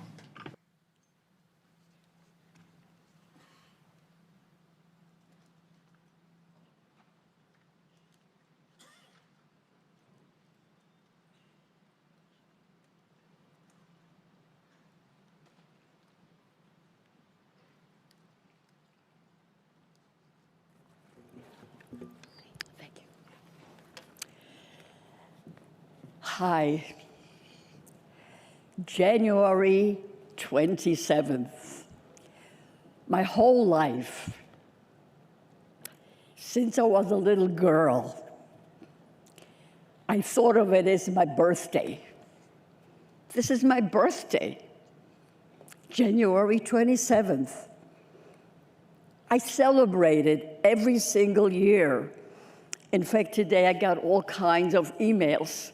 Some of my friends don't even know that I have a regular birthday, because this is what counts.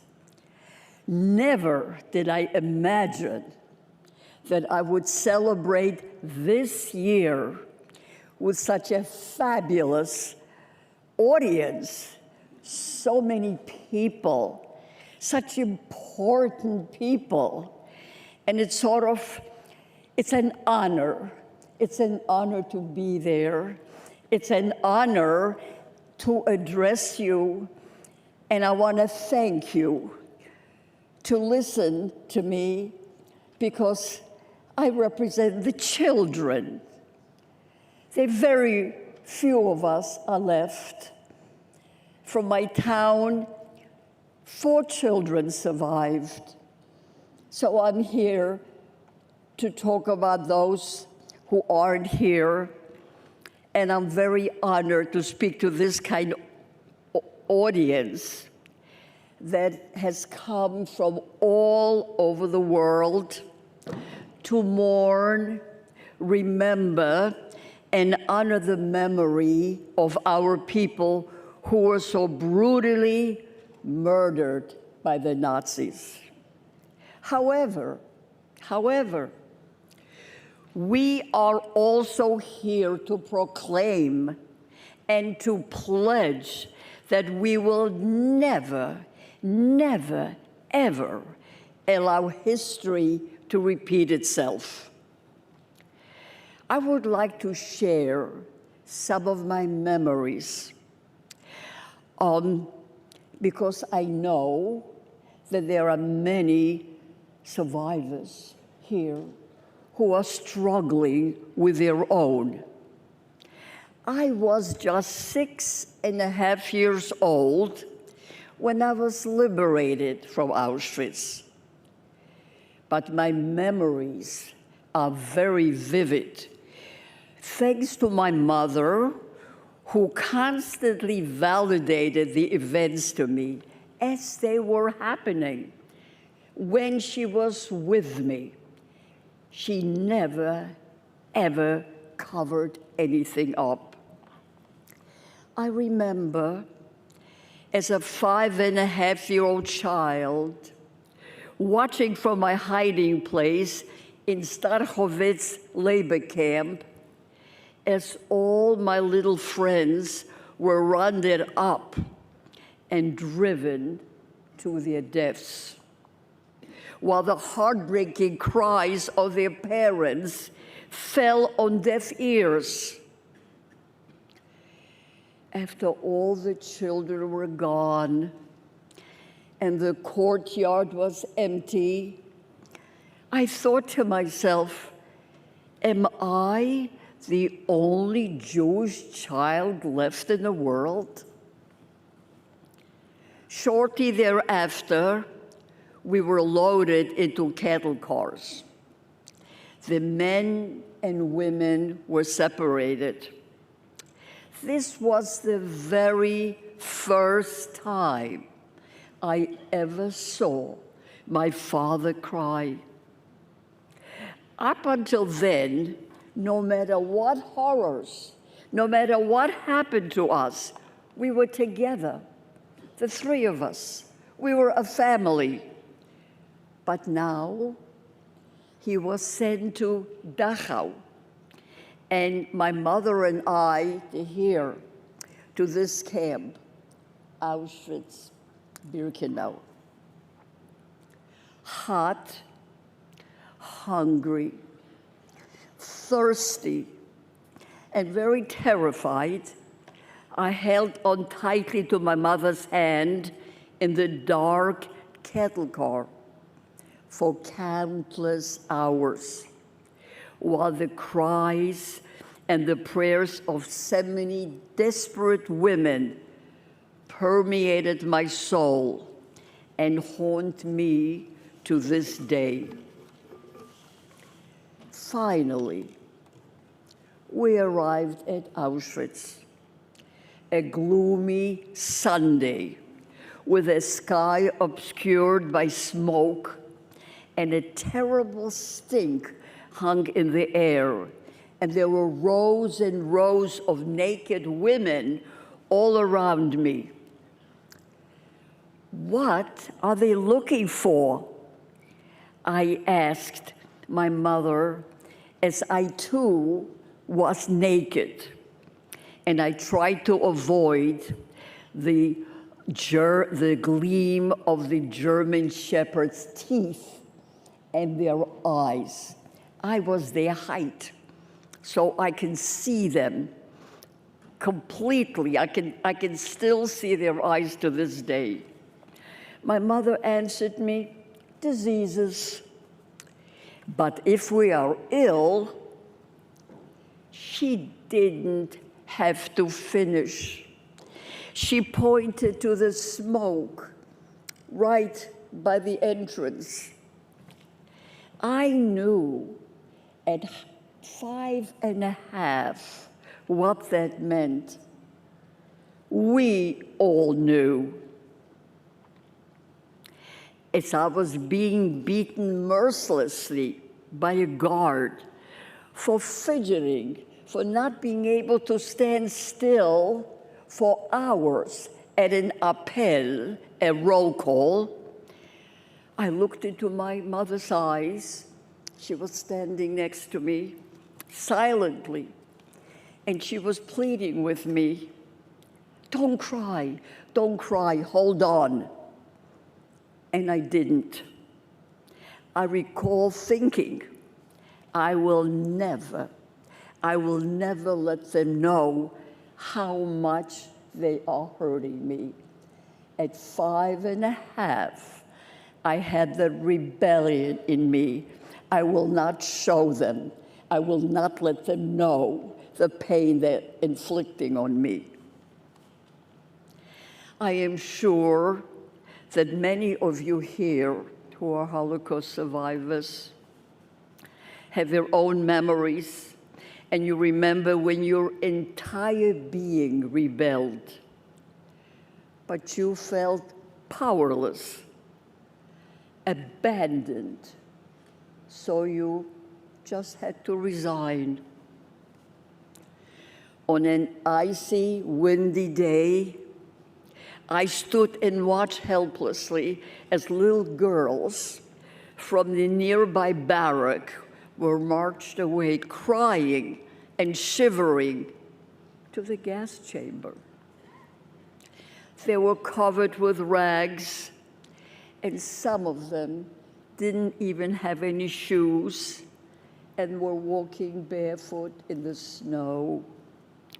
They were very young, as I was, 6 or 7, but starvation shrunk their bodies, and they appeared even younger. They too became ashes. Is my barrack next? I silently wondered. I thought that we all have to die, that it was normal. If you're a Jewish child, you have to die. I wasn't even sure what Jewish was. because I never saw any celebrations. But death, child, Jewish, seemed a normal thought.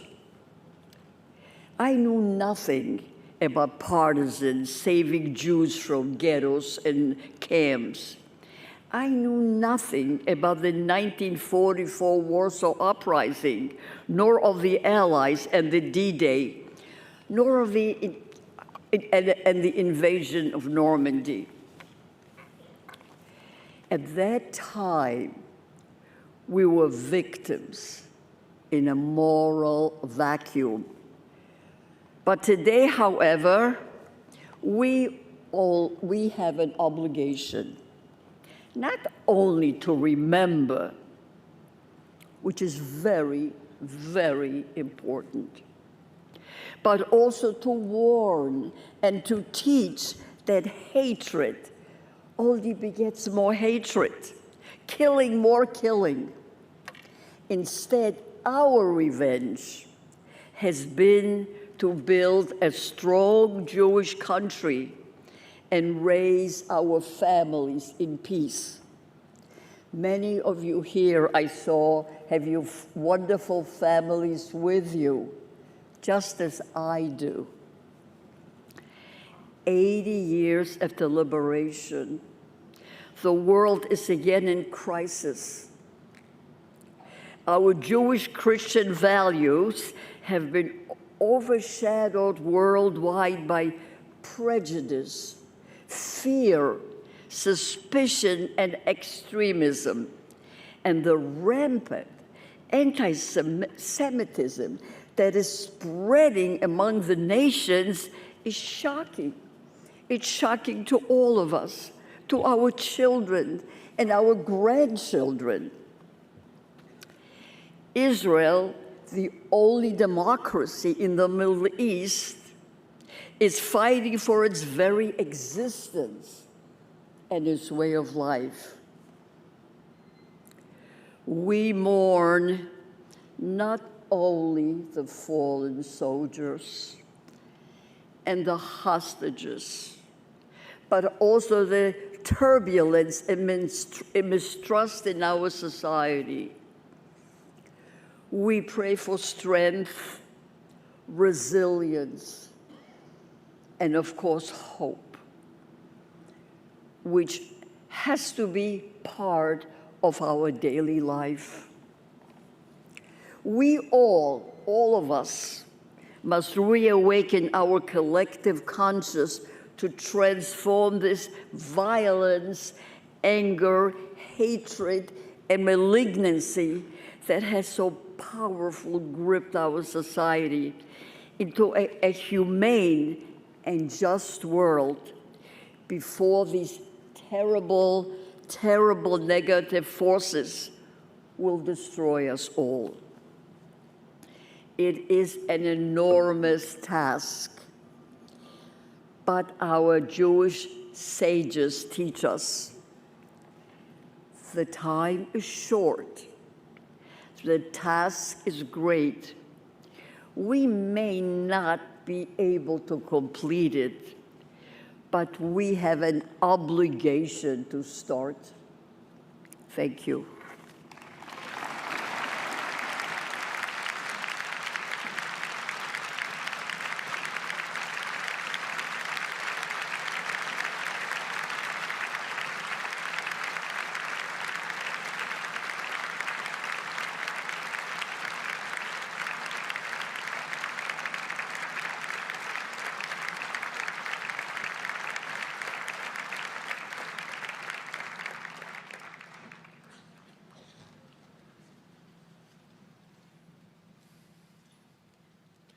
O zabranie głosu proszę. Thank you very much indeed.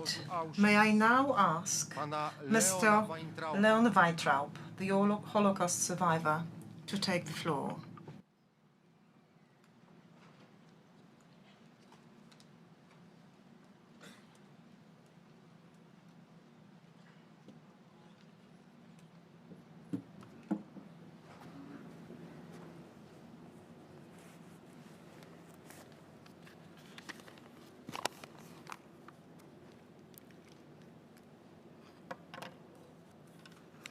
Drodzy i bardzo mi bliscy, ocaleni Dear esteemed survivors of the Nazi concentration camp, wielce szanowni przedstawiciele distinguished representatives of governmental, organizational, and religious authorities, dear guests from near and far. I was born in Łódź on the 1st of January 1926. So I am 99 years old. po śmierci ojca After my father's death, when I was just 18 months, this was 1927, my mother converted all available resources into capital and she opened a small laundry business at Kamienna Street, which is now Włókiennicza Street. And then the entire family, comprising of my mother and her 5 children, we occupied just 2 small rooms. This is where we lived and this is where she worked. Now, I started my primary school and I was a good student. So, after the 6th grade, I got admitted free of charge to a Pilsudski gymnasium at Sienkiewicza Street in Łódź. And I was about to start my further education on the 1st of September 1939.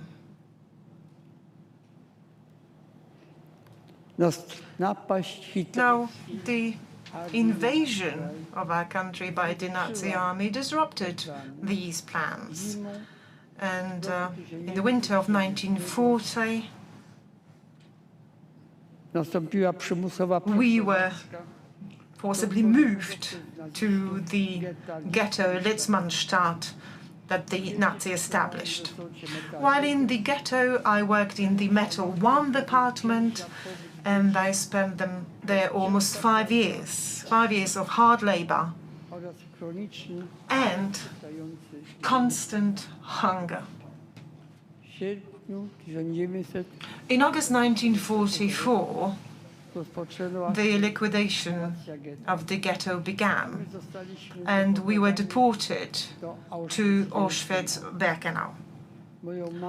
My mother and her sister, my auntie Eve, were murdered on the same day in the gas chamber, and then they were burned in the crematorium. And then we were stripped of all our humanity. First, we were stripped naked and robbed of all our personal belongings. Then they brutally shaved all our hair, quite often with painful skill removal, which was so painful when carbolic fluid was used to disinfect. And then we were dressed in rags, trousers, shirts, jackets, and then clogs, wooden clogs. This is how we were reduced to mere disposable items. I suffered a lot. I felt utterly alone. I was so brutally separated from my family. I also suffered because of this constant black smoke, reeking of burnt flesh that was rising from the chimneys. This was particularly maddening. After a few weeks, I managed to sneak out illegally of Auschwitz-Birkenau, unnoticed by the capos and SS men. I joined a group of prisoners who were selected to work outside of the camp. In Dönau, which was a sub-camp of Gross Rosen, I worked as an electrician. In late February 1945, After a 3-day death march, we were transported to the Flossenburg camp and then a month later to the Natzweiler Stutthof Offenburg camp. I was liberated by the French troops near Donaueschingen on the 20th of April 1945. As I was diagnosed with general debility and I only weighted 35 kilos, I was also diagnosed with typhus, I had to be hospitalized for several weeks, first in Donaueschingen, and then I was stationed at the French military sanatorium on the Reichenau Peninsula. In the autumn of 1946, I started my medical studies in Göttingen. I returned to Poland in November 1950. And after graduation in 1954, I worked at the Clinic of Obstetrics and Women's Diseases of the Medical Academy in Warsaw. But owing to rising anti-Semitism in Poland, I lost my job in February 1969, where I was the head of the obstetrics and gynecology department in Otwock Hospital. So in September 1969, I emigrated to neutral Sweden together with my family. Today, we are celebrating the 80th anniversary of the liberation of the Auschwitz camp. This Nazi concentration camp symbolizes the unprecedented cruelty in the treatment of people throughout history. This is a place where the techniques of mass and industrial murder were first introduced. It grieves me deeply to see in many European countries, but also in Poland, Nazi-style uniforms and slogans openly paraded at marches. It grieves me to see that this is happening without any consequences. These people self-proclaim themselves as national champions, but at the same time, they proclaim the hateful ideology of German Nazis. This is the ideology that murdered millions who were considered subhuman under the sign of the swastika.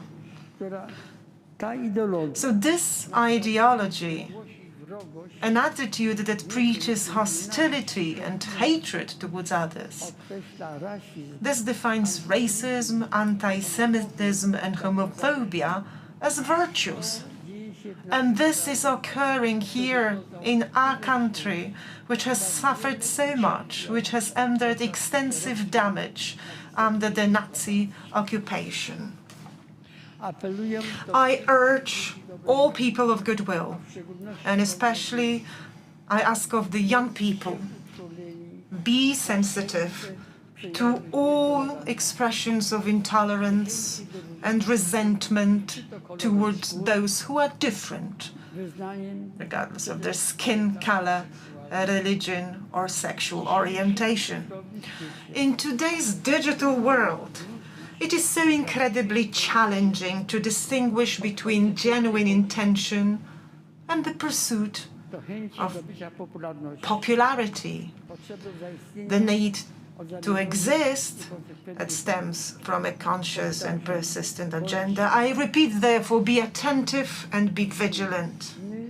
We, the survivors, we understand that the consequence of being considered different is active persecution, the effects of which we have personally experienced. And we did experience it very hard. So let us be very serious and let's take seriously what the enemies of democracy preach. They genuinely seek to implement the slogans they promote. If they succeed in gaining power, we must avoid the mistake of the 1930s, when the world failed to take seriously the Nazi regimes and the plans to create a state free of Jews, Roma, and people of different opinions, or sick, or those deemed unfit to live, were underestimated. Therefore, I implore everybody to intensify their efforts in countering the views that led to the genocide we are commemorating today. Modern understanding of our heritage and our DNA confirms that there is but only one race of humans, Homo sapiens. Therefore, the theory of racism, which is a fundamental principle of Nazi ideology, is false and incompatible with reality. Let me assure you, as a doctor, as a gynecologist, when I perform operations, whatever the patient's skin, the tissues beneath are identical in every person. Astronomers tell us that there are trillions of solar systems and galaxies, and that are similar to ours. Our planet is merely a speck in the vast cosmos. Isn't it absurd to divide the inhabitants of the speck into thousands of disparate groups that are often and sadly hostile to each other?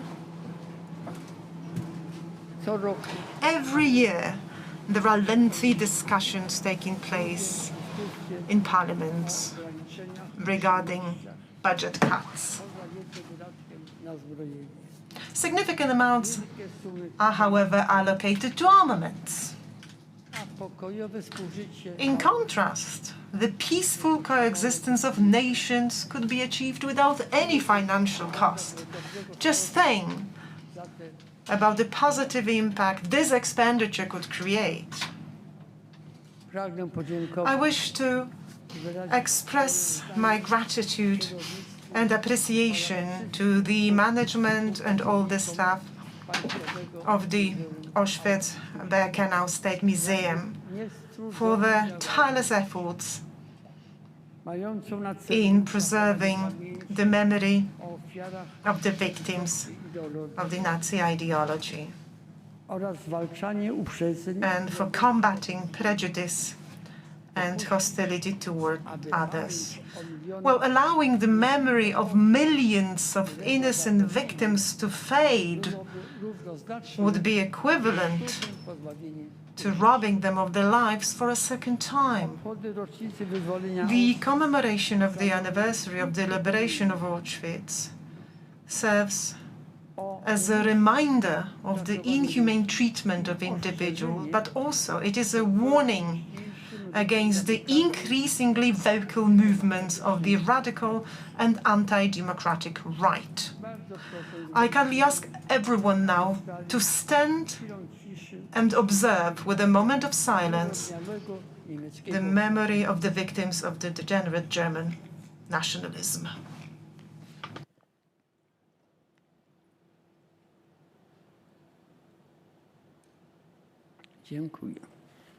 Thank you.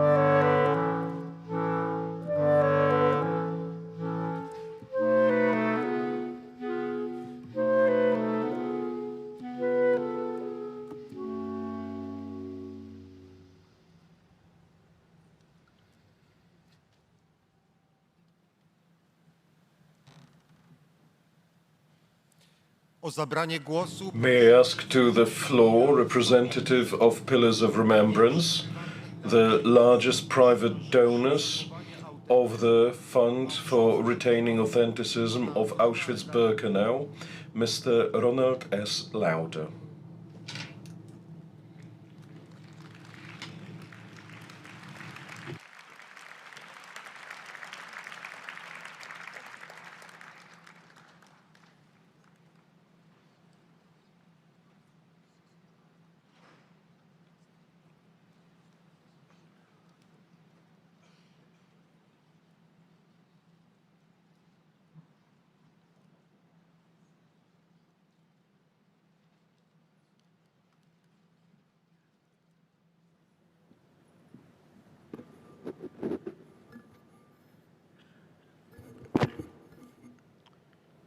Thank you.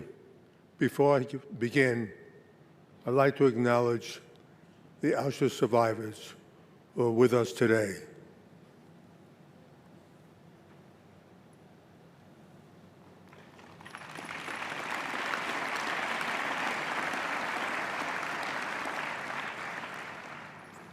And the leaders of more than 50 countries, royal families, and heads of state who came here today to honor the memory of those who died here. Thank you.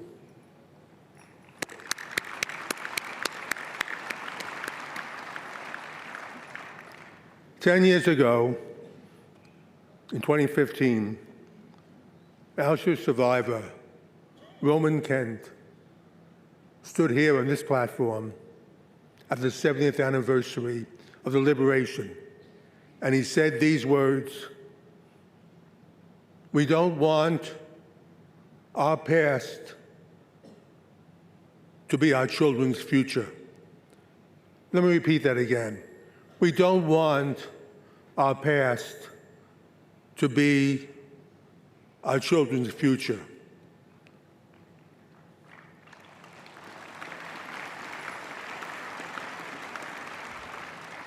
Roman Kent died 6 years later, but his words haunt us today, because if Roman Kent were here and saw what was happening to the Jewish people around the world in 2025, he would cry. It's hard for us to believe what we see today, the sudden violence of hatred against Jews, the singling out of the one Jewish state with huge demonstrations shouting anti-Semitic slurs everywhere. This is hard for us to watch, any of us, but I cannot imagine what it must be like for the almost 50 survivors here who are with us today. What Roman Kent said, and all of you lived through, we are watching right now in front of our eyes. Earlier, you heard Tova Friedman tell a story of watching children separate from their parents and taken to gas chambers. We know that 1.5 million children were killed in the Holocaust, the most heartbreaking number in an ocean of heartbreak. But 15 months ago, not 80 years ago, we saw Jewish children slaughtered, once again, for one reason: because they were born Jewish. In a very fundamental way, what happened in Israel on October 7th and what happened here at Auschwitz have one common thread: the age-old hatred of Jews. On January 27th, 1945, when the Red Army entered these gates, the world finally saw where the step-by-step progression of anti-Semitism leads. It leads right here. The gas chambers, the piles of bodies, and the horrors within these gates. But what led up to the Holocaust final outcome? It began slowly. First, when Jews were singled out in universities, excluded from jobs, with boycotts and attacks in the media. Yes, it began slowly. And then it happened all at once. Throughout the 1930s, the hatred against Jews may have been ignited by Hitler in Germany and Austria. But in France, Italy, even England and the United States, there were strong forces that supported this hatred. France had Marcel Boucard, Jacques Doriot, and Francois Coty. England had Oswald Mosley. Italy had Mussolini. And the US, there was the German Bund. Henry Ford was a huge anti-Semite, as were Father Conklin, and believe it or not, even Charles Lindbergh. Today, we see eerie parallels throughout the world, throughout Europe, North America, even Australia. Jewish students have been singled out and threatened in universities. Today, Jewish professors have been fired. Today, Jewish children have been told to hide any outward signs of being Jewish. Today, there are mass demonstrations against Jews. Today, we see vile comments all over social media. Need I remind you, this is not 1933 or 1939. This is 2025. The hatred of Jews had its willing supporters then, and it has them now. You can't be Jewish or non-Jewish and not be concerned with what you see all around us today. But here, at these gates, we are forced to face one great question when we tell the story of Auschwitz. Everyone knows what happened here, but no one seems to know why it happened. Yes, it was a step-by-step process, and it was aided by those who hated Jews. But it was advanced by the indifference of people who thought they were not affected by anti-Semitism because they were not Jewish. It was the world's silence that led to Auschwitz. When Hitler heard that silence after Kristallnacht in 1938, he knew he could do anything he wanted with the Jews. Kristallnacht may have been on page 1 of some newspapers, but it quickly disappeared. World leaders said nothing. On my first visit here at Auschwitz, I was accompanied by a famous survivor, Elie Wiesel. We were walking away from the gas chambers, and the sun was setting. Elie paused for a moment, and then he said something I will never forget. You know, he said, most people think the opposite of love is hate. It's not. It's indifference. Today it's the same story. Silence, indifference, and the exception of this hatred.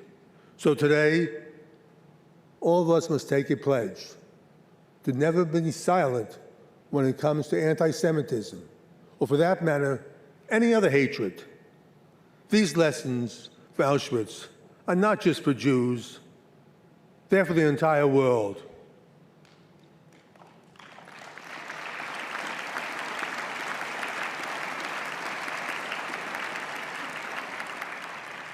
That's because Jews are the canaries in the coal mine. When the canary dies, miners know they have to get out of that mine as fast as possible.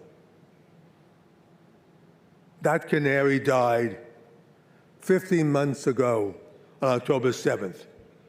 And that is the most consequential warning for the entire world. Yes,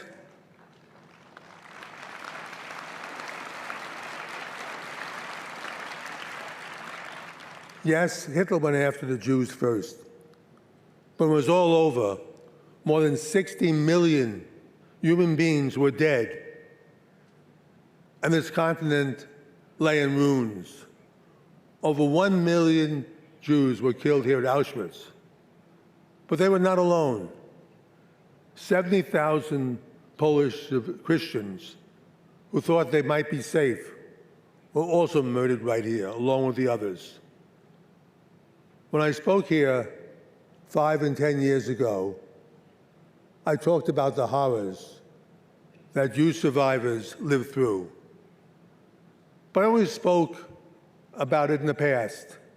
It never occurred to me that this could happen again. Of course, I'm not talking about gas chambers, but attacks on the Jewish people, the boycotts, the targeting, the exclusion could not be more real. And yes, they are really happening.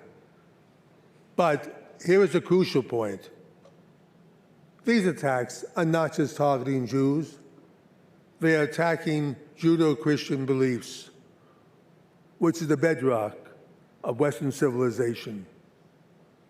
When we hear the chants like globalize the Intifada or death to Israel, what they are really saying is death to Western civilization. How do you stop this? Today, we have a generation that is led by social media, indoctrinated by activist teachers, and aided by a complacent population. They're complacent because they don't see it as their problem. But please believe me, it is all of our problems. Today in the US, 87% of Americans 30 and over fully support Israel's right to exist, just as every other country has exactly the same numbers. But for Americans under 30, the number drops to 40%. No right to exist? Almost half of all younger Americans don't believe Israel has a right to exist. And they are our future leaders. Let me tell you, this is not just happening in America. It is happening to young people in every single country that is represented here. Just as in my country, young people are getting most of their information from social media, and that is dangerous. Education, serious, honest education, is the only way to correct this, and that won't be easy. Entire institutions will have to be overhauled and corrected, and that goes for the media as well. Keeping opinions out of news would be a good start. So today,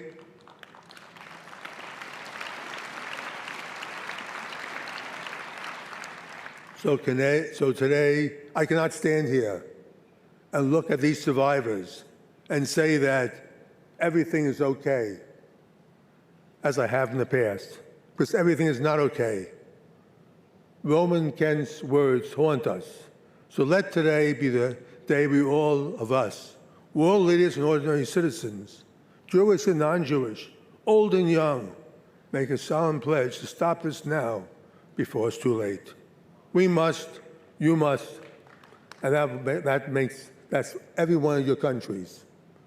No hatred of Jewish people or any people is tolerated at all.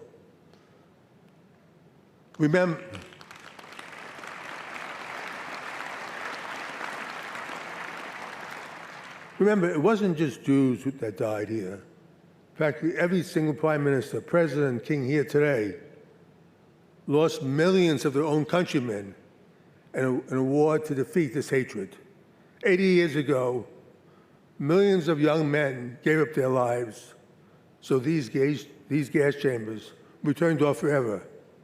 That means millions of young men, I should say women, never had the chance to live out their lives, to fall in love, to have families, to do good work, to watch their children grow up.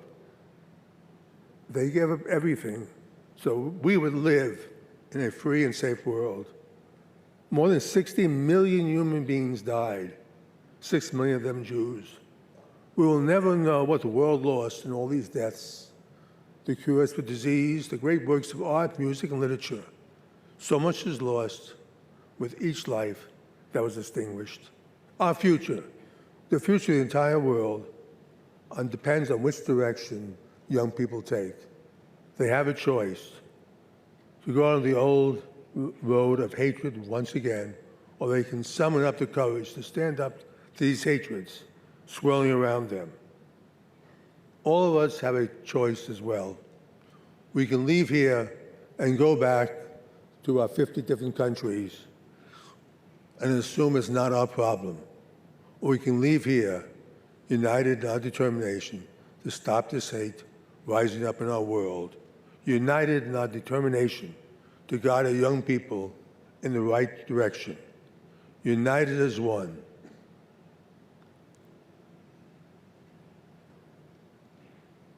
I've been involved with Auschwitz for more than 50 years, since the 25th anniversary in 1970. On my first visit, I saw how time elements were taking their toll. I realized that if no efforts were made to preserve Auschwitz, it would soon disappear. So I took upon myself to start that process, to make sure that Auschwitz would stand for all time as the strongest lesson for all humanity. What we see here today reflects what Auschwitz looked like in 1945. So future generations will see and learn the lessons of Auschwitz. And I salute the many people who helped me in this endeavor with the same commitment. I hope Roman Kent is looking at us now,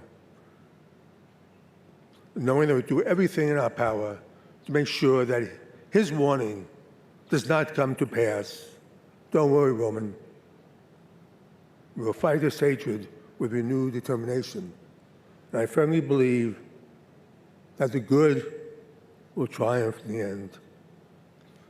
Finally, I would like to convey what this place, Auschwitz, means to me. Not as a survivor, not as a liberator, but simply as a Jew who cared deeply about my fellow Jews. On that first visit here so long ago, I was struck by a thought that every Jew must have when they come to Auschwitz. What if I'd been born in Budapest in 1944, where my grandparents came from, instead of New York, where they settled? What would have happened to me? You all know the answers to that question. I feel a deep personal connection to this place, this platform where over 1 million people arrived. I was drawn to this place. I try to come here as often as possible. Every visit, I will always stop at the train station on Vincent and buy flowers. And then I would find a rock, and I would lay the flowers at the tombstone out there. I would put the rock on top of the memorial that many of us have done for more than 1 million men, women, and children whose souls swirl around us. I would say a special prayer, the prayer you know. I felt then and I feel now. I tie to each one of them. It's hard to explain, but it's profound, and it's a major part of who I am. I've spoken here in past commemorations. Today, I must be realistic. this may well be the last commemoration, and also that I will speak at.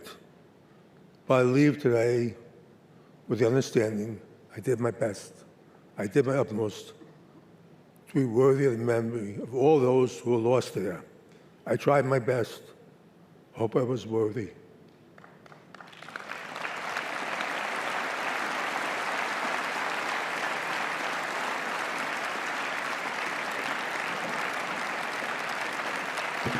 God bless the memory, and God bless all of you. Thank you.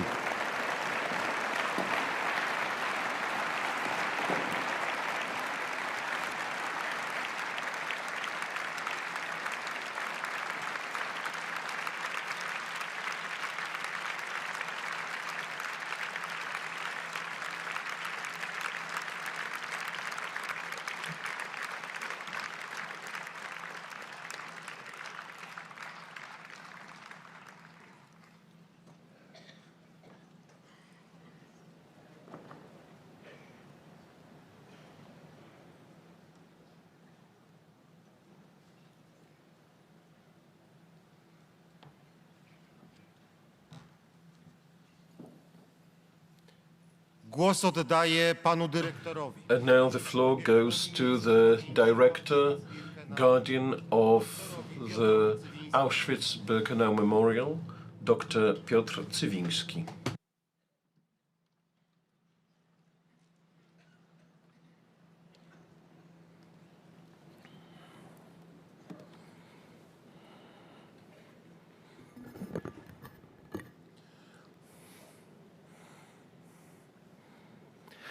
Gdy byłem dzieckiem, When I was a child, mówiłem jak dziecko, I spoke like a child, felt like a child, myślałem jak dziecko. and thought like a child.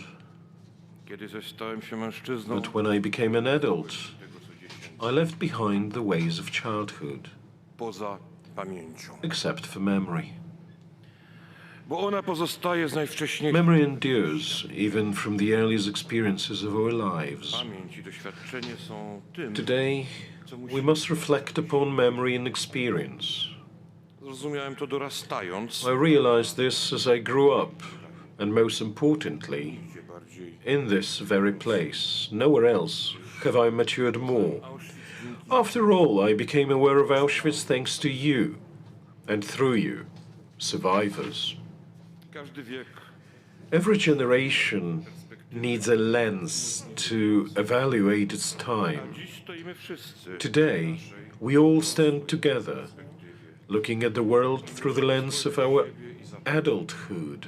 Co zrobiliśmy z We must look within ourselves and ask, what have we done with memory? Memory is polyphonic. It both divides and unites generations. w moim doświadczeniu zarówno podzieliła i It połączyła. has divided and united me in my own experience too. Podzielony For 18 years, I have stood here, experiencing both division and unity. uczymy historii. We teach history, To nie jest to samo. but this is not the same as teaching memory. Historia to znajomość History is the knowledge of facts. świadomość. Memory is the awareness of those facts, which is precisely what we so desperately need today. History does not create trauma. Memory can. Pamięć jest Memory is the key to understanding today's world projektowania przyszłego. and designing tomorrow's. A tymczasem nadal Yet we continue to focus solely on teaching history, not memory. nasze programy Our educational programs must be changed. muszą, They must. gdyż Because pamięć memory is not just a matter of culture. jest kwestią. It is a matter of clarity, identity. Stoimy tu z ludźmi odpowiedzialnymi. We standing here with the people who bear responsibility for the world we live in today. Urodziłem się po wojnie. Like you, I was born after the war. Like you, I don't remember those times. Like you, I listened to the stories of the survivors. Ale co dziś robię? But what am I doing today? And what am I neglecting? What decisions do I make today, and are they guided by memory? Memory hurts. Memory helps. Memory guides. Memory warns. Memory raises awareness. Memory obliges. Who are you without memory? Without memory, you have no history, you have no experience, and no point of reference. If you have no memory, you may not know which path to choose. And if you truly lack memory, be sure, your enemies will design one for you. And you, our dear survivors, beloved ones, you have come here. Our memory is primarily shaped by our experiences, the fruit of your lives. There are no words, dearest ones, to express the depth of our gratitude. But what are we to do with this memory today? If today, my friend, you feel uncertain about what to do, if you feel powerless, if you feel you cannot go on, then perhaps you have reached your limit? If so, know that limits are only imaginary. You can always do more. Do something good then, whatever you can, in the best way you can. Do it for others, and you will find that you have done it for yourself as well. Do it within the scope of your abilities. But do something.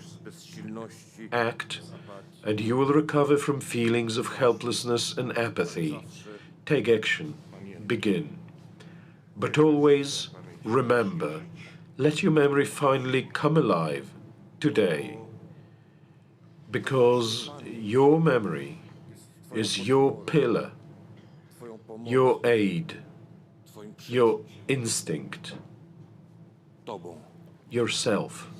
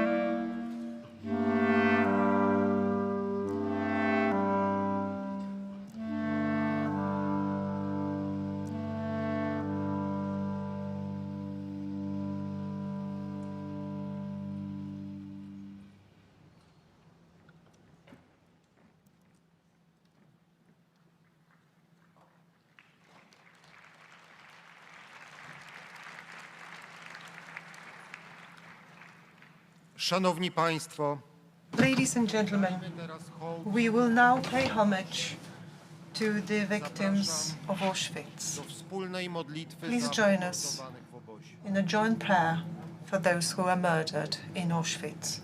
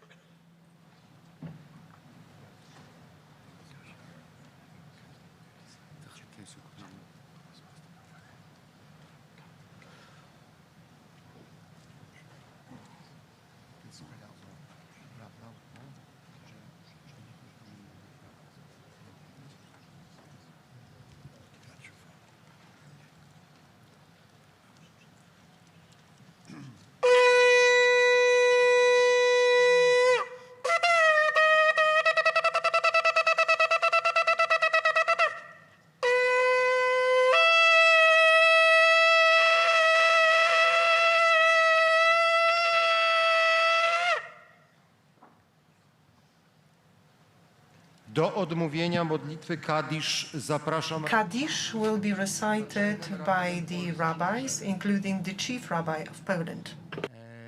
למלא רחמים, שוכן במרומים, המצא מנוחו נכון תחת כנפי השכינה, במעלות קדושים וטהורים, כזורקי המסירים, לנשמות אחינו בני ישראל הקדושים והטהורים, שנפלו בידי הרוצחים, ונשפך דמם באושוויץ, טרבלינקה, מיידניק, סוביבור, בלז'ץ, חלמנו ובשאר מחנות השמדה ועבודה וגטאות באירופה, שנהרגו ושנשרפו ושנשחטו ושנקברו חייהם בכל מיתות משונות ואכזריות הקדושת השם, בעבור שאנחנו בניהם ובנותיהם, אחיהם ואחיותיהם, מתפללים על הזכרת נשמותיהם בגן עדן מנוחתם. לכן ברחמים יסרים סדר גנפיו לעולמים, ויצרור בצורכם ונשמותם. אדוני הוא נחלתם, ינוחה בשלום משכבם, ונאמר אמן. שיר המעלות. ממעמקים קראתיך אדוני, אדוני שמעה וקולי, תהיינה אוזניך קשובות לכל תחנוני. אם עוונות תשמוריה, אדוני מי יעמוד? כי עמך הסליחה למען תברא. קיוויתי אדוני קיוותה נפשי, ולדברו הוחלתי. נפשי לאדוני משומרים לבוקר, שומרים לבוקר. יחל ישראל אל אדוני, כי עם אדוני החסד והרבה עמו פדות. יתגדל ויתקדש שמי רבה, בעלמא דברך יראותי, וימליך מלכותי, ויצמח פורקני ויקרב משיחי. בחיי חון וביום חון, ובחיי דכל בית ישראל, בעגלה ובזמן קריב ויאמרו אמן. יהי שמי רבה מבורך לעולם ולעולמי עולמיה. יתברך וישתבח ויתפאר ויתרומם ויתנשא, ויתהדר ויתעלה ויתהלל, שמי דקודשה בריחו. לעילה מן כל ברכתה ושירתה, תושבחתה ונחמתה, דאמירם בעלמא ואמרו אמן. יהי שלמה רבה משמעיה, וחיים טובים עלינו ועל כל ישראל ואמרו אמן. עושה שלום במרומיו, ויעשה שלום עלינו ועל כל ישראל ואמרו אמן.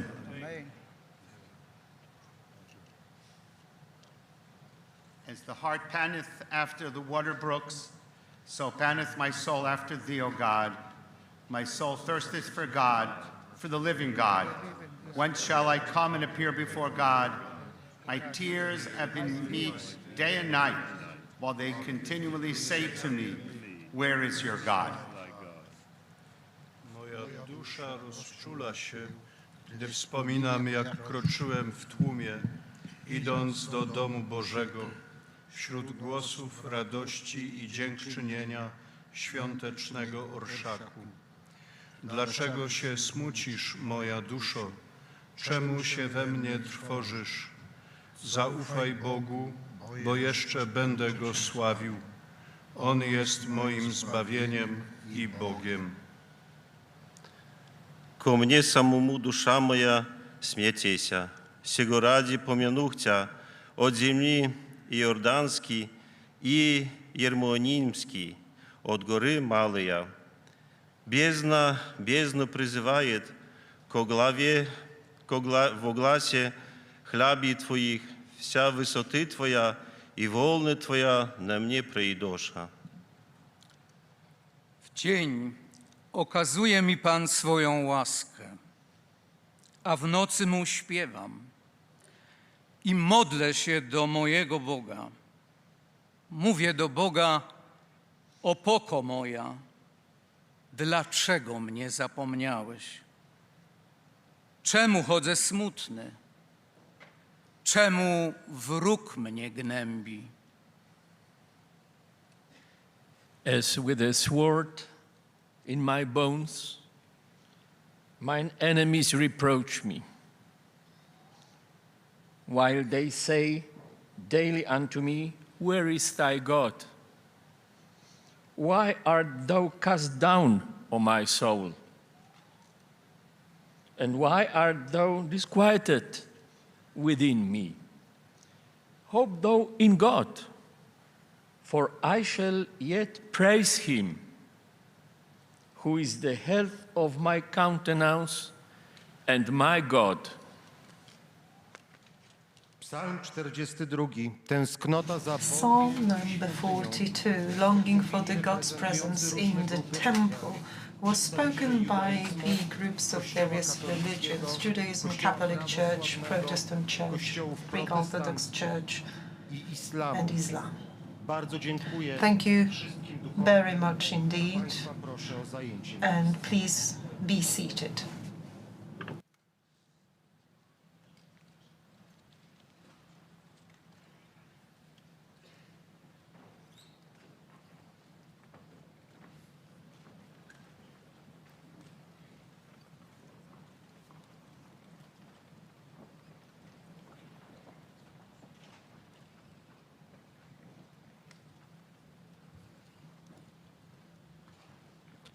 Szanowni Państwo, uprzejmie Ladies and gentlemen, o pozostanie na I kindly ask you all to remain seated. In a moment, the survivors and heads of national delegations will be asked to light candles at the train car. So please remain seated.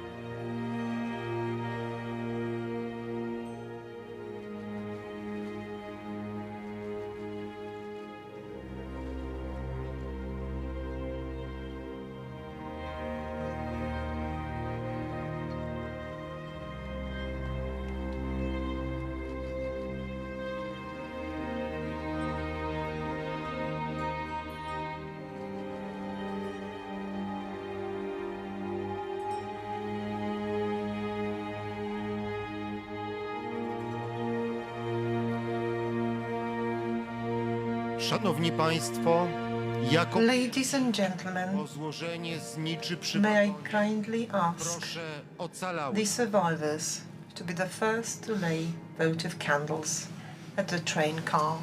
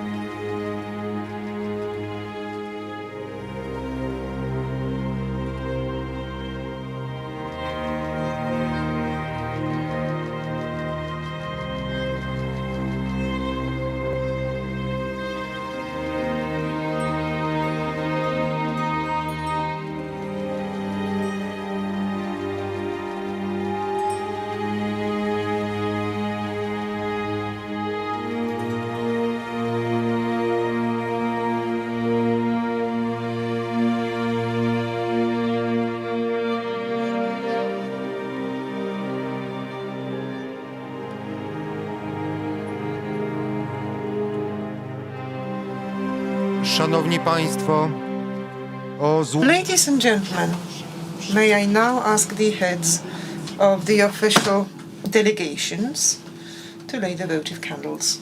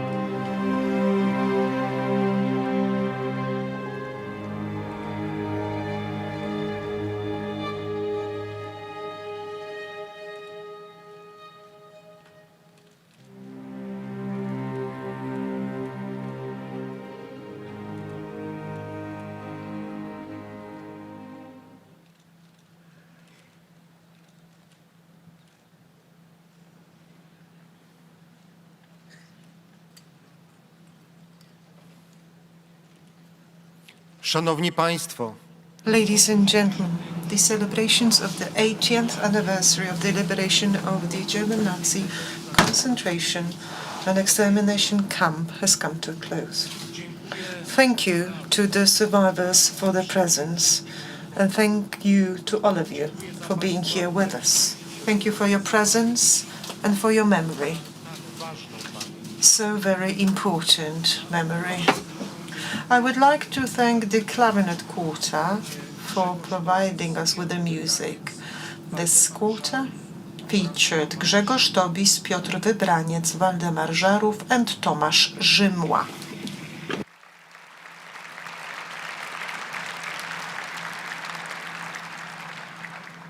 wszystkich gości proszę o... May I kindly ask you for a moment of patience. Please bear with us so that the survivors and their guardians can leave the tent quietly. Once again, please remain seated and allow the survivors to leave the tent.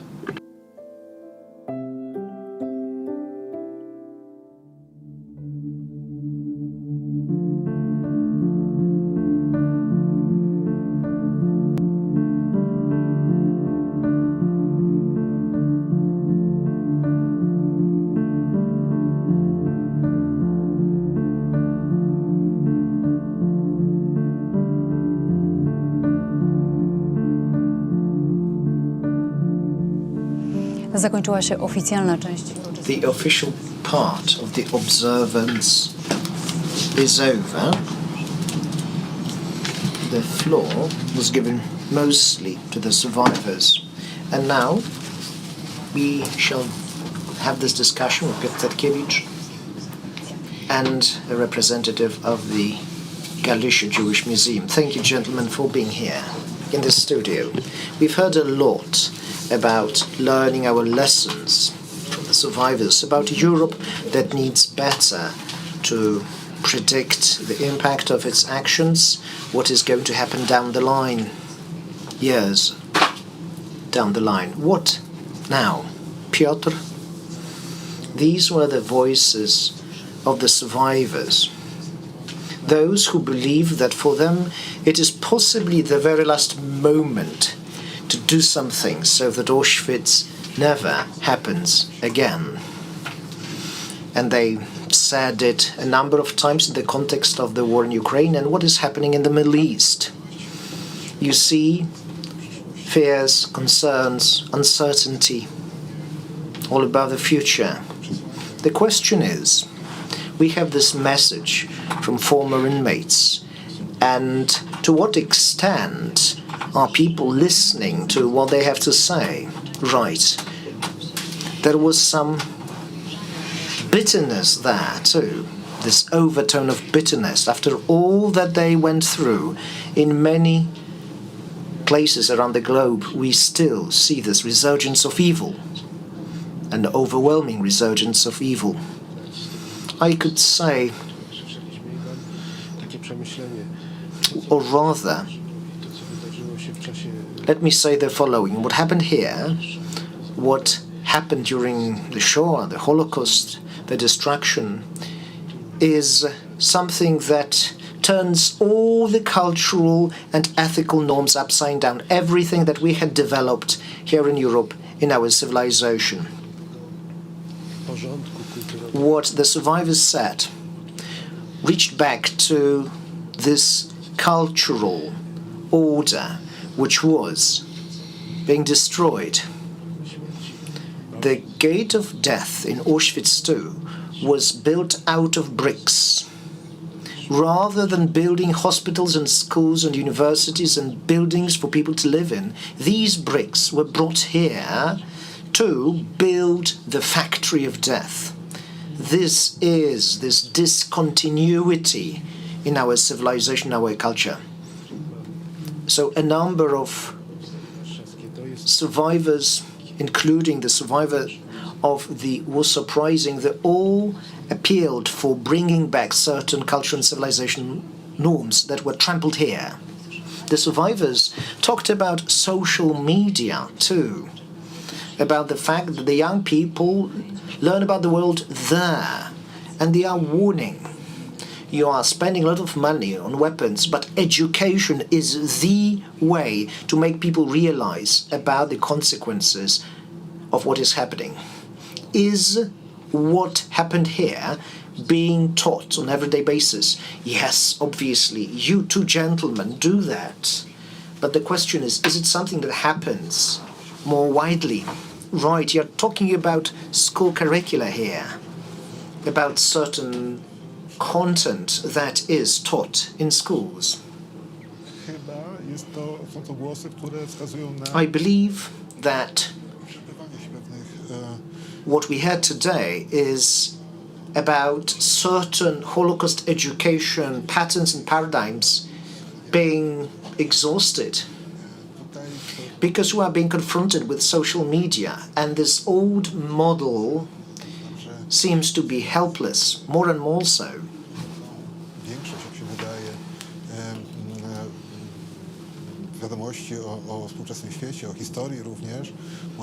Young people are learning about the world and about history more and more from the internet. The school and traditional education models are not working as well as they did and as they could.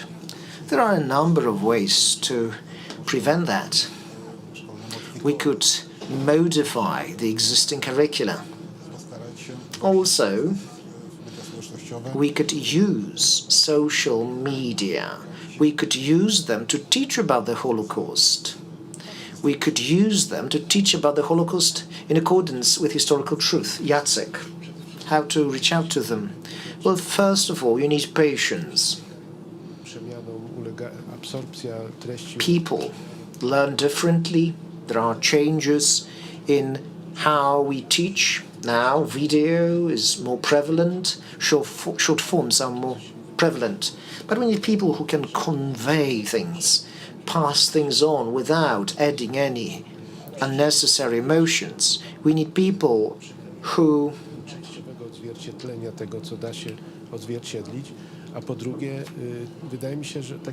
speak about what needs to be spoken about.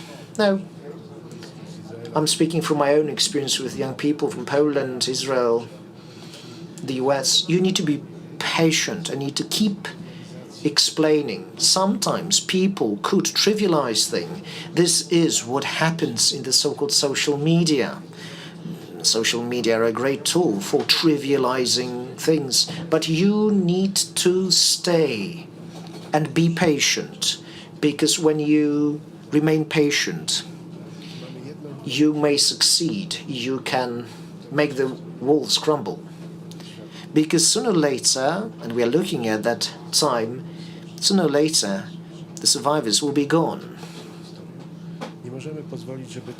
We must not allow this history to be fully gone. This is what Mr. Cywiński, the director of this museum, spoke about. We must never allow this history be the kind of history that the 30-year-old war is, or the Napoleonic War is. And this is a good point. Gentlemen, thank you very much. Thank you to our viewers. There'll be more to come, more comments to come.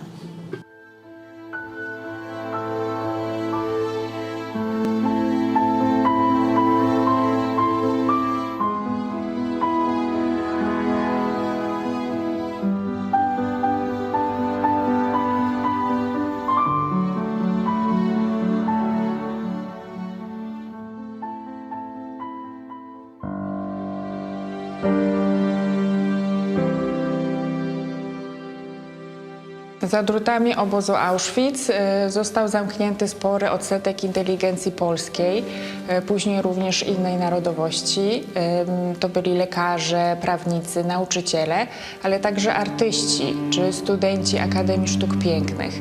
I to oni dali początek obozowej twórczości artystycznej. Już w pierwszych transportach w 1940 roku przybyli do Auschwitz Ksawery Dunikowski, Jan Machnowski, Adam Bowbelski, Marian Kołodziej czy Włodzimierz Siwierski. a później wielu innych. I bardzo często artyści ze względu na swoje umiejętności zostali wysyłani do pracy w warsztatach rzemieślniczych, które istniały tu właściwie od samego początku, takie jak stolarnia, ślusarnia, szklarnia, czy też byli zatrudniani w biurach obozowych, takich jak biuro budowlane, izba pisarska więźniów, biuro zatrudnienia więźniów. I największe szanse tworzenia mieli właśnie ci więźniowie, którzy trafili do pracy pod dachem, w komandach pod dachem, bo tam była największa szansa na znalezienie czegokolwiek do tworzenia, kawałka papieru czy ołówka.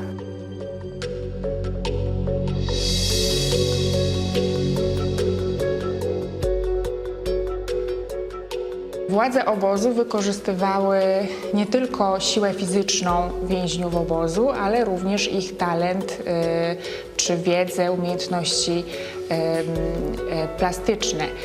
I obok tych prac zlecanych oficjalnie przez SS, więźniowie zaczęli tworzyć również pracę dla siebie, wykorzystując te same materiały, które SS udostępniło im do oficjalnych prac.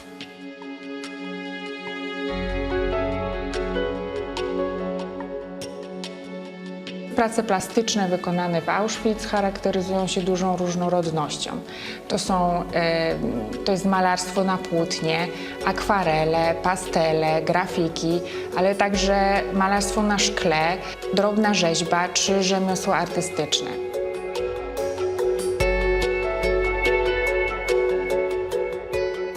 Więźniowie tworzyli na czymkolwiek się dało, wykorzystując każdy materiał nadający się do tego celu.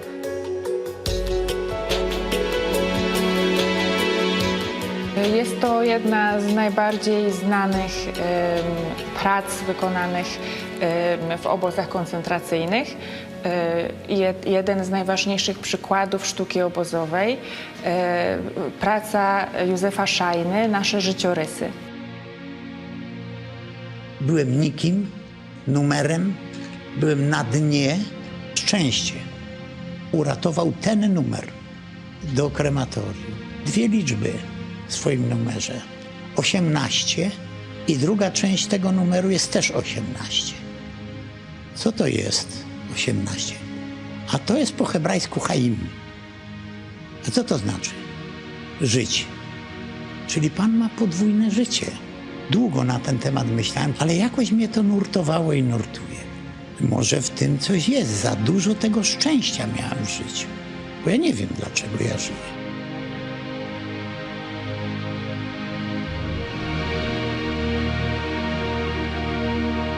Jest to praca genialna w swojej prostocie, bo zarówno pokazuje masę ludzi, takich samych ludzi, zredukowanych do pasiaka i ogolonej głowy, pozbawionych indywidualności i tożsamości, a z drugiej strony Szajna pokazał właśnie tą indywidualność każdego człowieka, ponieważ głowa każdego z tych więźniów wykonana jest z odcisku palca, tak? Czyli są to linie papilarne, indywidualne dla każdego człowieka. I ta praca to taki symbol, że nawet ta okrutna machina obozów niemieckich, nazistowskich obozów koncentracyjnych nie zdołała zdławić człowieczeństwa, nie zdołała zabić w człowieku tego, co najważniejsze, jego indywidualności, tożsamości.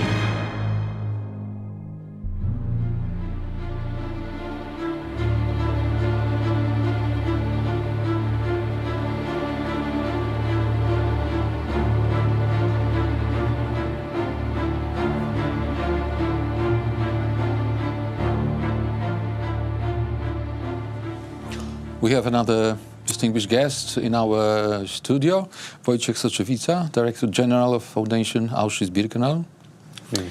Ishai Husidman, Mexican artist. Why the Mexican artist came here today for this celebration? That's a very good question. First of all, I'm a Mexican artist of Jewish heritage.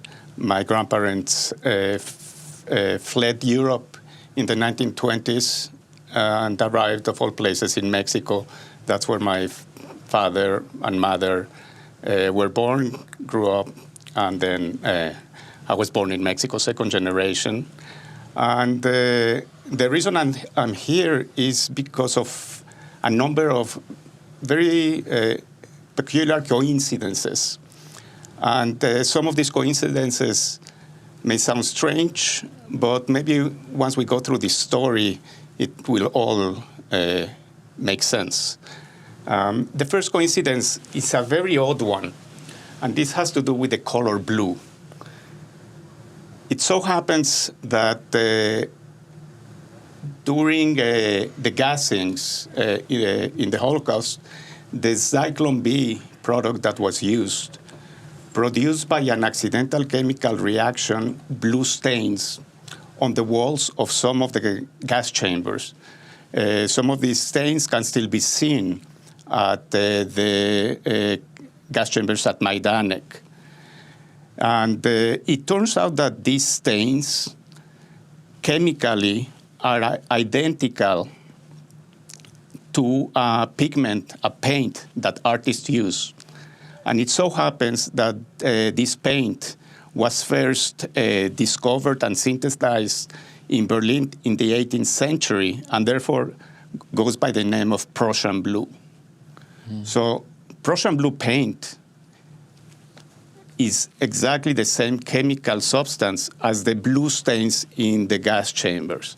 What does it have to do with my sitting here? Is that from 2010 to 2016, I produced a series of paintings by using Prussian blue as the main material. And this series of paintings engaged the challenge for contemporary artists to make art that deals with the Holocaust. What do we do with it as contemporary artists? This exhibition has been traveling internationally for some years.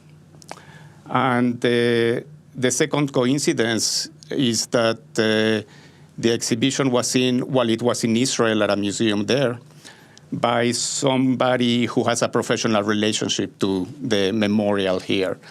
And this person showed this material to the director of the memorial, and by chance, he decided that this is a work that he would like to show in the memorial. And so it so happens that this show is going to take place in the summer in one of the barracks of Auschwitz I. And apparently it's going to be the first such show by a contemporary artist in the camp. So this is a result of certain coincidences, but there's an additional coincidence, which maybe we can get into in the next stage of the conversation. Yeah, maybe also use your words to explain why the art could be the good tool to communicate with the next generation, especially when the last survivors just passed away. Thank you, and thank you for inviting me to speak today and reflect upon the meaning of art and the meaning of testimonies, because this is what they are. Survivors and victims were expressing themselves, expressing their feelings in an artistic way, and the memorial today has around 4,000 pieces of paintings, drawings, sketches, produced in various circumstances. Half of them approximately were produced by prisoners while they were here in the camp until 1945, and the other 2,000 were produced by survivors after 45, which were then given to the memorial and are kept here at Auschwitz-Birkenau. Now, the significance of this incredible collection, which has not been shown publicly yet, but we will start collaborating, the foundation, the memorial, and also Yishai's family, we will start collaborating on a project that is groundbreaking. And within the next 7 years, the memorial will produce an exhibition of Auschwitz prisoner art that will complement to some extent, but I also think that it will change the nature of this site of the memorial and the way it is perceived by visitors, because it is our intention to show at this specific time of the passing of survivors, through their eyes and emotions, pain, suffering, but also love and hope. So basic emotions and basic perspectives on the existence in camp life. It's, of course, it has to do also with the transmission of trauma, the way they were and are still dealing with this immense pain. But I think that particularly right now, 80 years after the liberation, it is important to allow ourselves to use this additional means of artistic expression and try to look at this site and the horrible history not through numbers, not through facts, but through emotions. So this is the second reason of your visit here, because this project, as far as I understand, will be unique. Mm-hmm. And of course, it needs a lot of costs, and I know that your family wants to donate that project. So would you say a few words about that? Well, yes. After I was invited to do the exhibition here at the memorial, through conversations with Wojtek and Piotr, the director of the museum, it was presented that there's the idea of restoring the kitchen space at Auschwitz I, which so far has remained unoccupied and half in ruins. And this is a prominent space in the camp, which is not visited up to now.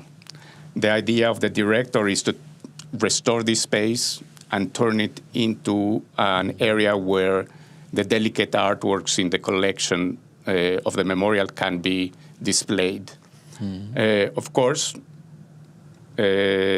understanding what this is all about, because my work, in a way, deals with the issues of the challenges of preserving and extending the memory of the Holocaust to the future. This project caught my attention. I presented it to my father, who, in his lifetime, built a considerable business in Mexico and set up a foundation. And he decided to go ahead and support this project. So it's good for the last minute to come back to you. So when do you expect to have it ready and open to the public? So according to our plans, and these are based on the preservation experience we have from preserving authentic infrastructure here on site, we plan to launch the exhibition in 7 years. Works of concerning the preservation of the kitchen building, the interiors, and turning the building into an art gallery, which requires temperature, humidity control, will start this year, very soon, on March 1st, actually. And in 7 years, we will meet again, I hope, Yishai, here with you and your family, to open to the world this exhibition. Yishai Huzitman, artist, donator. Wojciech Setkiewicz, Director General of Foundation Auschwitz-Birkenau. Thank you so much for your time. Thank you, Thank you for being with us. And now let's watch a short piece about this celebration and connection with the social media.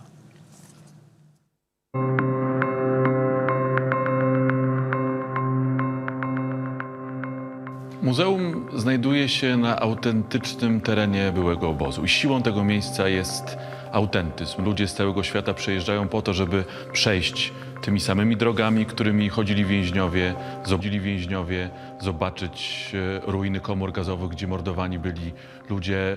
To jest wielka siła tego miejsca. Ale miejsce pamięci zobaczyć może określona liczba ludzi i każdego roku to jest czasami nieco ponad 2 miliony. W ostatnich latach ze względu na pandemię ta liczba była mniejsza, ale tak jak mówimy, że to jest niezwykle ważne, że na przykład 2 300 000 osób odwiedza jakiegoś roku miejsce pamięci, to musimy zdawać sobie sprawę, że to oznacza, że kilka miliardów ludzi tego roku i w ogóle nie odwiedzi tego miejsca. Więc musimy szukać sposobów, żeby docierać do ludzi innymi kanałami i technologia współczesna daje nam takie narzędzie. Kiedyś, dawno temu, zadawano tutaj pytanie, czy Muzeum Auschwitz powinno mieć stronę internetową. I dzisiaj patrzymy na to jak na taką zabawną anegdotę, ale to myślenie, jak z szacunkiem wykorzystywać nowe technologie i internet do mówienia o historii, jest pytaniem, które cały czas sobie stawiamy.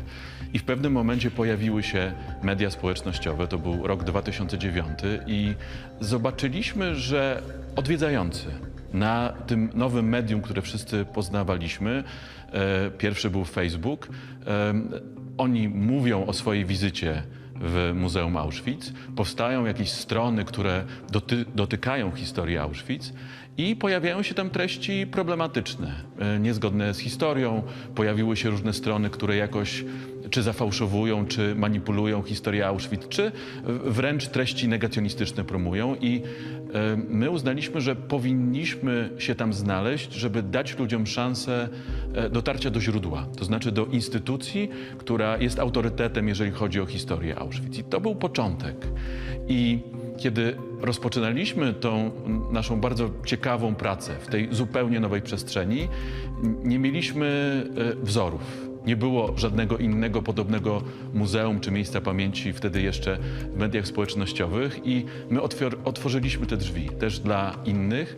I to, co było bardzo ciekawe, ale też trudne, to to, że tego nie da się zaplanować. Że jeżeli mówimy o mediach społecznościowych, to ten element społeczności jest niezwykle ważny.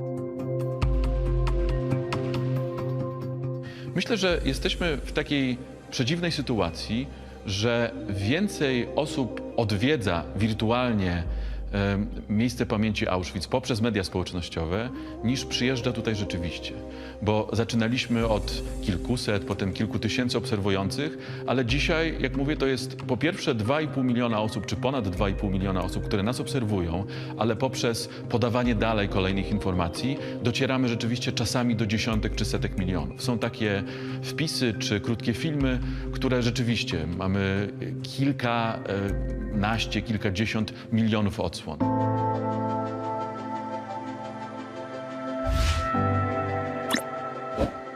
Te liczby są ważne. My chcemy docierać do jak największej liczby osób po to, żeby ta pamięć żyła. Zatem jesteśmy w takiej dziwnej sytuacji. Z jednej strony, czy to jest 1 milion, czy 2 miliony, czy 5 milionów, nie jest szczególnie ważne. My nie promujemy tego miejsca tak, jak promują się inne muzea. Musimy być bardzo ostrożni, ponieważ rzeczywiście dotykamy bardzo trudnej historii. Nie wszystko nam wolno. Nie każdy sposób komunikacji internetowej, który jest taką zwyczajną codziennością wszystkich użytkowników sieci, będzie czymś, co my możemy robić. Ale z drugiej strony, kiedy widzimy, jak bardzo ludziom zależy na tym miejscu, a nie mogą tu przyjechać i mogą z nami się tak komunikować, to rzeczywiście robimy to dla tych wszystkich ludzi, którzy chcą pamiętać.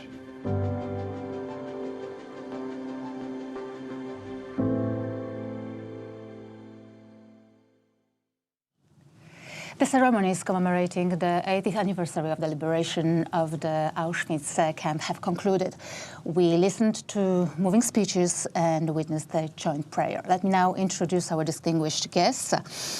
Cardinal Metropolitan Archbishop of Łódź, Grzegorz Ryś, Chief Rabbi of Poland, Michael Schuldrich, and Michael Berenbaugh, Director of Sigizering Institute. Professor Berenbaugh is a towering figure in the world of Holocaust research and education. Good evening. Thank you for being with us. Good to have you here. So, first of all, I would like to start with your reflections on the ceremonies. Which words of this afternoon resonated most? You have any say, Cardinal? Well, probably the word memory. Yeah, this is true that I'm a historian, but history is not the same as memory. It was also a favorite theme by John Paul. He used to stress it. Yeah, without memory, we are nothing and we create nothing. Yeah. This is our choice when we remember what we want to continue. This is the choice deciding about our dignity and about future. Professor? I was touched by the remarks of Roman Kent that were repeated from 10 years ago, in which he said that we cannot allow that past to be our future. And we live in a very troubled world, and as we remember exactly what happened here, that past cannot be our future. Chief Rabbi?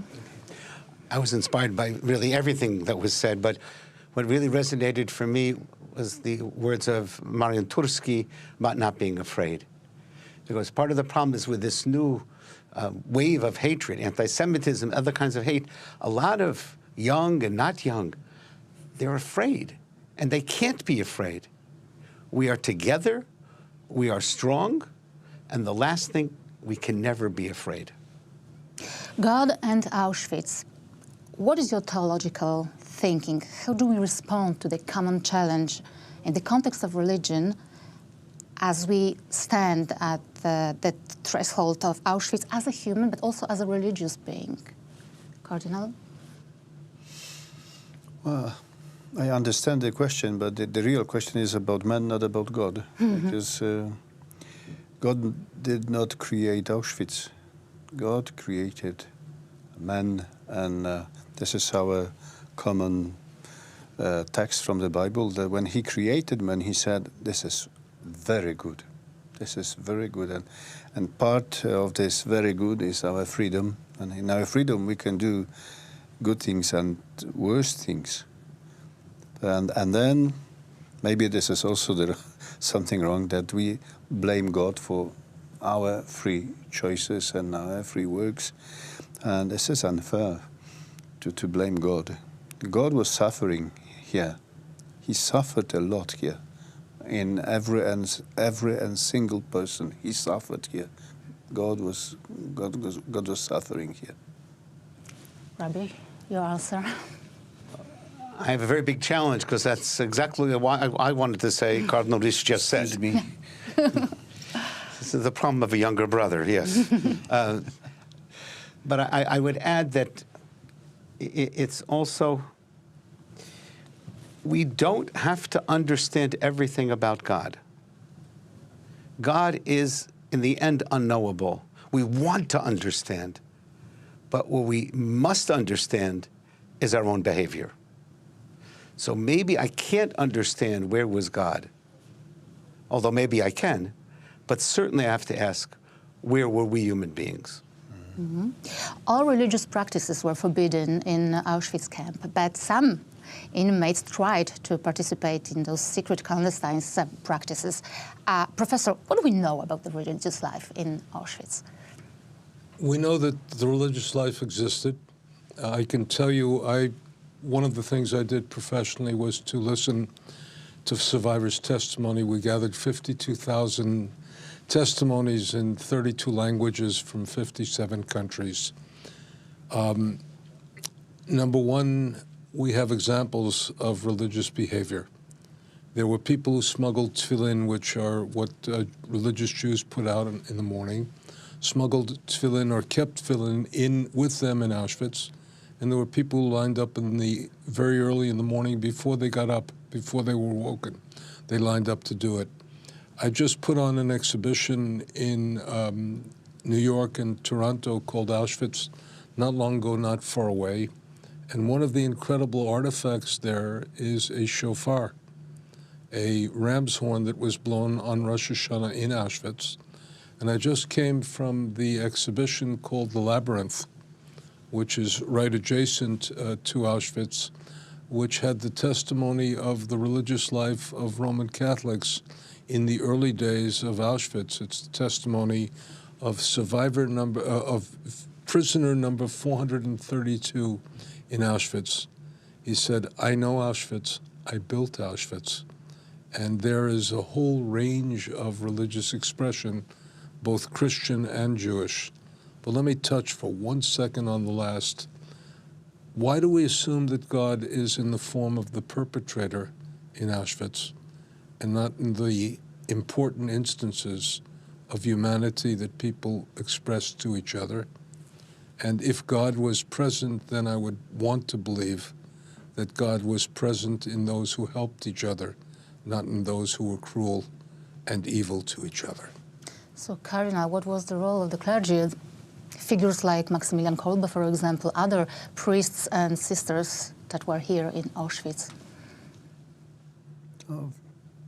First, that all they suffered as all the others. So maybe the faith, maybe they helped them. I remember about the help, exactly. Yeah, I remember. Well, the example of Saint Maximilian is obvious, but I remember Marian Turski. He told me when he came to Auschwitz in the transport, and he was going out of the how you call it? The wagon. The wagon. Of the wagon. Mm-hmm. He lost his glasses. That meant death sentence. Yeah, without glasses you can do nothing. You have no chance to labor. And the people from his block, they bought him the new glasses, offering their bread. Offering the bread for the glasses for him. That's why he survived and could speak to us today. So this is, I think this is not only the example of priests. There's something deeper. This is not only a question. Yeah, there's something deeper. It's not only. This is not confessional, surely. Mm-hmm. Yeah. Professor Rabi, what is your opinion about the impact of the Holocaust on contemporary understanding of God and Judaism? I believe that we are all post-Holocaust Jews, and that our understanding of our responsibility, our humanity, our commitment to each other was transformed by the Holocaust and has to remain transformed by the Holocaust. And part of what I've spent the bulk of my life doing now, or what seems now to be the bulk of my life, is seeking to understand and implement the way in which Jews have to behave differently in the aftermath of the Holocaust, and the way in which all of us have to behave differently in the aftermath of the Holocaust. And the most important lesson, I think, is that we have to stress our common humanity and the idea that all of us are created religiously, all of us are created in the image of God, and attacking, destroying, weakening, punishing any single human being diminishes the presence of the divine in our world. Rabbi? Obviously, I agree with Professor Berenbaum, but it's, in some ways, the Holocaust doesn't change our faith. What it does, it deepens it, and it makes it way more important. It's more urgent. Right? Perhaps that's the best word. There's an urgency to understand what does it mean to be made in the image of God. What is it? The urgency to understand love thy neighbor as yourself. What does it mean not to hate in your heart? All these things, the Holocaust makes those lessons that much more urgent.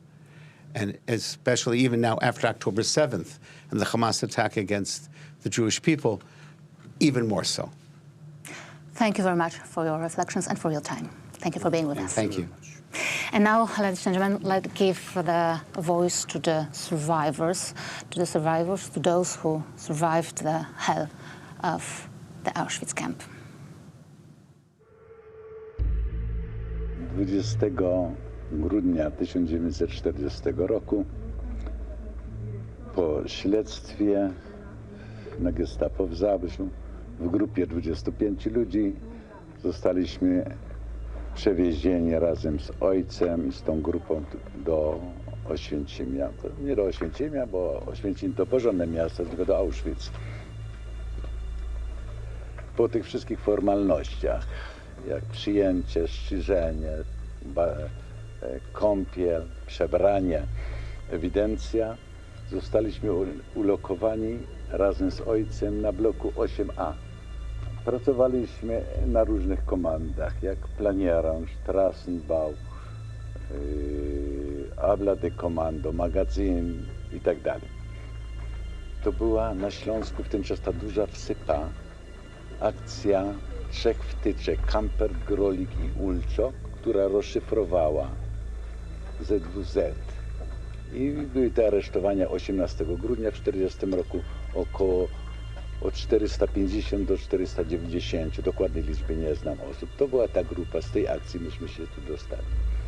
Jak wołał nazwiska, to ja wystąpiłem i byliśmy ustawieni w takim szeregu i blokowy się widocznie zorientował, bo to były większe starsze osoby, ziemianie, sędziowie, prokuratorzy, przeważnie inteligencja wybrana.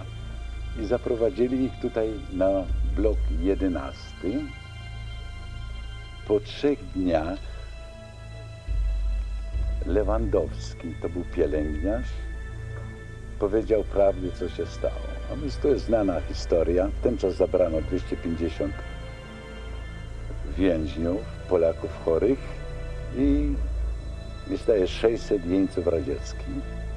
To było to pierwsze próbne gazowanie tutaj na bloku 11 w piwnicach. Tu z góry, z tego okna, myśmy widzieli, jak trupy wywozili do krematorium pierwszego.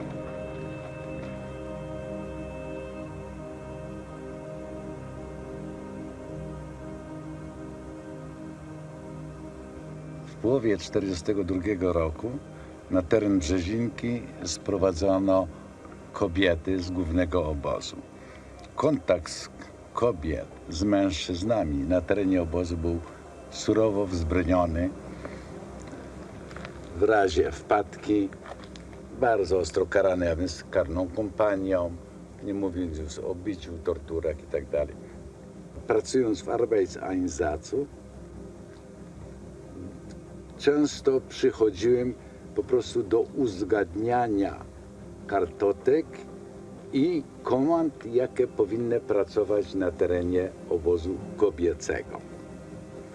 Pewnego razu wstąpiłem do Arbeitseinsatzów, do biura i jedna z koleżanek, pani Wanda Maruszani, powiedziała, że słuchaj, pokażę ci, tutaj jest ładna dziewczyna. Nowa, bo dopiero rok siedziałam w obozie.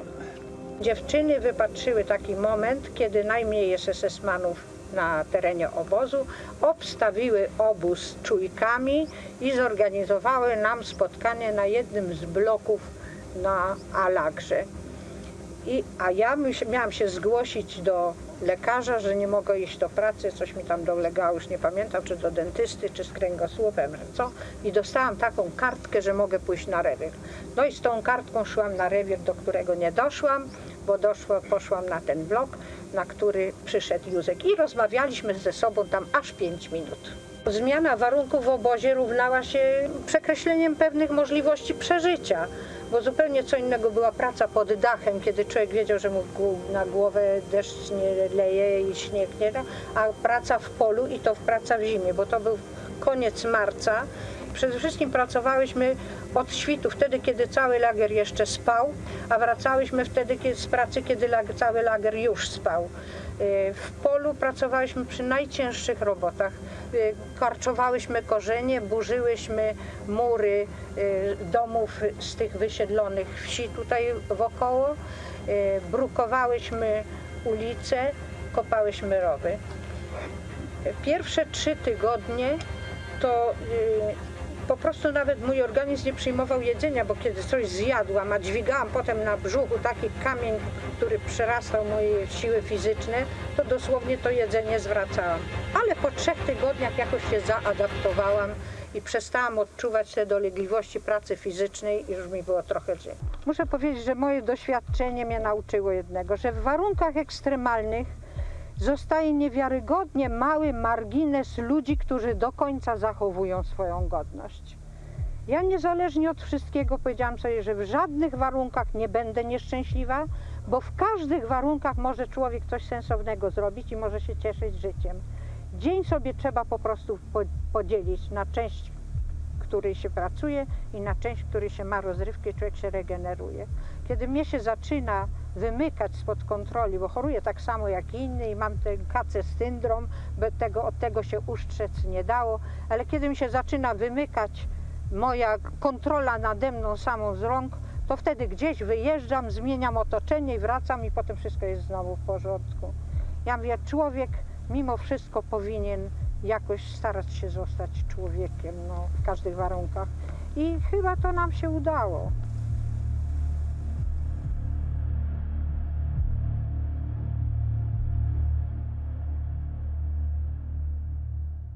Dziś z miejsca pamięci Auschwitz-Birkenau z całą mocą. Ladies and gentlemen, let us hear the voice of the survivors all around the world. It was supposed to be the most important voice of tonight, and it was so. Here I'm talking to Piotr, the head of the Auschwitz-Birkenau Memorial Site. The entire world was listening to the words of the survivors. What is it that we should hear? Well, they were telling their stories, but they were also warning us. They were warning us of not what happened, but what may happen. What we see in the world today is this huge growth in populism, the hate speech over the internet, in the social media, in politics and across the social life. We need to be awakened. We must wake up and take good care of what we have at hand. At the very beginning, Marian Turski spoke of the apocalypse, and there was this apocalyptic vision hanging over the presentations of the survivors. Many years ago, they were indeed warning the audience, but today this message is even stronger. For sure it is. I was really surprised by what Marian Turski said, but this was really very apt and timely when he spoke about hunger. I was really smashed. It was only 6 years of propaganda before Hitler came into power. So 6 years only. The time here of this madness may even be shortened than that. But we can all feel helpless and say, well, what can I do? I'm just a man in the street. What is it that I can do? I cannot withhold the grand tendencies and the grand waves of this time. And I feel that your speech, Mr. Cywinski, was actually an attempt to give vent to such an attempt. Indeed, I think that the new generations have to be taught. They have to use it as an armor to shield themselves against populism. But on the other hand, we can all do something to help that out. People who were saving Jews during the Second World War, they were saving one person, two people, but indeed, they saved the honor of the world. When we were leaving the tent, many people were repeating those words that we all remember so well and we heard before. Let's hope that our past is not the future of our children. Indeed, this is the fear that the survivors are going through, watching the world, watching the development in today's world. For them, it is not a theory. It is something that evokes their memories from that time, which was a hell on earth, to use an understatement, really. Thank you ever so much for talking to me. Thank you to everybody for being present with us. We were showing you the videos and we were communicating across the world because today is the day when we must revive our memory and we must learn a lesson from our memory, a lesson that will be up for all of us. Thank you very much to the audience in Poland and across the world. Let's remain with the words of the survivors. May they be our guiding light through the turbulent future.